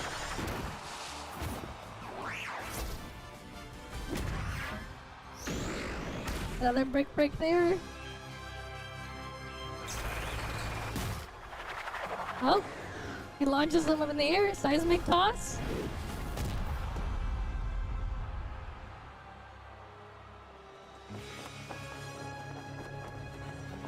And then a flying press. And there goes Machamp. Thanks for the follow as well, Palsta Achilles. You're welcome. Yep, there he goes. And Machamp is knocked out. I mean, that's what they get for forgetting to burn their Machamp. You gotta make sure you burn your Machamp if you're gonna run guts. Make sure you burn him. But nope. They didn't burn him. Should have ran no guard then.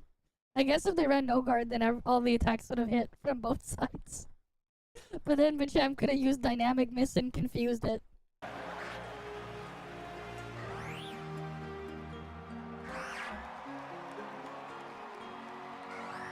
They better not give the Mega some special attack stats.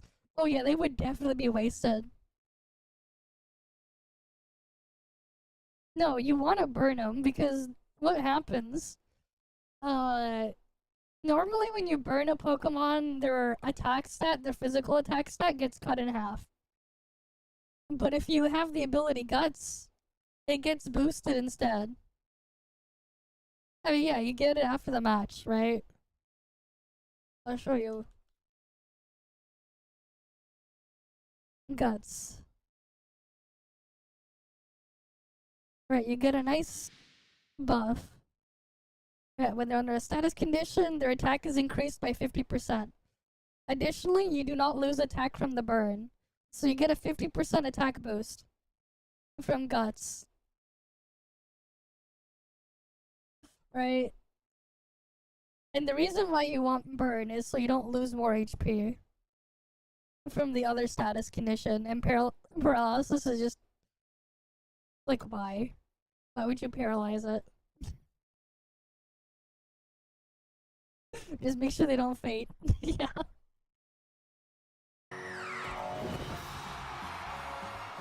Yeah, then you have a problem.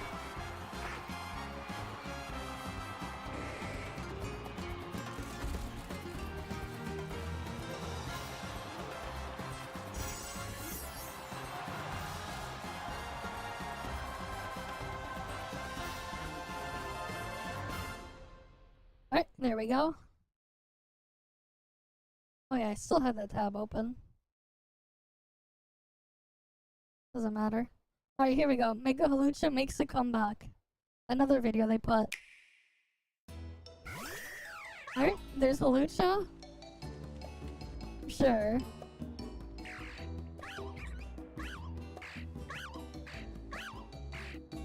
Each Thursday, a new Mega until release. Interesting. Wonder what they'll do next week then.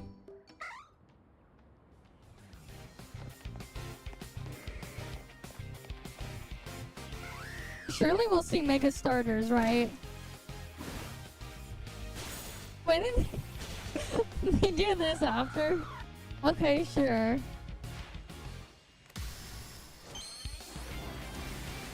There's 26 new Megas, damn, that's a lot.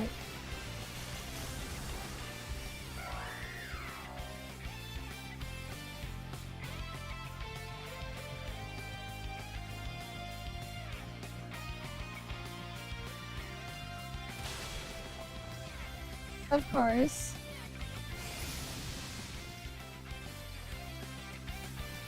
That's it. I wonder how they would handle Mega Zygarde. Like, if they do Mega Zygarde, how would that work? Right, like, how would they do Mega Zygarde? Because, like, a Zygarde Complete has, like, crazy stats. Right, like, if you look up Zygarde...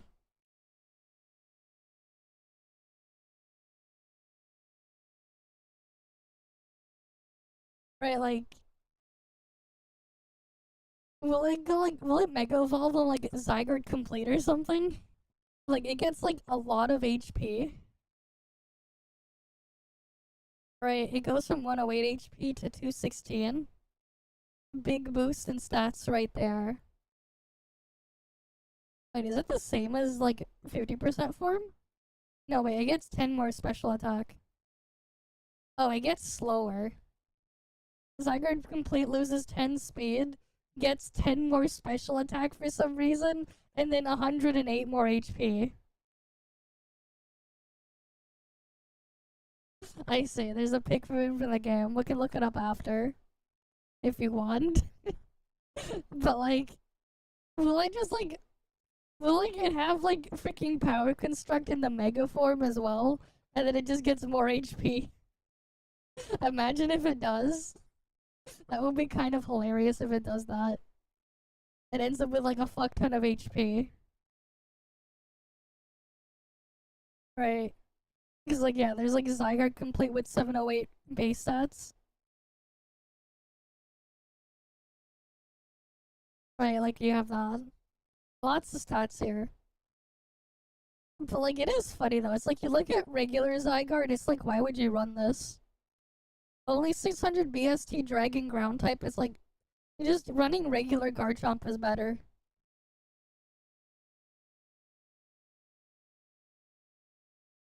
What would be funny? 200 nah. No, you want to be funny? 255 base HP, 255 base defense, 255 base special defense.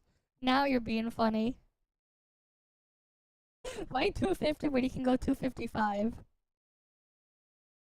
Actually, no, you go 256, that'll be hilarious. If they were to do 256 and then it becomes, then you have, like, the weird zero number thing in the calculation, which makes it have, like, infinite defense. So you do it, like, minimum damage. If you've ever seen, like, freaking people battle sim, Eternamax, because its stats are, like, absurd, you can make it, like, overflow to, like, a weird number. No, it actually doesn't do that. What it actually does when you have 0 in the defense stats, it treats it as having infinite, so you only do 1 damage. regardless of how much stats you have. That's actually what happens. So, like, people who have hacked Eternamax Eternatus, which is not a playable Pokemon, it is a boss fight in Sword and Shield. They get it to hit 256 stats with some EVs on its defenses, and it basically just takes no damage. If your defense stat is negative, you just instantly die. But if it's 0, you have infinite. If it's negative, they take more damage. But if it's 0, they take minimum damage of 1. Yeah, Eternamax is the highest stats out of everything. It's silly, man.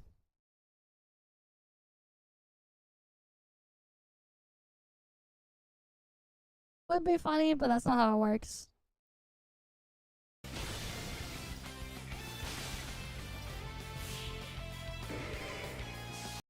But, like, one of the glitch Pokemon in the Gen 1 games can have a negative defensive stat, but the thing is, it just makes you die immediately. But yeah, it's just the hand and not the whole god, yeah.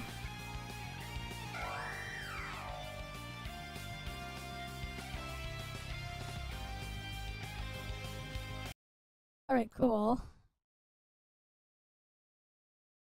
Alright, we'll see that when that comes.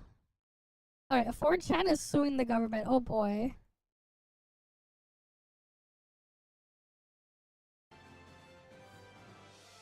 Hello guys and gals, me Mutahar, and I know I've been talking about the internet the last couple months, right? How things are changing so rapidly. But you know, we're at a point where one of the largest communities on the internet, one of the OG internet communities, 4chan, is now suing a government, okay? They're actually involved in a lawsuit. Nice. So I don't want to jump into it too quickly, ladies and gentlemen. I just want to kind of It'll be interesting to see how it plays I don't want out. to make this video or these set of videos all Imagine about getting sued by 4chan. A quick TLDR of getting some level of privacy right now, right here, is if you need any VPN right now, go use Mulvad. Go to something like Mulvad, okay? They've been raided by the feds, nothing has been found.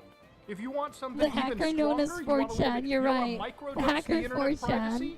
Go to the Tor browser, download it for your operating system, The maybe hacker even your 4chan. phone, and get started, okay? Access online platforms like Dread so you can talk to people, and you can have a conversation with a human being without having a government read every single word that you're doing or prevent you from accessing the internet. So one of the lawsuits that I saw came out from 4chan and Lolcow, which would be the Kiwi Farm, so two websites on the internet that are known for being kind of the, I would say, the last bastions of anonymity, freedom in a way too, where you can make an account, say whatever is on your mind, even if what is on your mind generally isn't accepted by the terms of services for 99% of the internet, okay? The internet used to be a place where anonymity was kind of a thing. Now it seems like every government wants you to present a fucking valid driver's license ID to access video games, to access social media services, to access anything that could potentially be distressing to a child. Which, by the way, the government can freely define what is distressing to any child. And we have to figure out a way to fight back. Otherwise, this whole journey that we've had together, it changes worldwide. We literally will live in a new world order, okay? As crazy as some of the cyberpunk dystopia you've seen, this is the future. So, of course, looking into this, they say in their lawsuit, the internet is a global system of communication between computer servers located in data centers around the world. So inside this lawsuit, they said that the internet, despite its global reach, is acknowledged that it's an American innovation, which is true. The internet was produced by the United States first, and then it allowed us to connect to the world. So in a short term, okay, the internet is kind of like a set of technologies that allow computers to communicate with each other, servers to interact. And on an international level, there are agreements between internet service providers, tier 1 connectors, to be able to exchange a mass amount of information. So what started as an American invention turned into an international phenomenon. This is the first website ever made, info.kern.ch. You can go to this website right now. You can even browse it in a simulator. The internet came from very humble beginnings, but the internet was always a decentralized-ish platform where, again, it was just computers being able to talk to each other. Unfortunately, the internet requires us to sign up to internet service providers, and of course some of those internet service providers have agreements with each other to share data. It's decentralized in theory, but for most users it is unfortunately centralized. And the scary part of this is some governments can pressure the internet service provider to block access to certain internet sites. So what has been happening to 4chan, for anybody that doesn't know or they're not in the loop about it, I made a video about this, I would say probably a few days ago, but they were investigating 4chan. Yeah, they're after Razor too, crazy. Apparently they wanted to see if this 4chan board failed to comply with the obligations of the Online Safety Act. So, okay, basically 4chan was failing to comply with the bullshit law the UK people built up. And I want to also say, for me, this is a huge deal because even though I'm not a UK resident, I, being a Canadian, know that what's happening in one part of the world, and if it succeeds, it might easily start happening in Canada, could easily and we don't start want that happening to in the spread. United States. Hell, there are states where, again, they have ID verification laws. So you have to be really careful, and you have to really look at the forest for the trees. This is a united effort, not just one country is going through this. So one piece of misinformation I do want to correct is something that had shown up around the time of this launch. This banner never existed. From what it seems, the United Kingdom is still actually able to access 4chan. So according to 4chan, they're getting fined $20,000, okay, and then daily penalties afterwards. Damn. So here's the thing, if you're a small site, and 4chan's not a major site by any imagination, they're not Google, they're not YouTube, they're not Facebook, where they literally have it in the budgets for fining, okay? This is a site that this could absolutely cripple financially if this law keeps going. Now the thing is, 4chan has said that they're not going to even bother going. They're just like, hey, fuck you. First off, we're an American company, okay? You can't do shit to us. And being the fact that 4chan doesn't have offices or any tangible assets in the UK, from my understanding, legally at least speaking, cannot garnish any money out of them. So to go back to this lawsuit, the best thing about it is obviously 4chan has not just fought back with 4chan and the Kiwi Farms guys, but they've also brought up, again, a ruling that they want that sort of separates them from ever being targeted again. So they even say 4chan is under the laws of Delaware, okay? They're literally in Delaware, the state in the United States, okay? And of course, when it came to the guys over the Kiwi Farms, they're in the West Virginia state, okay? They're in West Virginia. They have their own laws to deal with. So they say that 4chan is controversial, but it operates fully in compliance with the laws of the US, which is true. You may not like the speech on 4chan or any of these sites, but one thing is understandable. They do not have any content that would be deemed illegal by the United States. Content like CSAM, for instance, and I believe like violent messaging or like promotion of violence is generally banned on every single one of these platforms. So anything that would not fall under the First Amendment of the United States, which there are some exceptions, is completely like valid, okay? As long as you're not violating the First Amendment through some of its exceptions, you will be fine, okay? The First Amendment does not protect, I think, against violent uprising or just like violent calls of threat, and obviously CSAM material. Like that is, these are just things that are not allowed to be free speech.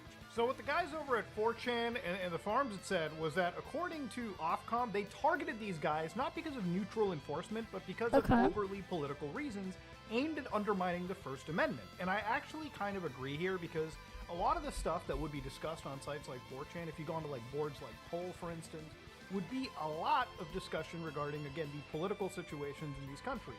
Obviously, you may or may not agree with whatever they're writing. I'm gonna put mini ToF in the corner. There should be a level of freedom to discuss. I'm cleaning up my inventory at the same time. And feelings, as long as obviously they're not violating that First Amendment in any way.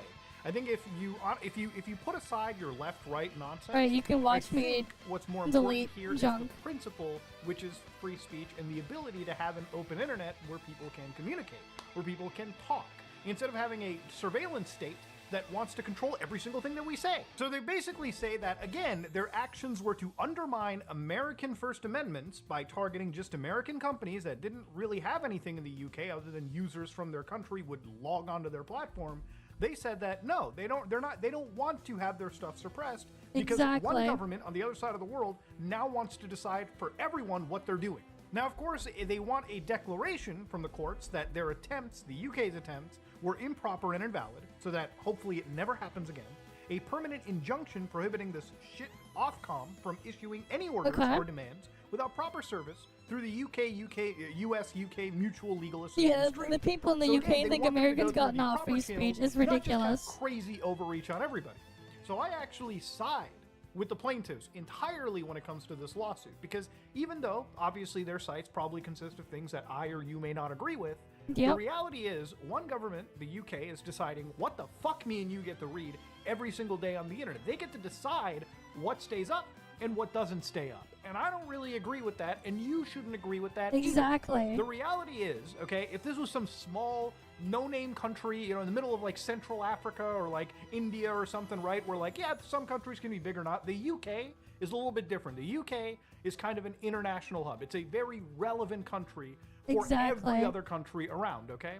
There's a lot of countries that don't really interact with each other. Like, for instance, if China was trying to implement a law like this, or for instance, Russia. Russia does this a lot, where like, Yep. you know, for Twitch TV or like platforms, they'll fine you like, but it doesn't really matter, okay? Because a lot of countries have already kind of like, you know, drawn a line in the sand when it comes to operating or sanctioning countries like Russia or even China in that case. And they're kind of detached from the Western world Exactly. in that idea, a free Western world. But obviously the UK is very much a relevant player. And if they're trying to control speech 1984 style, we've got some fucking problems. Now, obviously, I've talked about internet censorship, and the thing about it is, internet censorship is sort of like the small potatoes in the room, because what's kind of unfortunately happened over here is that we really are looking at a massive surveillance state. So I'm going to admit right here that I'm getting Exactly. full, I'm getting full conspiratorial right now. I'm really talking about conspiracies here, simply because what I have here isn't something that is a breadcrumb trail. You know how I make like a crypto investigation and I guide you from point A to point B, and it's like you can do it yourself? This is just my thoughts now running, and I kind of want to walk you through it because Okay. it really is something Is he that gonna I've walk been us through it? noticing over the last like few months, probably over the year.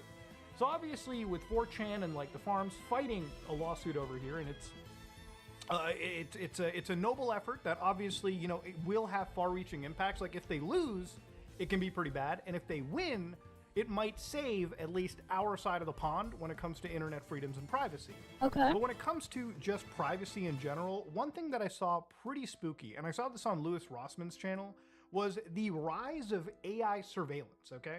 Playing something Yep. like Watch Dogs, a Oh game that boy. came out, God, what, almost 10 years ago? A little over 10 years ago now? Was a game that had you playing as a vigilante in Chicago, where like the entire city was smart controlled. There was surveillance systems that were watching and profiling everyone. I almost feel Oh like boy. somebody from the fucking future came back to work at Ubisoft and painted a future for what the world would be. Who knows, It's a man? game where Maybe. tens of thousands of cameras exist that monitor every single thing a person does. So Louis Rossman has a consumer rights wiki where he actually did talk about this. This is Yeah. the Flock license plate readers, right? Which I guess were known as the Flock Safety Falcon, and they're AI-powered security cameras that start to record vehicles for law enforcement agencies. Now you might be like, well, Muda, what is this? What are we talking about with this Flock Safety? Now in the Yep. United States, these are camera networks that are set up. They look similar to this, okay? You probably have seen this when you're driving by places. But the idea of this is that these are LPR cameras, which are license plate recognition cameras that can be placed anywhere to capture detailed data about license plates and vehicles used to commit crimes. So it sounds like, yeah, we're making this literally to stop criminals, right? Like this is the first and foremost way. We want a system that prevents criminals from committing crime. And look, you might sit there and be like, wow, that's a good idea, Muda. I mean, what do you have an issue with this? Are you for crime? Absolutely not. Absolutely not, but there goes your privacy. The problem is, now that they're spying on one thing, and where do they draw the line if they can just keep adding it to other stuff as well? And then the problem with that isn't that they're doing it, it's what happens when certain things happen. Let's say there's a bad actor who's accessing the system. Maybe they're working for the government internally that's looking at all this data, and they want to do something with that data. Right? Or maybe a vulnerability gets found, and someone makes their way in, and can take some of that data, and then now what are they going to do with it? Right? And the more information they get from you, the more they can do with it. Right? Like imagine they get your social security number or whatever, they get your name, maybe they get a picture of your ID. Now they can open up a bank account or whatever. They can take a loan in your name. And it'll be under you. even though it had nothing to do with you. They could do things like that. And what's the damage that can be done there? As soon as like they get one piece of information from you, they find the rest. Someone can do things like that to you. Or they can do other things. I won't say what. You can get creative and try to imagine it. But all sorts of problems can happen. Right? It's not a matter of, oh, like, and maybe it's a small chance or whatever. It's a thing that can happen. Right? It's not a matter of if, but rather when. Because eventually, something will happen. Someone will do something with that data. You have no idea what goes on with it. Right? And what they're doing with it, and what they can grab with that. But that's the thing, right? And that's why you want to be careful on what you put and post and share online with that stuff. And try to avoid putting some of that data out there if you haven't done it already. Try your hardest to avoid doing it at all. Right? You gotta be careful. Because again, it's like, who knows, man? We've seen things happen to other companies in the past, and consumer data getting leaked and breached constantly. Like, that happens on a regular basis. Right? At least at the current moment, they're not, a lot of the time, they're not getting that much information out of you. Nothing they can really do stuff with. But as soon as they get stuff like ID, or like anything even more than that, that's when things are fucked. Exactly, even when you're applying and stuff like that, you gotta be careful. I hate crime just as much as the average person does. But the thing about this is that this system is operating in 49 states and doing 20 billion vehicle scans monthly. Yeah. And the reality of it is, you don't have any option to dial away from it. And the data that they have, according to, again, the Consumer Rights Wiki, could be brought into Palantir. That's a video I'm making a little bit later. Palantir is a huge project, and it's a very, very interesting personal project of mine because talk about some shady stuff. But basically, the crux here is that they're using artificial intelligence to create what are known as vehicle fingerprints. So, for instance, your car, when it drives past one of these cameras, will have a fingerprint created. Now, obviously, if they've got tens of thousands of these cameras nationwide in the US, imagine, just for a second, what that means. That means if the other camera starts picking up your vehicle and then the third camera picks up your vehicle using artificial intelligence, because now we don't need to hire people to actually do the grunt work for us. Exactly. Now we can just feed all this data into an AI and it can process, tens of thousands of human man hours in a fraction of the time. And so now the AI is now cataloging exactly where you're going from. So the creepy part about it is you probably can't avoid a main road. I know that I can't avoid main roads and highways when I have to go from place to place, city to city. Okay. So we now live in a world that is literally 1984. And you might be like, did they have this kind of technology before? Yes, we've had CCTV cameras before. We did not have AI-powered surveillance cataloging every single thing that we do. And they will have so AI predicting people doing crime before they do it. The government in taxes every year, yikes. and that money is being used to set up these fucking cameras through this third-party company that is working with law enforcement, all the glowies and everything, to spy effectively on you. You're paying for your own spying. It's crazy. Exactly. Shit. And even if you don't have a license plate, they have artificial intelligences and systems that can still track you even without that license plate provided. And there have been some creepy situations, one that I'll bring up right over here, where a law enforcement officer, a police chief in Kansas, used that same technology 164 times, by the way, to track an ex-girlfriend. Imagine that! The fucking...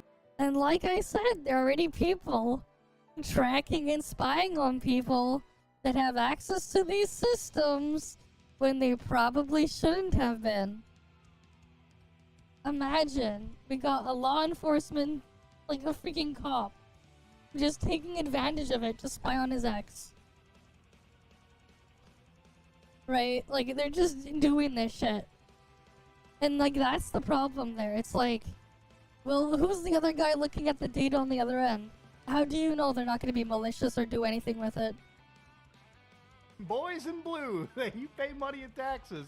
don't ever date one, because if you make them jilted, they'll use a goddamn AI tracking tool to fucking find you. That's Exactly. how scary it is, okay? That's how crazy this shit can get. And you might be like, but Muda, okay, that's just one thing. What about the effectiveness of it too? Well, let's talk a little bit about the effectiveness of being spied constantly. In Austin, Texas, they're currently fighting for this and talking about this shit. And Sarah Hamid from EFF went out and said in her own city, she showed a 0.2 success rate in terms of arrest per scan. Just imagine, you have Minority Report the movie, okay? But instead of that, Tom Cruise can't even arrest anybody. He can't even arrest himself. The Minority Report AI doesn't even work the best, okay? It just sits there cataloging everyone and barely contributes to any actionable like thing. And there's a whole bunch of other reasons where these cameras actually do more harm than they do good. So the thing is, we now are paying to live in our own little surveillance state. So forget just the internet censorship. It seems like everywhere you go to, at least with the advent of things like AI and all these tools, it really is the next stage in tracking every single thing that you and I want to do, okay? Exactly. So first off, they want to see what you're doing on the internet. They want to take away that little bit of anonymity from you. And the reason why I talked about these cameras as well is that these cameras are designed to be a deterrent when it comes to people, behaving as they normally would. They want to create a docile surveillance state that effectively falls into line. And whether they're achieving this on the internet or in reality through these AI-powered surveillance tools, it really seems like a lot of this technology that's coming out to light, especially when it comes to things like artificial intelligence, I have mostly seen it used in nefarious purposes, and I see very little. There are good uses for artificial intelligence, but generally speaking, Most of the time I've it's seen for more of the nefarious dystopia, reasons. more of the Black Mirror, than I have the actual good side of it, which is alarming. And of course, obviously, at the end of all this comes the last bastion of true internet freedom, which would be the dark web. I've covered this for years. I've talked about the dark web. I would consider myself to be somewhat of an expert onto just browsing the dark web in general. Like, I think I've done it for years. I've seen every goddamn website, every hoax at this point, throughout my years just browsing this side of the internet. And obviously 2 days ago, an article comes out from the guys over at The Guardian. Privacy at a cost. The dark web's main browser helps pedo networks flourish.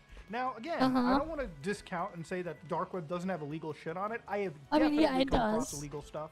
Illegal communities. I've covered illegal communities on the dark web. I've come across, the hitman websites, the mafia sites, the drug vendor sites. Now, I can't confirm if these sites are actually real, valid, or honeypots because I've never went beyond a cursory glance. Some of them are probably honeypots. Infiltrated these communities because ultimately it's still illegal stuff. Why exactly. The thing about it is there is bad stuff happening, but there's also a lot more bad stuff happening in the clear web. So for instance, millions of predators are most of it is on the clear web, exactly. On the dark web using the Tor network. And that's true. There might be predators, but I would argue there's probably more predators sitting on sites like Roblox, probably sitting on platforms like Discord, than there are just people on the dark web. You honestly think that children are downloading the Tor browser and connecting to a fucking Onion website that changes every so often just to talk with people online? I mean, I've downloaded the Tor browser as a kid and put them on school computers because I wanted to go and access websites that school blocked as a kid. And that was like a funny way around it. But most of it was because they would block all the Flash game websites as soon as they found it. And using the Tor browser was the nicest and easiest way to just to bypass it all. And you could just put the Tor browser as like on a USB stick anyways. I mean, there are some kids that'll do that. I know I would do that because I have done that. But that's me, and not most kids.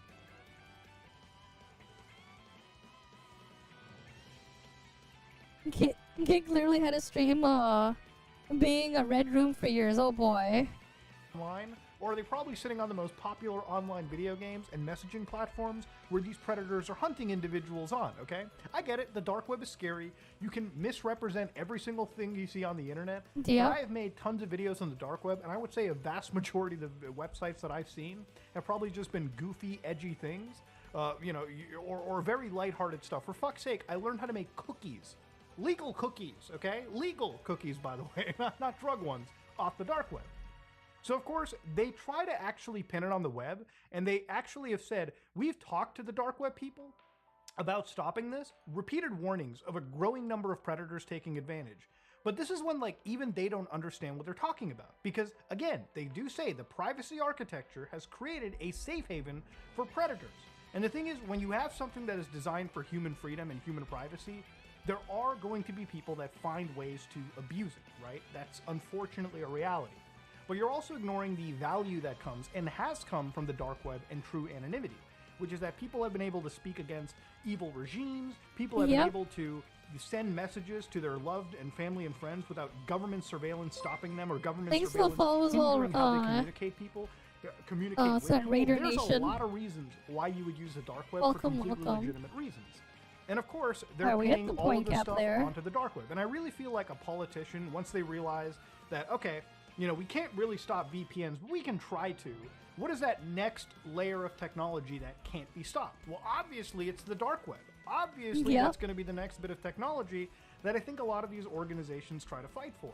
And so they're going to start looking at the relay nodes. They're going to start looking at the exit nodes. They're going to start looking at all of this technology and how, again, they can push that censorship, push that surveillance into more invasive parts of the web that realistically shouldn't happen. Welcome. Ladies and gentlemen, we live in a wild world, okay? We live in a world where 4chan and the Kiwi Farms is suing an entire government. We live in a world where cameras are watching every single thing that we do, where we drive to, building up a repository of information that they can share with politicians and fucking government agencies and glowies, and basically decide, hey, that guy is a risk factor.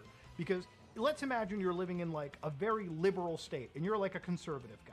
What if you're put onto a list? What if you're put onto like monitoring? What if it's vice versa? You're like a bleeding heart liberal living in the middle of Texas. Imagine they do the same thing to you. It's not a left and right. It's literally the upper class, the governments, okay, the elites, who are trying to turn the people under them, directly under them, into cattle, okay?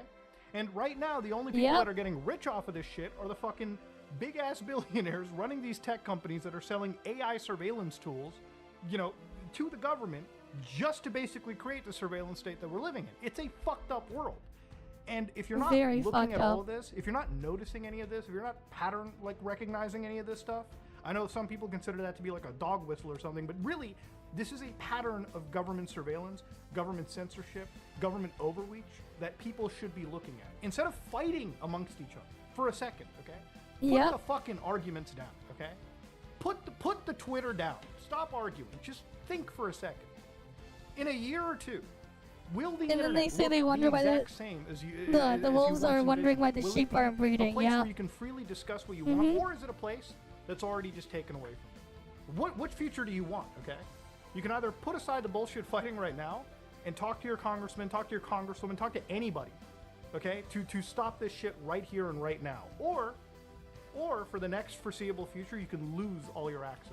You can lose all your freedom and ability to freely speak your mind. Anyway, this is me, Mutahar, and I am out. Damn, that was dark. That's dark. Alright, next one. The 2008 financial crisis in 13 minutes, sure.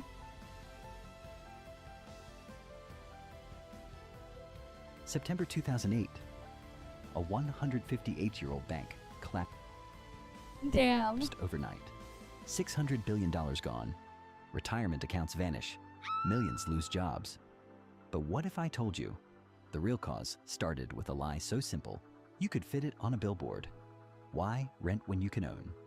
Yep. Cue the upbeat music. It's 2002.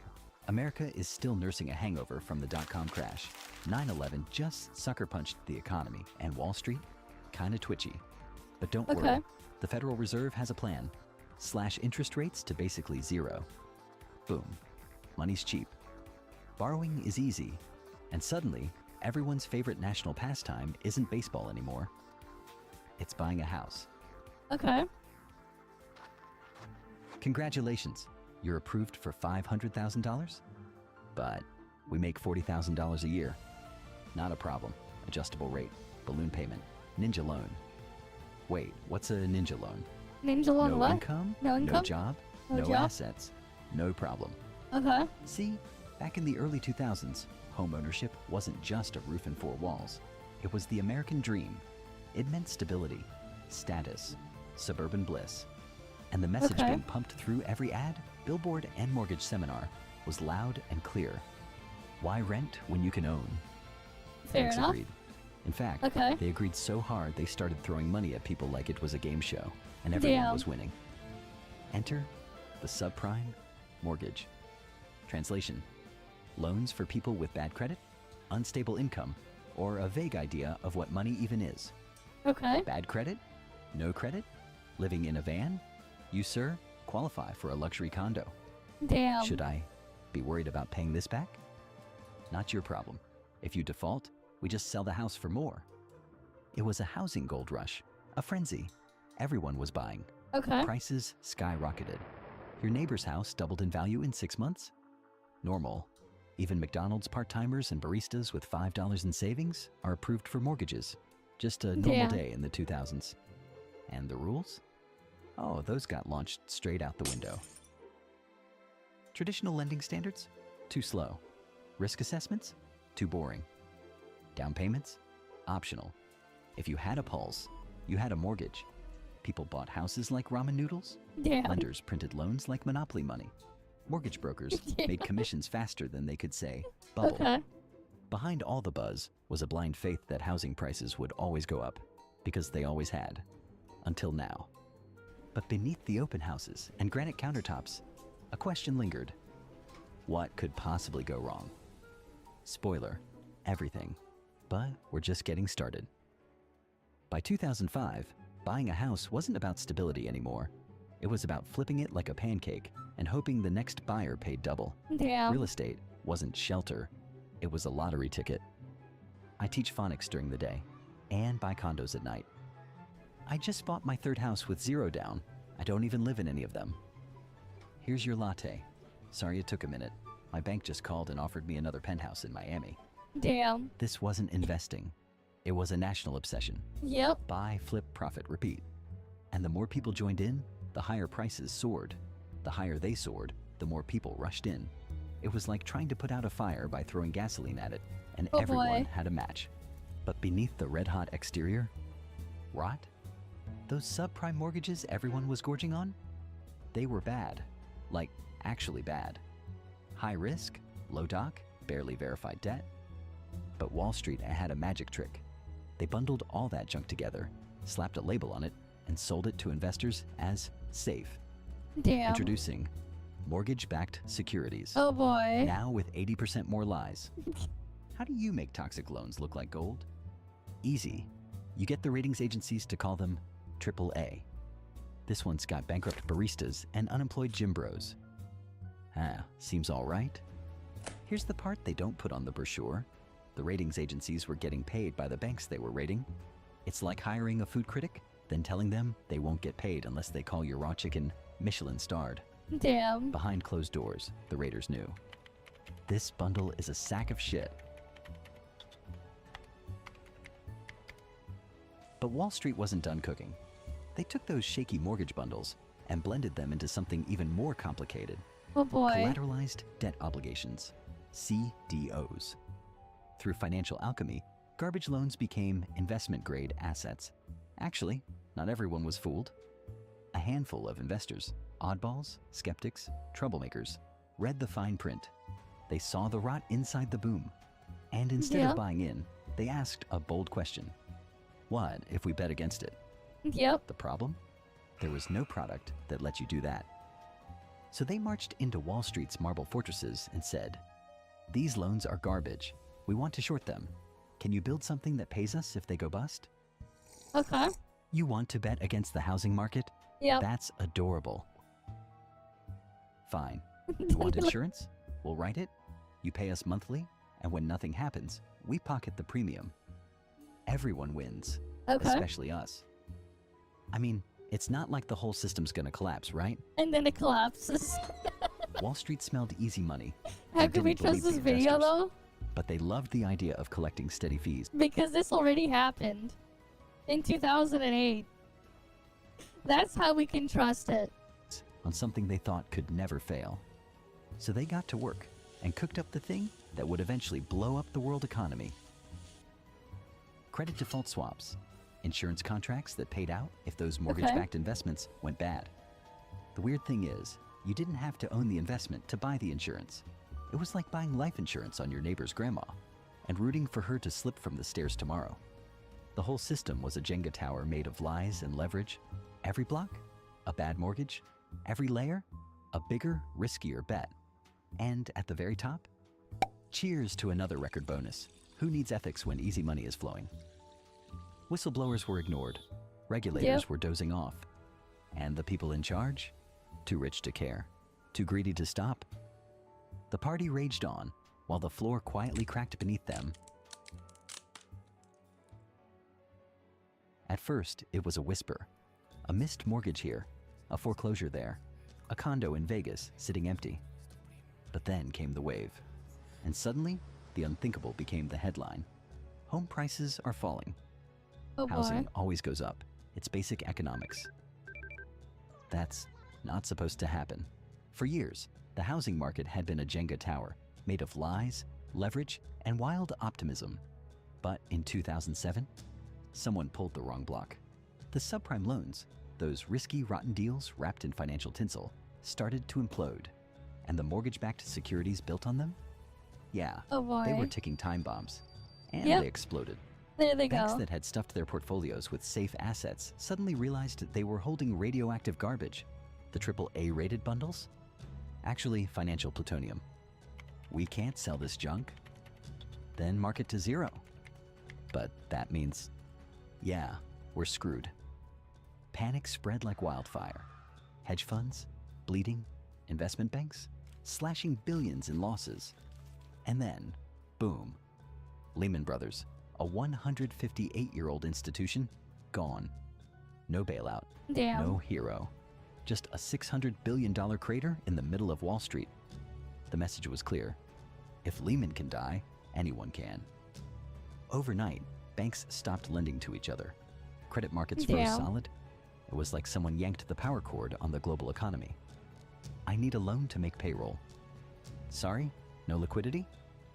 What does that even mean? Okay. It means we're closed. Good luck. Rip. Everything jammed. Sure, Families go couldn't tell get the mortgages. news. Businesses couldn't make payroll. Investors couldn't cash out. Retirees watched their pensions evaporate in real time. 401ks, toast, life savings, gone, job market, vaporized. By late 2008, it was full collapse mode. Millions unemployed. Foreclosures through the roof. Eviction notices stacked like junk mail. Soup kitchens, a place where food is offered to hungry and homeless people, couldn't keep up. Unemployment offices looked like disaster relief camps. This wasn't just Damn. Wall Street burning. This was Main Street in freefall. And it didn't stop at the US border. Iceland's major banks collapse. Tokyo stocks plummet. European leaders scrambled to respond. From London to Reykjavik, Tokyo to Sao Paulo, markets crashed, banks buckled, global economies spiraled. Yep. The question was no longer, who's next? It was, is the entire system broken? Yep. The Great Recession had officially begun. The US government had one impossible choice. Let it all burn, or throw billions of taxpayer dollars to the very guys who lit the match. Yep. And they October threw it at the 2008, people who lit the match. They picked the latter one. I need $700 billion. For what? To shovel into burning banks before the whole thing explodes. Enter TARP, the Troubled Asset Relief Program. Oh boy. Basically, they were giving Wall Street a $700 billion pillow to fall on. Why? Because the banks were too big to fail. Let them collapse, and they'd take down. You maxed it 390 A1 matrices. I see. You want to get the Avatar Heart Culture skin as well? Damn. That's a lot you went after, man. Fair enough. the global economy. So the government did How you what it liking had to do. Lechesis though? They started chucking money out of helicopters. Seriously. Loans, Oh. bailouts, stock purchases. It didn't matter what form it took. If your balance sheet had smoke coming out of it, Uncle Yep. Sam brought the fire hose. But it wasn't just banks getting the golden treatment. AIG, the insurance giant that bet trillions on garbage, got over Oh, boy. $180 billion in aid. Even GM and Chrysler, car companies, got $80 billion. It was triage on a scale no one had seen since the Great Depression. Meanwhile, over at the Fed, Ben Bernanke was busy rewriting the rules of economics with a money cannon. Interest rates sliced to near zero. Borrowing basically free. And then came the big one, quantitative easing, which means the Fed started printing money out of thin air to buy bonds and mortgage junk. Think of it as patching the Titanic with $100 bills.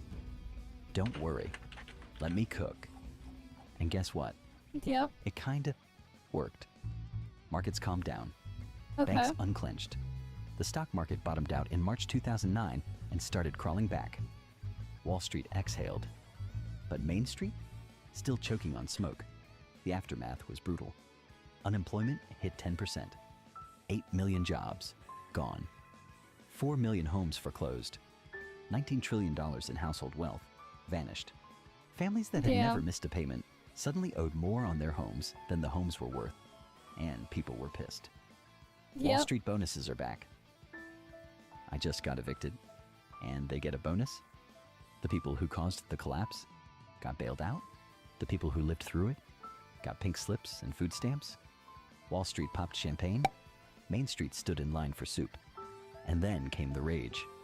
Oh boy. 2011, Zuccotti Park, New York City. Thousands gather, tents, drums, cardboard signs. One reads, "We are the 99%. Yep. It wasn't just about bailouts anymore.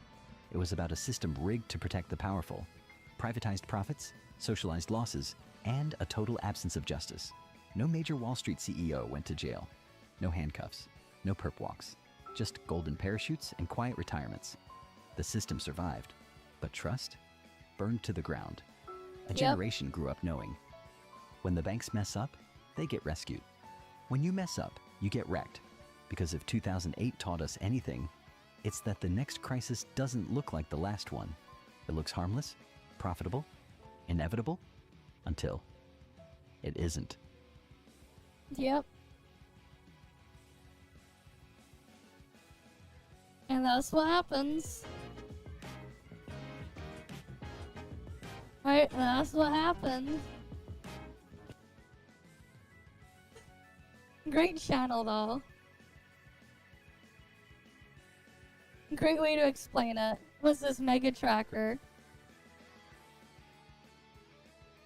Alright. Mega Victory Bell, yep. Mega Dragonite. Halucha. Alright, we got Mega Starmie. We gotta wait for the official design here. Mega Meganium. We got official design already for Mega Meganium, Grass Fairy type. Maybe now Meganium won't be dog shit. Mega Dragalge, okay. That's definitely a design. That's the design, alright. Kind of weird. Like the head thingy, that is definitely something. Mega Zygarde. Most like Zygarde complete, but the black armor surrounding the head and neck becomes unarmored with a completely green body and the white hexagon patterns. The black and the white hexagon plates are on the knees, and it holds a weapon above his head. Okay. That is quite the design for Mega Zygarde. That is quite the design.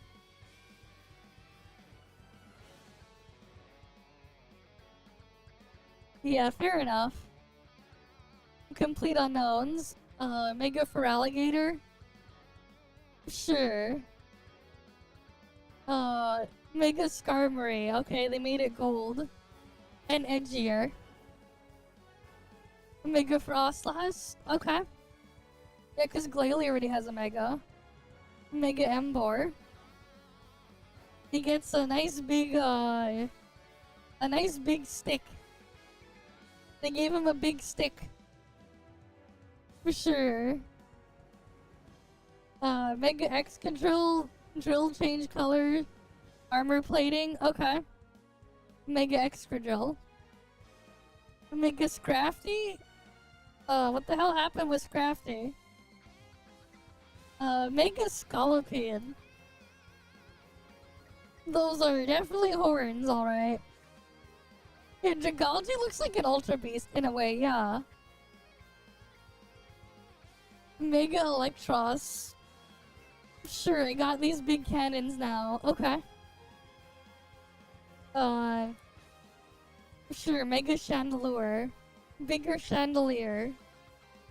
Alright, Mega Chestnut. More armor, sure. Mega Delphox. Okay. Mega Greninja. Imagine they just recycle Ash Greninja as Mega Greninja, that'd be funny. The fuck is this Mega Pyroar? They just stack the fire thing twice. Double the fire, I guess?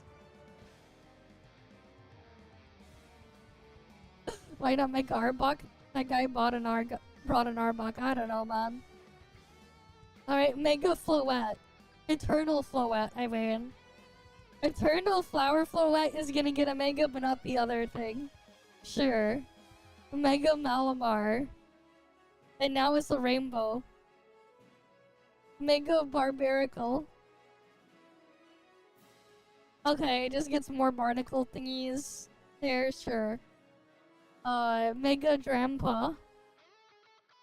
Okay. Mega Phalanx. Okay, no, this one looks like it'd be funny. Mega Phalanx could be funny. You just have it like turn the little segments of it into a fucking Voltron. That'll be interesting. And then that's the end of it. There was like a bunch of other videos that like I popped up that I think we'll pull up for us to watch. Where was that video?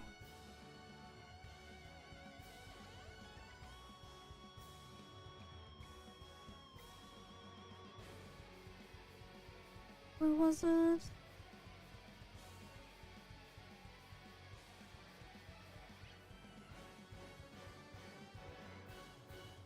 No, it wasn't that one.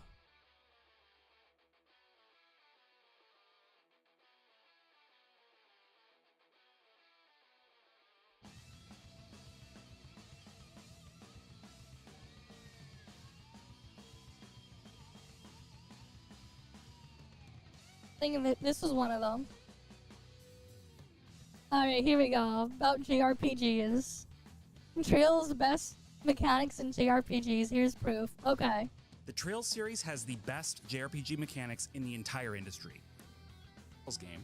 It's that some of Okay, wait. The Trails series has the best JRPG mechanics in the entire industry, and I'll prove it.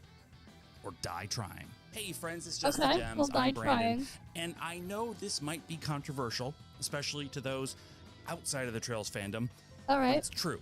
Trails has mastered JRPG mechanics, and it's high time other series took a lesson or two from them. So what follows are the definitive, objectively true facts about why the gameplay mechanics in Objectively Trails true, are the guys. best of the best. The following facts are neither objective nor definitive. They are subjective and whatever the opposite of definitive is. All right. Let's not bury the lead and start with the battle system, or really battle systems with an S. Yep. The systems with an extra S. Three Okay. S's, not just two. Plural is the word. Yes, the battle systems in Trails have evolved over time, but I would argue it was already top of class all the way back in the original Trails in the Sky. Back in 2004, most Yep. JRPGs were still having all your characters line up in a row and take Yep. turns thwacking enemies, throwing out the occasional magic spell, and hoarding and never using your items because you might need them later. Trails in the Sky broke this tradition over its knee. Sure, this isn't an action RPG. Not yet. Not yet. So Yeah. you're still taking turns thwacking enemies, but it's not a static battlefield. You have free range to move your characters anywhere you like. And Yep. in fact, position on the battlefield becomes really important when it comes time to select attacks, because unlike simple spells that either attack one enemy or attack them all, in Trails in the Sky, you have attacks that hit within certain ranges. Estelle can hit a bunch of enemies with her They got whirlwind, ranges and but stuff. only if they're grouped together the right way. Joshua can flicker through a ton of monsters at once, but only if they're lined up properly. Now, you might be thinking, Yep. this sounds like a tactical RPG, and honestly, you're not entirely wrong. But here's the thing. I'm not a huge fan of tactical RPGs because of Okay. the amount of menuing and futzing around with mechanics that you need to do in those. Trails in the Sky gave us a battle system that took the best of strategy and married it to the best of traditional turn-based JRPGs. And speaking of strategizing, Trails takes that a step further with turn order. Now, this isn't the first game to show you a visualization of the turn order on the screen, but it is the first game to introduce a completely separate battle mechanic with it in the form of turn order bonuses. Mixed in along the turn order are various bonuses. Buffs. Yeah, I don't think I've really seen any other turn-based game do this. Like, I don't think I've seen any like have turn bonuses. I think I've only seen it in Trails. Healing, guaranteed critical hits, that sort of thing. These are lined up in parallel with the characters on the order, and they can apply to both your characters and your enemies. If a character's turn comes up at the same time as a bonus, that character gets that bonus. Where this leads to additional strategy is in the fact you can manipulate the turn order to ensure your characters get the best bonuses. Yep. Certain abilities can delay enemy turns, which will knock them out of the turn order. But the bonus turn order is unaffected, meaning a bonus that was previously assigned to an enemy might now be assigned to you. This adds an entire layer of additional strategy that you can benefit a lot from, and it's particularly helpful on harder difficulties. Now, I mentioned that I'm not a huge fan of futzing around with systems. That's a fun word, isn't it? Futzing? Futzing. Kind of sounds like a swear, but it's not. Anyway, what was I saying? Oh yeah, not a big fan of futzing around with complex systems. However, if you are a fan of that, then the orbment system in Trails in the Sky is for you. Yeah, Every the character orbment's has here. an orbment, which is a device into which you can slot a bunch of little crystals.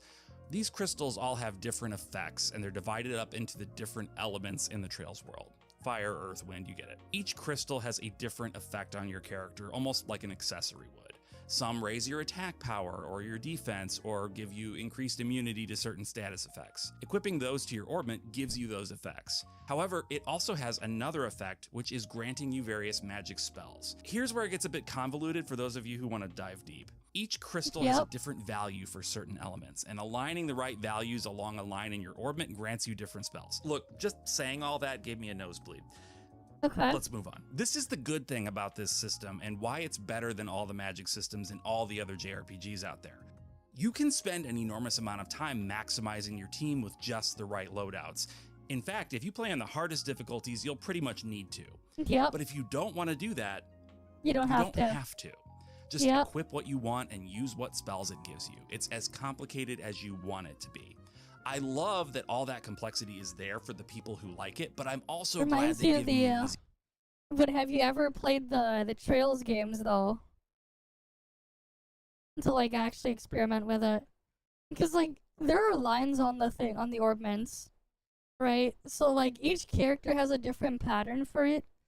So like the amount of stuff you can mix and match is different per character. The most overpowered ones are like the characters where like everything is on the same line, so you can just put all of the stuff in there and get everything.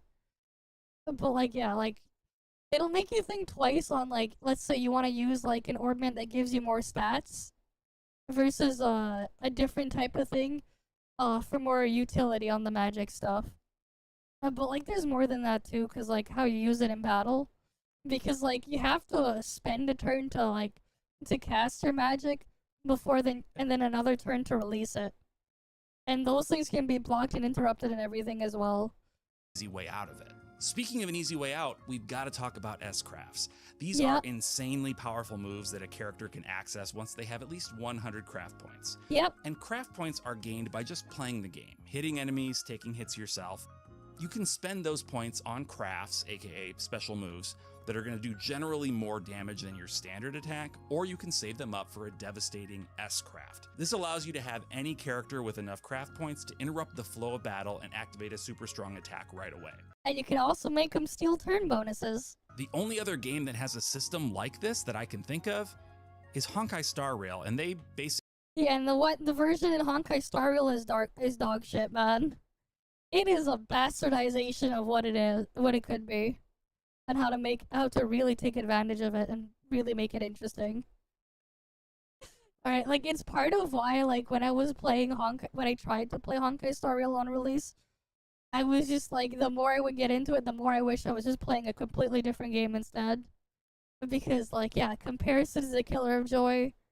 You know, when you have a comparison on something that does everything a lot better at what it could be and doesn't have a lot of the issues and the problems and the bullshit, and you have access to those, and you could just do that stuff instead, it's like, why the fuck would I go and touch something else when I can just go play one of those, you know? Like, that was just like what goes on in the back of my mind constantly. So it's just like, yeah. Basically admitted they took the idea straight from Trails. So, leading the way, as usual. As the series went on, the battle and magic systems continued to evolve, but their cores remained the same. Eventually, the orbment system was refined to be equally accessible for all players, meaning there was no longer any need to spend as much time min-maxing your characters there. Some might have considered that a loss, understandably, but the systems they've replaced that with are also excellent and extremely customizable. The turn-based strategic battles also grew by adding new features like team-up attacks and the ability to link two characters together for additional moves and damage opportunities. It was all built on the extremely solid foundation laid in Trails in the Sky. It wasn't until Trails Through Daybreak, the 11th game in the series, I think, that Falcom decided to shake things up considerably. And not by taking anything away, but by adding something massive. Okay.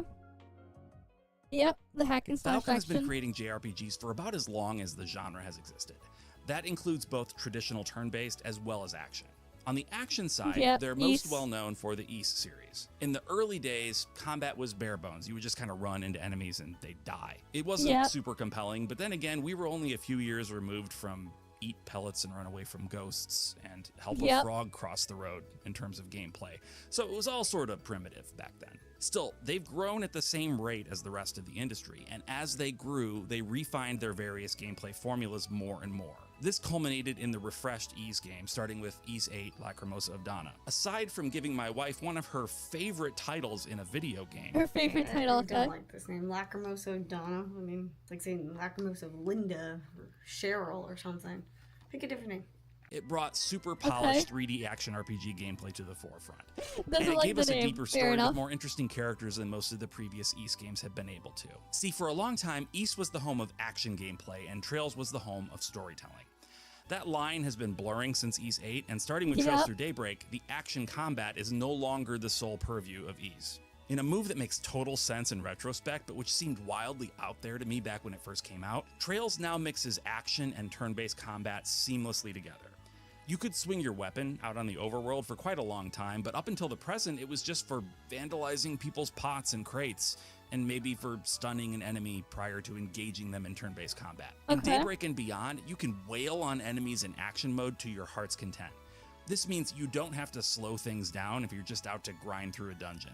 Save that tactical gameplay for when it's really necessary. You don't need to think too hard to take down these trash mobs, right? They're trash. Exactly. In Daybreak, the action combat was admittedly pretty basic. You have a standard combo and a charge attack and a dodge roll. That's it. But where it gets interesting is how you can combine the action with the turn-based. In action combat, you have the ability to stun an enemy by smacking them enough. When an enemy's stunned, if you choose that moment to enter turn-based combat, you start the fight with an advantage. This replaces the old sneak up behind the enemy and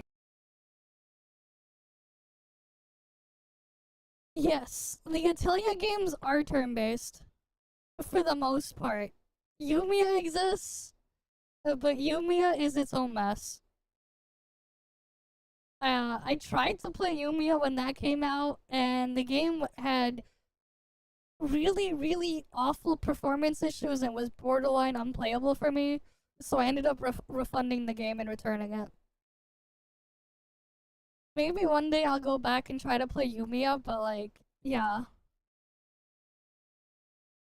You beat another Honkai game, and it's probably gonna be crap compared to something else I could play instead. I mean, it is what it is, man. I haven't really played them. No. I haven't played Riza, no. I've seen a lot of art out there of Riza because people like to post art of Riza out there, but I have not played it. I know who she is though. I just never played any of the Atelier games. The one I tried to play had issues and I ended up not playing it. Maybe one day I'll play them on my Steam Deck or something. Off stream or whatever. But I haven't played them yet, no. Whack them once with your sword system from previous games. Daybreak 2 adds magic casting in the field as an additional option for action combat, and the upcoming Trails in the Sky remake feels like an even further refined version of the action combat, even if you don't have access to magic outside of turn-based. At least, not that we've seen yet. I've only played the prologue at the time of this recording. This action turn-based hybrid is such an innovative system. It was innovative and cool enough that Atlas even ripped it off for Metaphor Refuntatio. Now I know what some of you are starting to type in the comments. Metaphor was in development long before Trails Through Daybreak. It was in development for 8 years. Yeah, 8 years, and it's not as if Daybreak wasn't in development around that time period too. And Daybreak came out, like what, 4 years before Metaphor Refuntatio came out? So like what then? Right, like Daybreak literally released like 4 years before Metaphor. In Japan anyways. First of all, no, it was not. They announced it 8 years ago, sure, but there is no chance that the game was being developed for 8 years. That would have cost Atlas $600 billion. Yeah, probably. They did a few sketches, had a few meetings, then put it aside. I'm sure they weren't in all hands on deck development until like 2021, which is, interestingly, the year that Trails Through Daybreak came out in Japan. Yep. Hey, I'm not saying it's a bad thing that they took that idea. I think it's great at this point. Yeah, because like I said, right, if you really like something, wouldn't you like to have more of it? At least as long as they don't ruin the thing that you're having more of. Right? You'd like to have more of it, right? If you really like something, so why not have more of it? Point, I'd love it if every JRPG did something similar. Give me options. Exactly. I can fight every battle turn-based if I want to, or I can fight them in action. Options are good. Give them to me. Give me the options. This maybe doesn't seem like a big deal, and I guess it's not in the grand scheme of things, but Trails does a much better job than most JRPGs by giving you so many opportunities to strengthen your equipment. Some games take the buy a new sword approach, which is fine and good. Other games use the find materials and upgrade your equipment approach, which is also fine and also good. Trails gives you both. You'll frequently have opportunities to buy new equipment, but that equipment can also be upgraded. And you don't have to hunt down a bunch of esoteric items in order. Yeah, you just get U materials, which you can probably get from killing certain mobs. Or fishing. Lots and lots of fishing. To do it, you just use U material.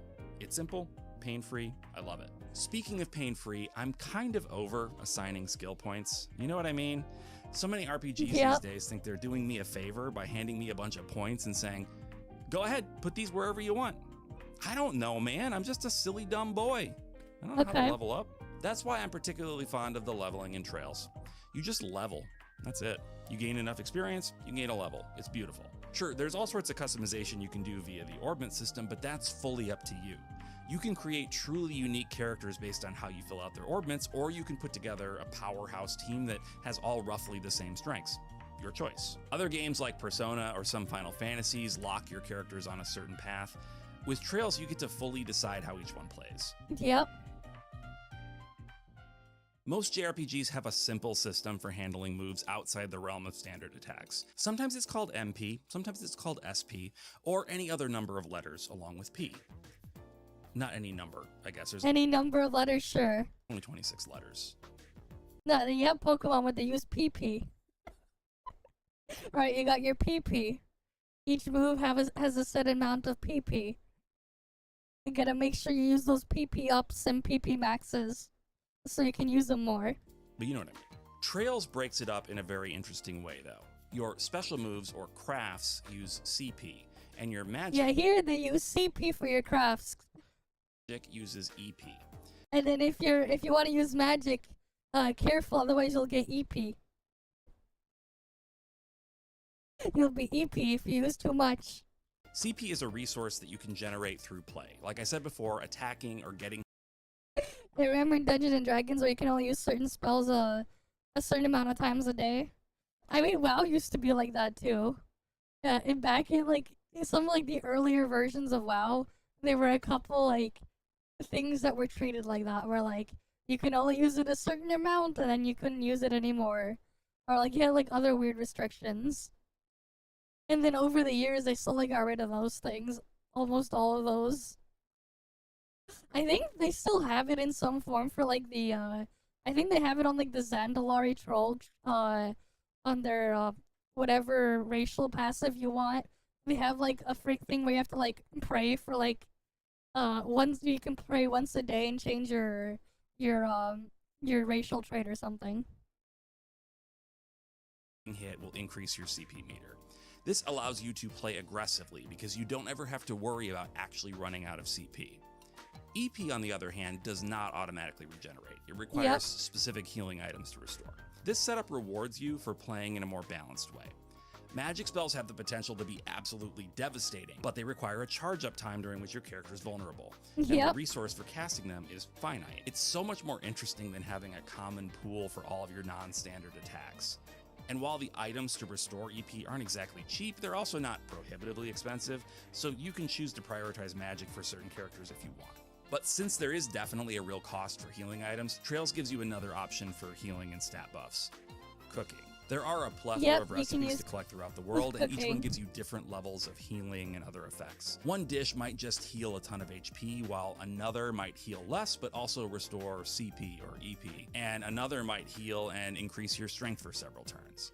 As the series progresses too, the cooking gets more elaborate, but not much more complicated. Now you can ask different characters in your group to prepare different meals, and you might get a specialized version of a particular You can also get a worse version of a particular dish too. Dish based on who makes it, which could give you even better effects. When I think of cooking in JRPGs, I think of Trails and I think of Tales. Okay. And honestly, I think the cooking in Trails blows the other one away. All right. There's also one other thing on the resource side that Trails does that I really appreciate. I wish more games would do this. This is really only in the more recent games, but I appreciate that there's often a sort of like thrift store available that sells you items that you could have found in dungeons that you no longer have access to. Even though they're sometimes expensive, it's nice to not feel like you missed out on something permanently. Oh yes, again, that's shops. really only in the later entries, and it's a small thing, but it's the sort of small thing that I really appreciate. Exploration now. You know how JRPGs are full of NPCs? They are, trust me. Yep. Oh, what's an NPC, you ask? It's someone you disagree with online. Okay, NPCs are someone you disagree with online. You heard it here first, guys. This guy says so. NPCs are someone you disagree with online. No, but seriously, NPCs are a staple of JRPGs, and they're also here in Trails. But one area that Trails significantly differs from most JRPGs is in how the NPCs are handled. In Trails, almost every single NPC has a name and a story. If you check back in with NPCs as the game goes on, you won't just see new dialogue from them, you'll be watching their own separate story play out over the course of the game. This is a huge draw for a lot of people. It really goes a long way to making the entire world of Trails feel alive. And the craziest thing isn't just that the NPCs all have full stories in each Trails game, it's that some of them even pop up again in future games, so you can continue following their stories from there. It suggests an insane level of attention to detail on the part of Falcom, a real commitment to telling the story of this world fully. They're just background characters, but the emphasis is on characters. They add an entirely new layer of interest and complexity to the story. Another staple of Okay, how about this? Would you rather be an NPC in a Trails game or a character in UWA? What would you rather be? Would you rather be an NPC in Trails or one of those characters in WoW that are playable. What would you rather be?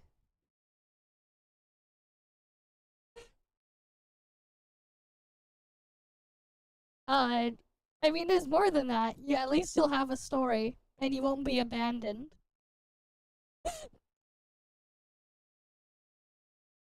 No, at the same time too, if you were a character in WoW, don't forget you'd be completely forgotten and abandoned the moment your banner ends. The moment they need to sell the next one, you're completely abandoned and forgotten entirely. You won't actually get more going on with you. You're basically scrapped entirely. You gotta find it hilarious. A small Japanese company with 60 employees treats their NPCs better than MOA treats their characters. Like, the irony, man. How the hell a small Japanese studio that's literally the same size as Pocket Pair, they treat their NPCs in their games way better than these fucking gacha games treat their playable characters. Which is just hilarious. And also sad. Imagine being treated worse than a fucking NPC. JRPGs is the side quest. Very few JRPGs exist without them, and I think most people would complain if a game came along and didn't have them. At the same time, side quests are some of the most complained about parts of these games. Like, why are my heroes having to take a break from world saving to kill 15 green goblins in the forest and collect their loincloths? Also, that's a really messed up quest idea. Who thought of that? If you're gonna kill the poor goblins, at least leave them with their dignity. Jeez. Trails naturally has a lot of side quests too. Where Trails differs for the better, though, is the way in which the side quests are integrated into the story in a way that makes narrative sense. Your characters are always involved in some sort of organization for which receiving these sorts of random and oddball requests makes sense. In the Sky Arc, you're bracers, which are like work-for-hire mercenaries who'll do almost anything, so long as it's on the moving from one chick to another. Gotta sell them all. In the Crossbell games, you're on a special task force designed specifically to compete with the bracers. In Cold Steel, you're part of a committee dedicated to assisting the townspeople. In Daybreak, you're part of a fixer service. I mean, you're not really part of a committee in Cold Steel. You're part of a specific group that's an experiment in a military academy. And then in Cold Steel 3 and 4, you're now an instructor at that military academy. Well, a branch office of that military academy, doing the same shit again. The writers know we as players expect these sorts of quests in our games, but they're not content to just shoehorn them in. They understand the structure these things take, and they've written the story to account for that. It's brilliant, and it's a lesson I wish more JRPGs would learn. There is no other JRPG series that respects your time as much as Trails. That sounds insane, considering this is a series that has so many entries that each take 60 to 120 hours to complete. And he's not joking about that. They are long. But it's true. So how does it do that? First and foremost, Trails has a ton of difficulty options. From very easy all the way up to Nightmare, you have an almost unheard of amount of control over how challenging the experience is. Another element related to the difficulty is battle retries. If you lose a fight, you're not sent back to a previous save point or... Yeah, they just let you retry it first. You can choose to retry it, you can choose to retry it, but make the difficulty lower, and then you can choose to load to a different save file if you want. In any way. Instead, you're given some options. Retry the battle, quit altogether, or retry the battle and lower the difficulty. This is a lifesaver for some people. Yep. Me. It's a lifesaver for me. Being able to tweak the difficulty down for just one particularly tough battle is the difference between making progress and rage quitting. It's brilliant design that, like I said, respects your time. And if you're talking about quality of life, you obviously can't skip turbo mode.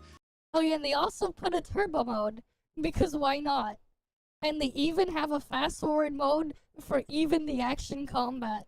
Because if you thought the action combat wasn't fast enough, you can set it to 5x speed, and be like, sure, have at it. Trails has been all about turbo mode or high-speed mode since the early days, even as far Yep. back as the Skyarc re-release. Yeah. Even in the originals, you had the freaking high speed mode. Releases on the PlayStation Vita, which sadly we never received. No, there was a high speed mode on the original PC versions as well.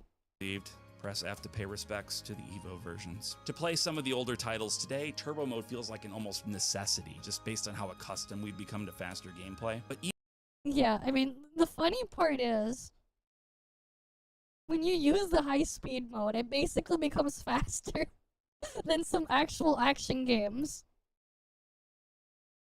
This is not an auto mode, this is a high speed mode. As in, you can fast forward the entire game. Even when you're out moving around on the map, you can set the game to like 16 times speed as a feature of the game. So you can imagine running at 16 times speed. Yes, but it's a feature in these games. It's built right in. You have a toggle and you can customize it. That's what it is. It'll even fast forward cutscenes and stuff. In some of these games, you can even fast forward them. Let's say you don't want to skip them, but you want to go through them faster, but you do have the option to skip. But yes, built-in high speed mode. You can set like 2x, 3x, 4x. In some games, you could set it up to 16 times speed. And it also affects in-game time for all sorts of other things. For certain things in some of these games, everything is moving at that speed. Just so you know, even the save counter tracker, if you set it to fast forward, that's fast. But yeah, you can go to 16 times speed in some of these. If you think the normal speed is not fast enough. even in the more recent titles, Falcom gives you options to adjust exactly how fast you want to set your experience to be. Personally, I use turbo mode all the way until Trails Through Daybreak. Yeah. At that point, the game felt fast enough for me. It felt right. I mean, I use turbo mode in the field too. In some cases, while in action combat, after I get a good enough feel, I turn on turbo mode when I'm just out in the field, even for field battles. And I set it to like 4x speed. Because you know what? The action ain't fast enough. I'm gonna go set it faster. You know, it's funny. Like, I find the freaking side mode feature of the action mode in a fucking turn-based game to be superior than any of the combat with action combat I've ever touched in any of these gacha games. A fucking side mode in a freaking turn-based game that's just a quality of life feature for dealing with trash mobs. I find that a lot more engaging. Which kind of says a lot about the combat in these gacha games, man. They're getting freaking mocked by a turn-based game that's just doing it just to flex. Because they can. They end up losing to a fucking turn-based game, imagine. But those features... Right, it's like, imagine, it's like I go rank, like, the freaking hack and slash action combat modes in games I've played. And the fucking... and then, like, if I go rank the freaking gacha games, I end up losing to a turn-based game. Can you imagine? Can you imagine being a freaking action combat hack and slash game, and then you're losing to a fucking turn-based game at doing that? But like, that would be like if I was to go rate the combat in these games. I would rate them below a fucking turn-based game. Are still there and still usable if you want them. Man, I could keep listing mechanics, but eventually I'm going to start getting so deep into the nitty-gritty that I'm going to lose even those of you who have stuck it out to this point. Thanks for sticking it out to this point. What is that? One last mechanic I want to mention. It's not really a mechanic, I guess, but more of a design philosophy. Falcom puts the story first in Trails, and that means that as the story progresses from game to game, and as technology progresses in that world, the gameplay does change over time. It does. But it changes subtly. If you play a Trails game and then play the next Trails game, congratulations, you already know how to play it. You'll Exactly. be introduced to a few new features, sure, but the challenge of learning a new game's new systems is minimized because you're gradually learning the ropes as you make your way through the series. It doesn't just make the games easier to pick up the more of them you play, but it makes the world feel more real. Your orbments in Trails in the Sky are downright primitive compared to the orbments in Trails Through Daybreak. Yep. But playing through the story, that night and day difference is smoothed over to feel gradual and natural. And that's the real benefit to playing these games. I know it might seem overwhelming if you haven't played a Trails game to jump into a series like this. The remake of Trails in the Sky is really a perfect on-ramp, but I know you might still feel a little hesitant. Yeah, like, honestly, like, if you really want to try something right now, download the Trails in the Sky demo. Just do it. Give it a go. You can thank me later. Highly recommend. I highly recommend giving it a shot. Highly. About it. My best advice is don't feel like you have to rush. You Enjoy don't. Trails in the Sky, then maybe take Don't a break. rush it. Play something else. Pick up the sequel when you can, play it, then take a break. There's no need to make Trails your life for a solid year. Exactly. Leave that to weirdos like me. Just go at your own pace and enjoy yourself. If you play a Trails game and you hate it, well, in a way, that's good news for you too. That means you don't have to think about playing the others because it's clearly just not for you, and that's okay. Yep. But if you like it, or hopefully if you love it, then you have a lot more Trails ahead of you. Just enjoy it. Anyway, that's all for now. Hope you enjoyed this. If you did, would you consider liking and subscribing? I also have channel memberships if you're willing. Good video. There we go. Alright, good video there. Oh yeah, it's like, give them a try. Right, the demo for the Trails in the Sky remake is free. It's good. I haven't finished it yet, but it's good. Pretty faithful. There are some changes. I miss chest messages, but for the most part, pretty good. But yeah. That said though, I think this is just where we'll end the stream for now. I'm gonna go get some sleep. I need to use the washroom again. Maybe it's something I ate yesterday, but like, I basically had diarrhea this stream. It's part of why I went AFK for a bit, a couple times. Because I was on the toilet, but yeah. I'm gonna go back onto the toilet again and then get some sleep. I'll see you guys again next time though. You guys have a good day or night or whatever. I'll re-upload my video of my, my pillows for Lechesis later. But yeah, I'll see you guys next time though. See you guys. See ya. Yeah, I hope I recover too.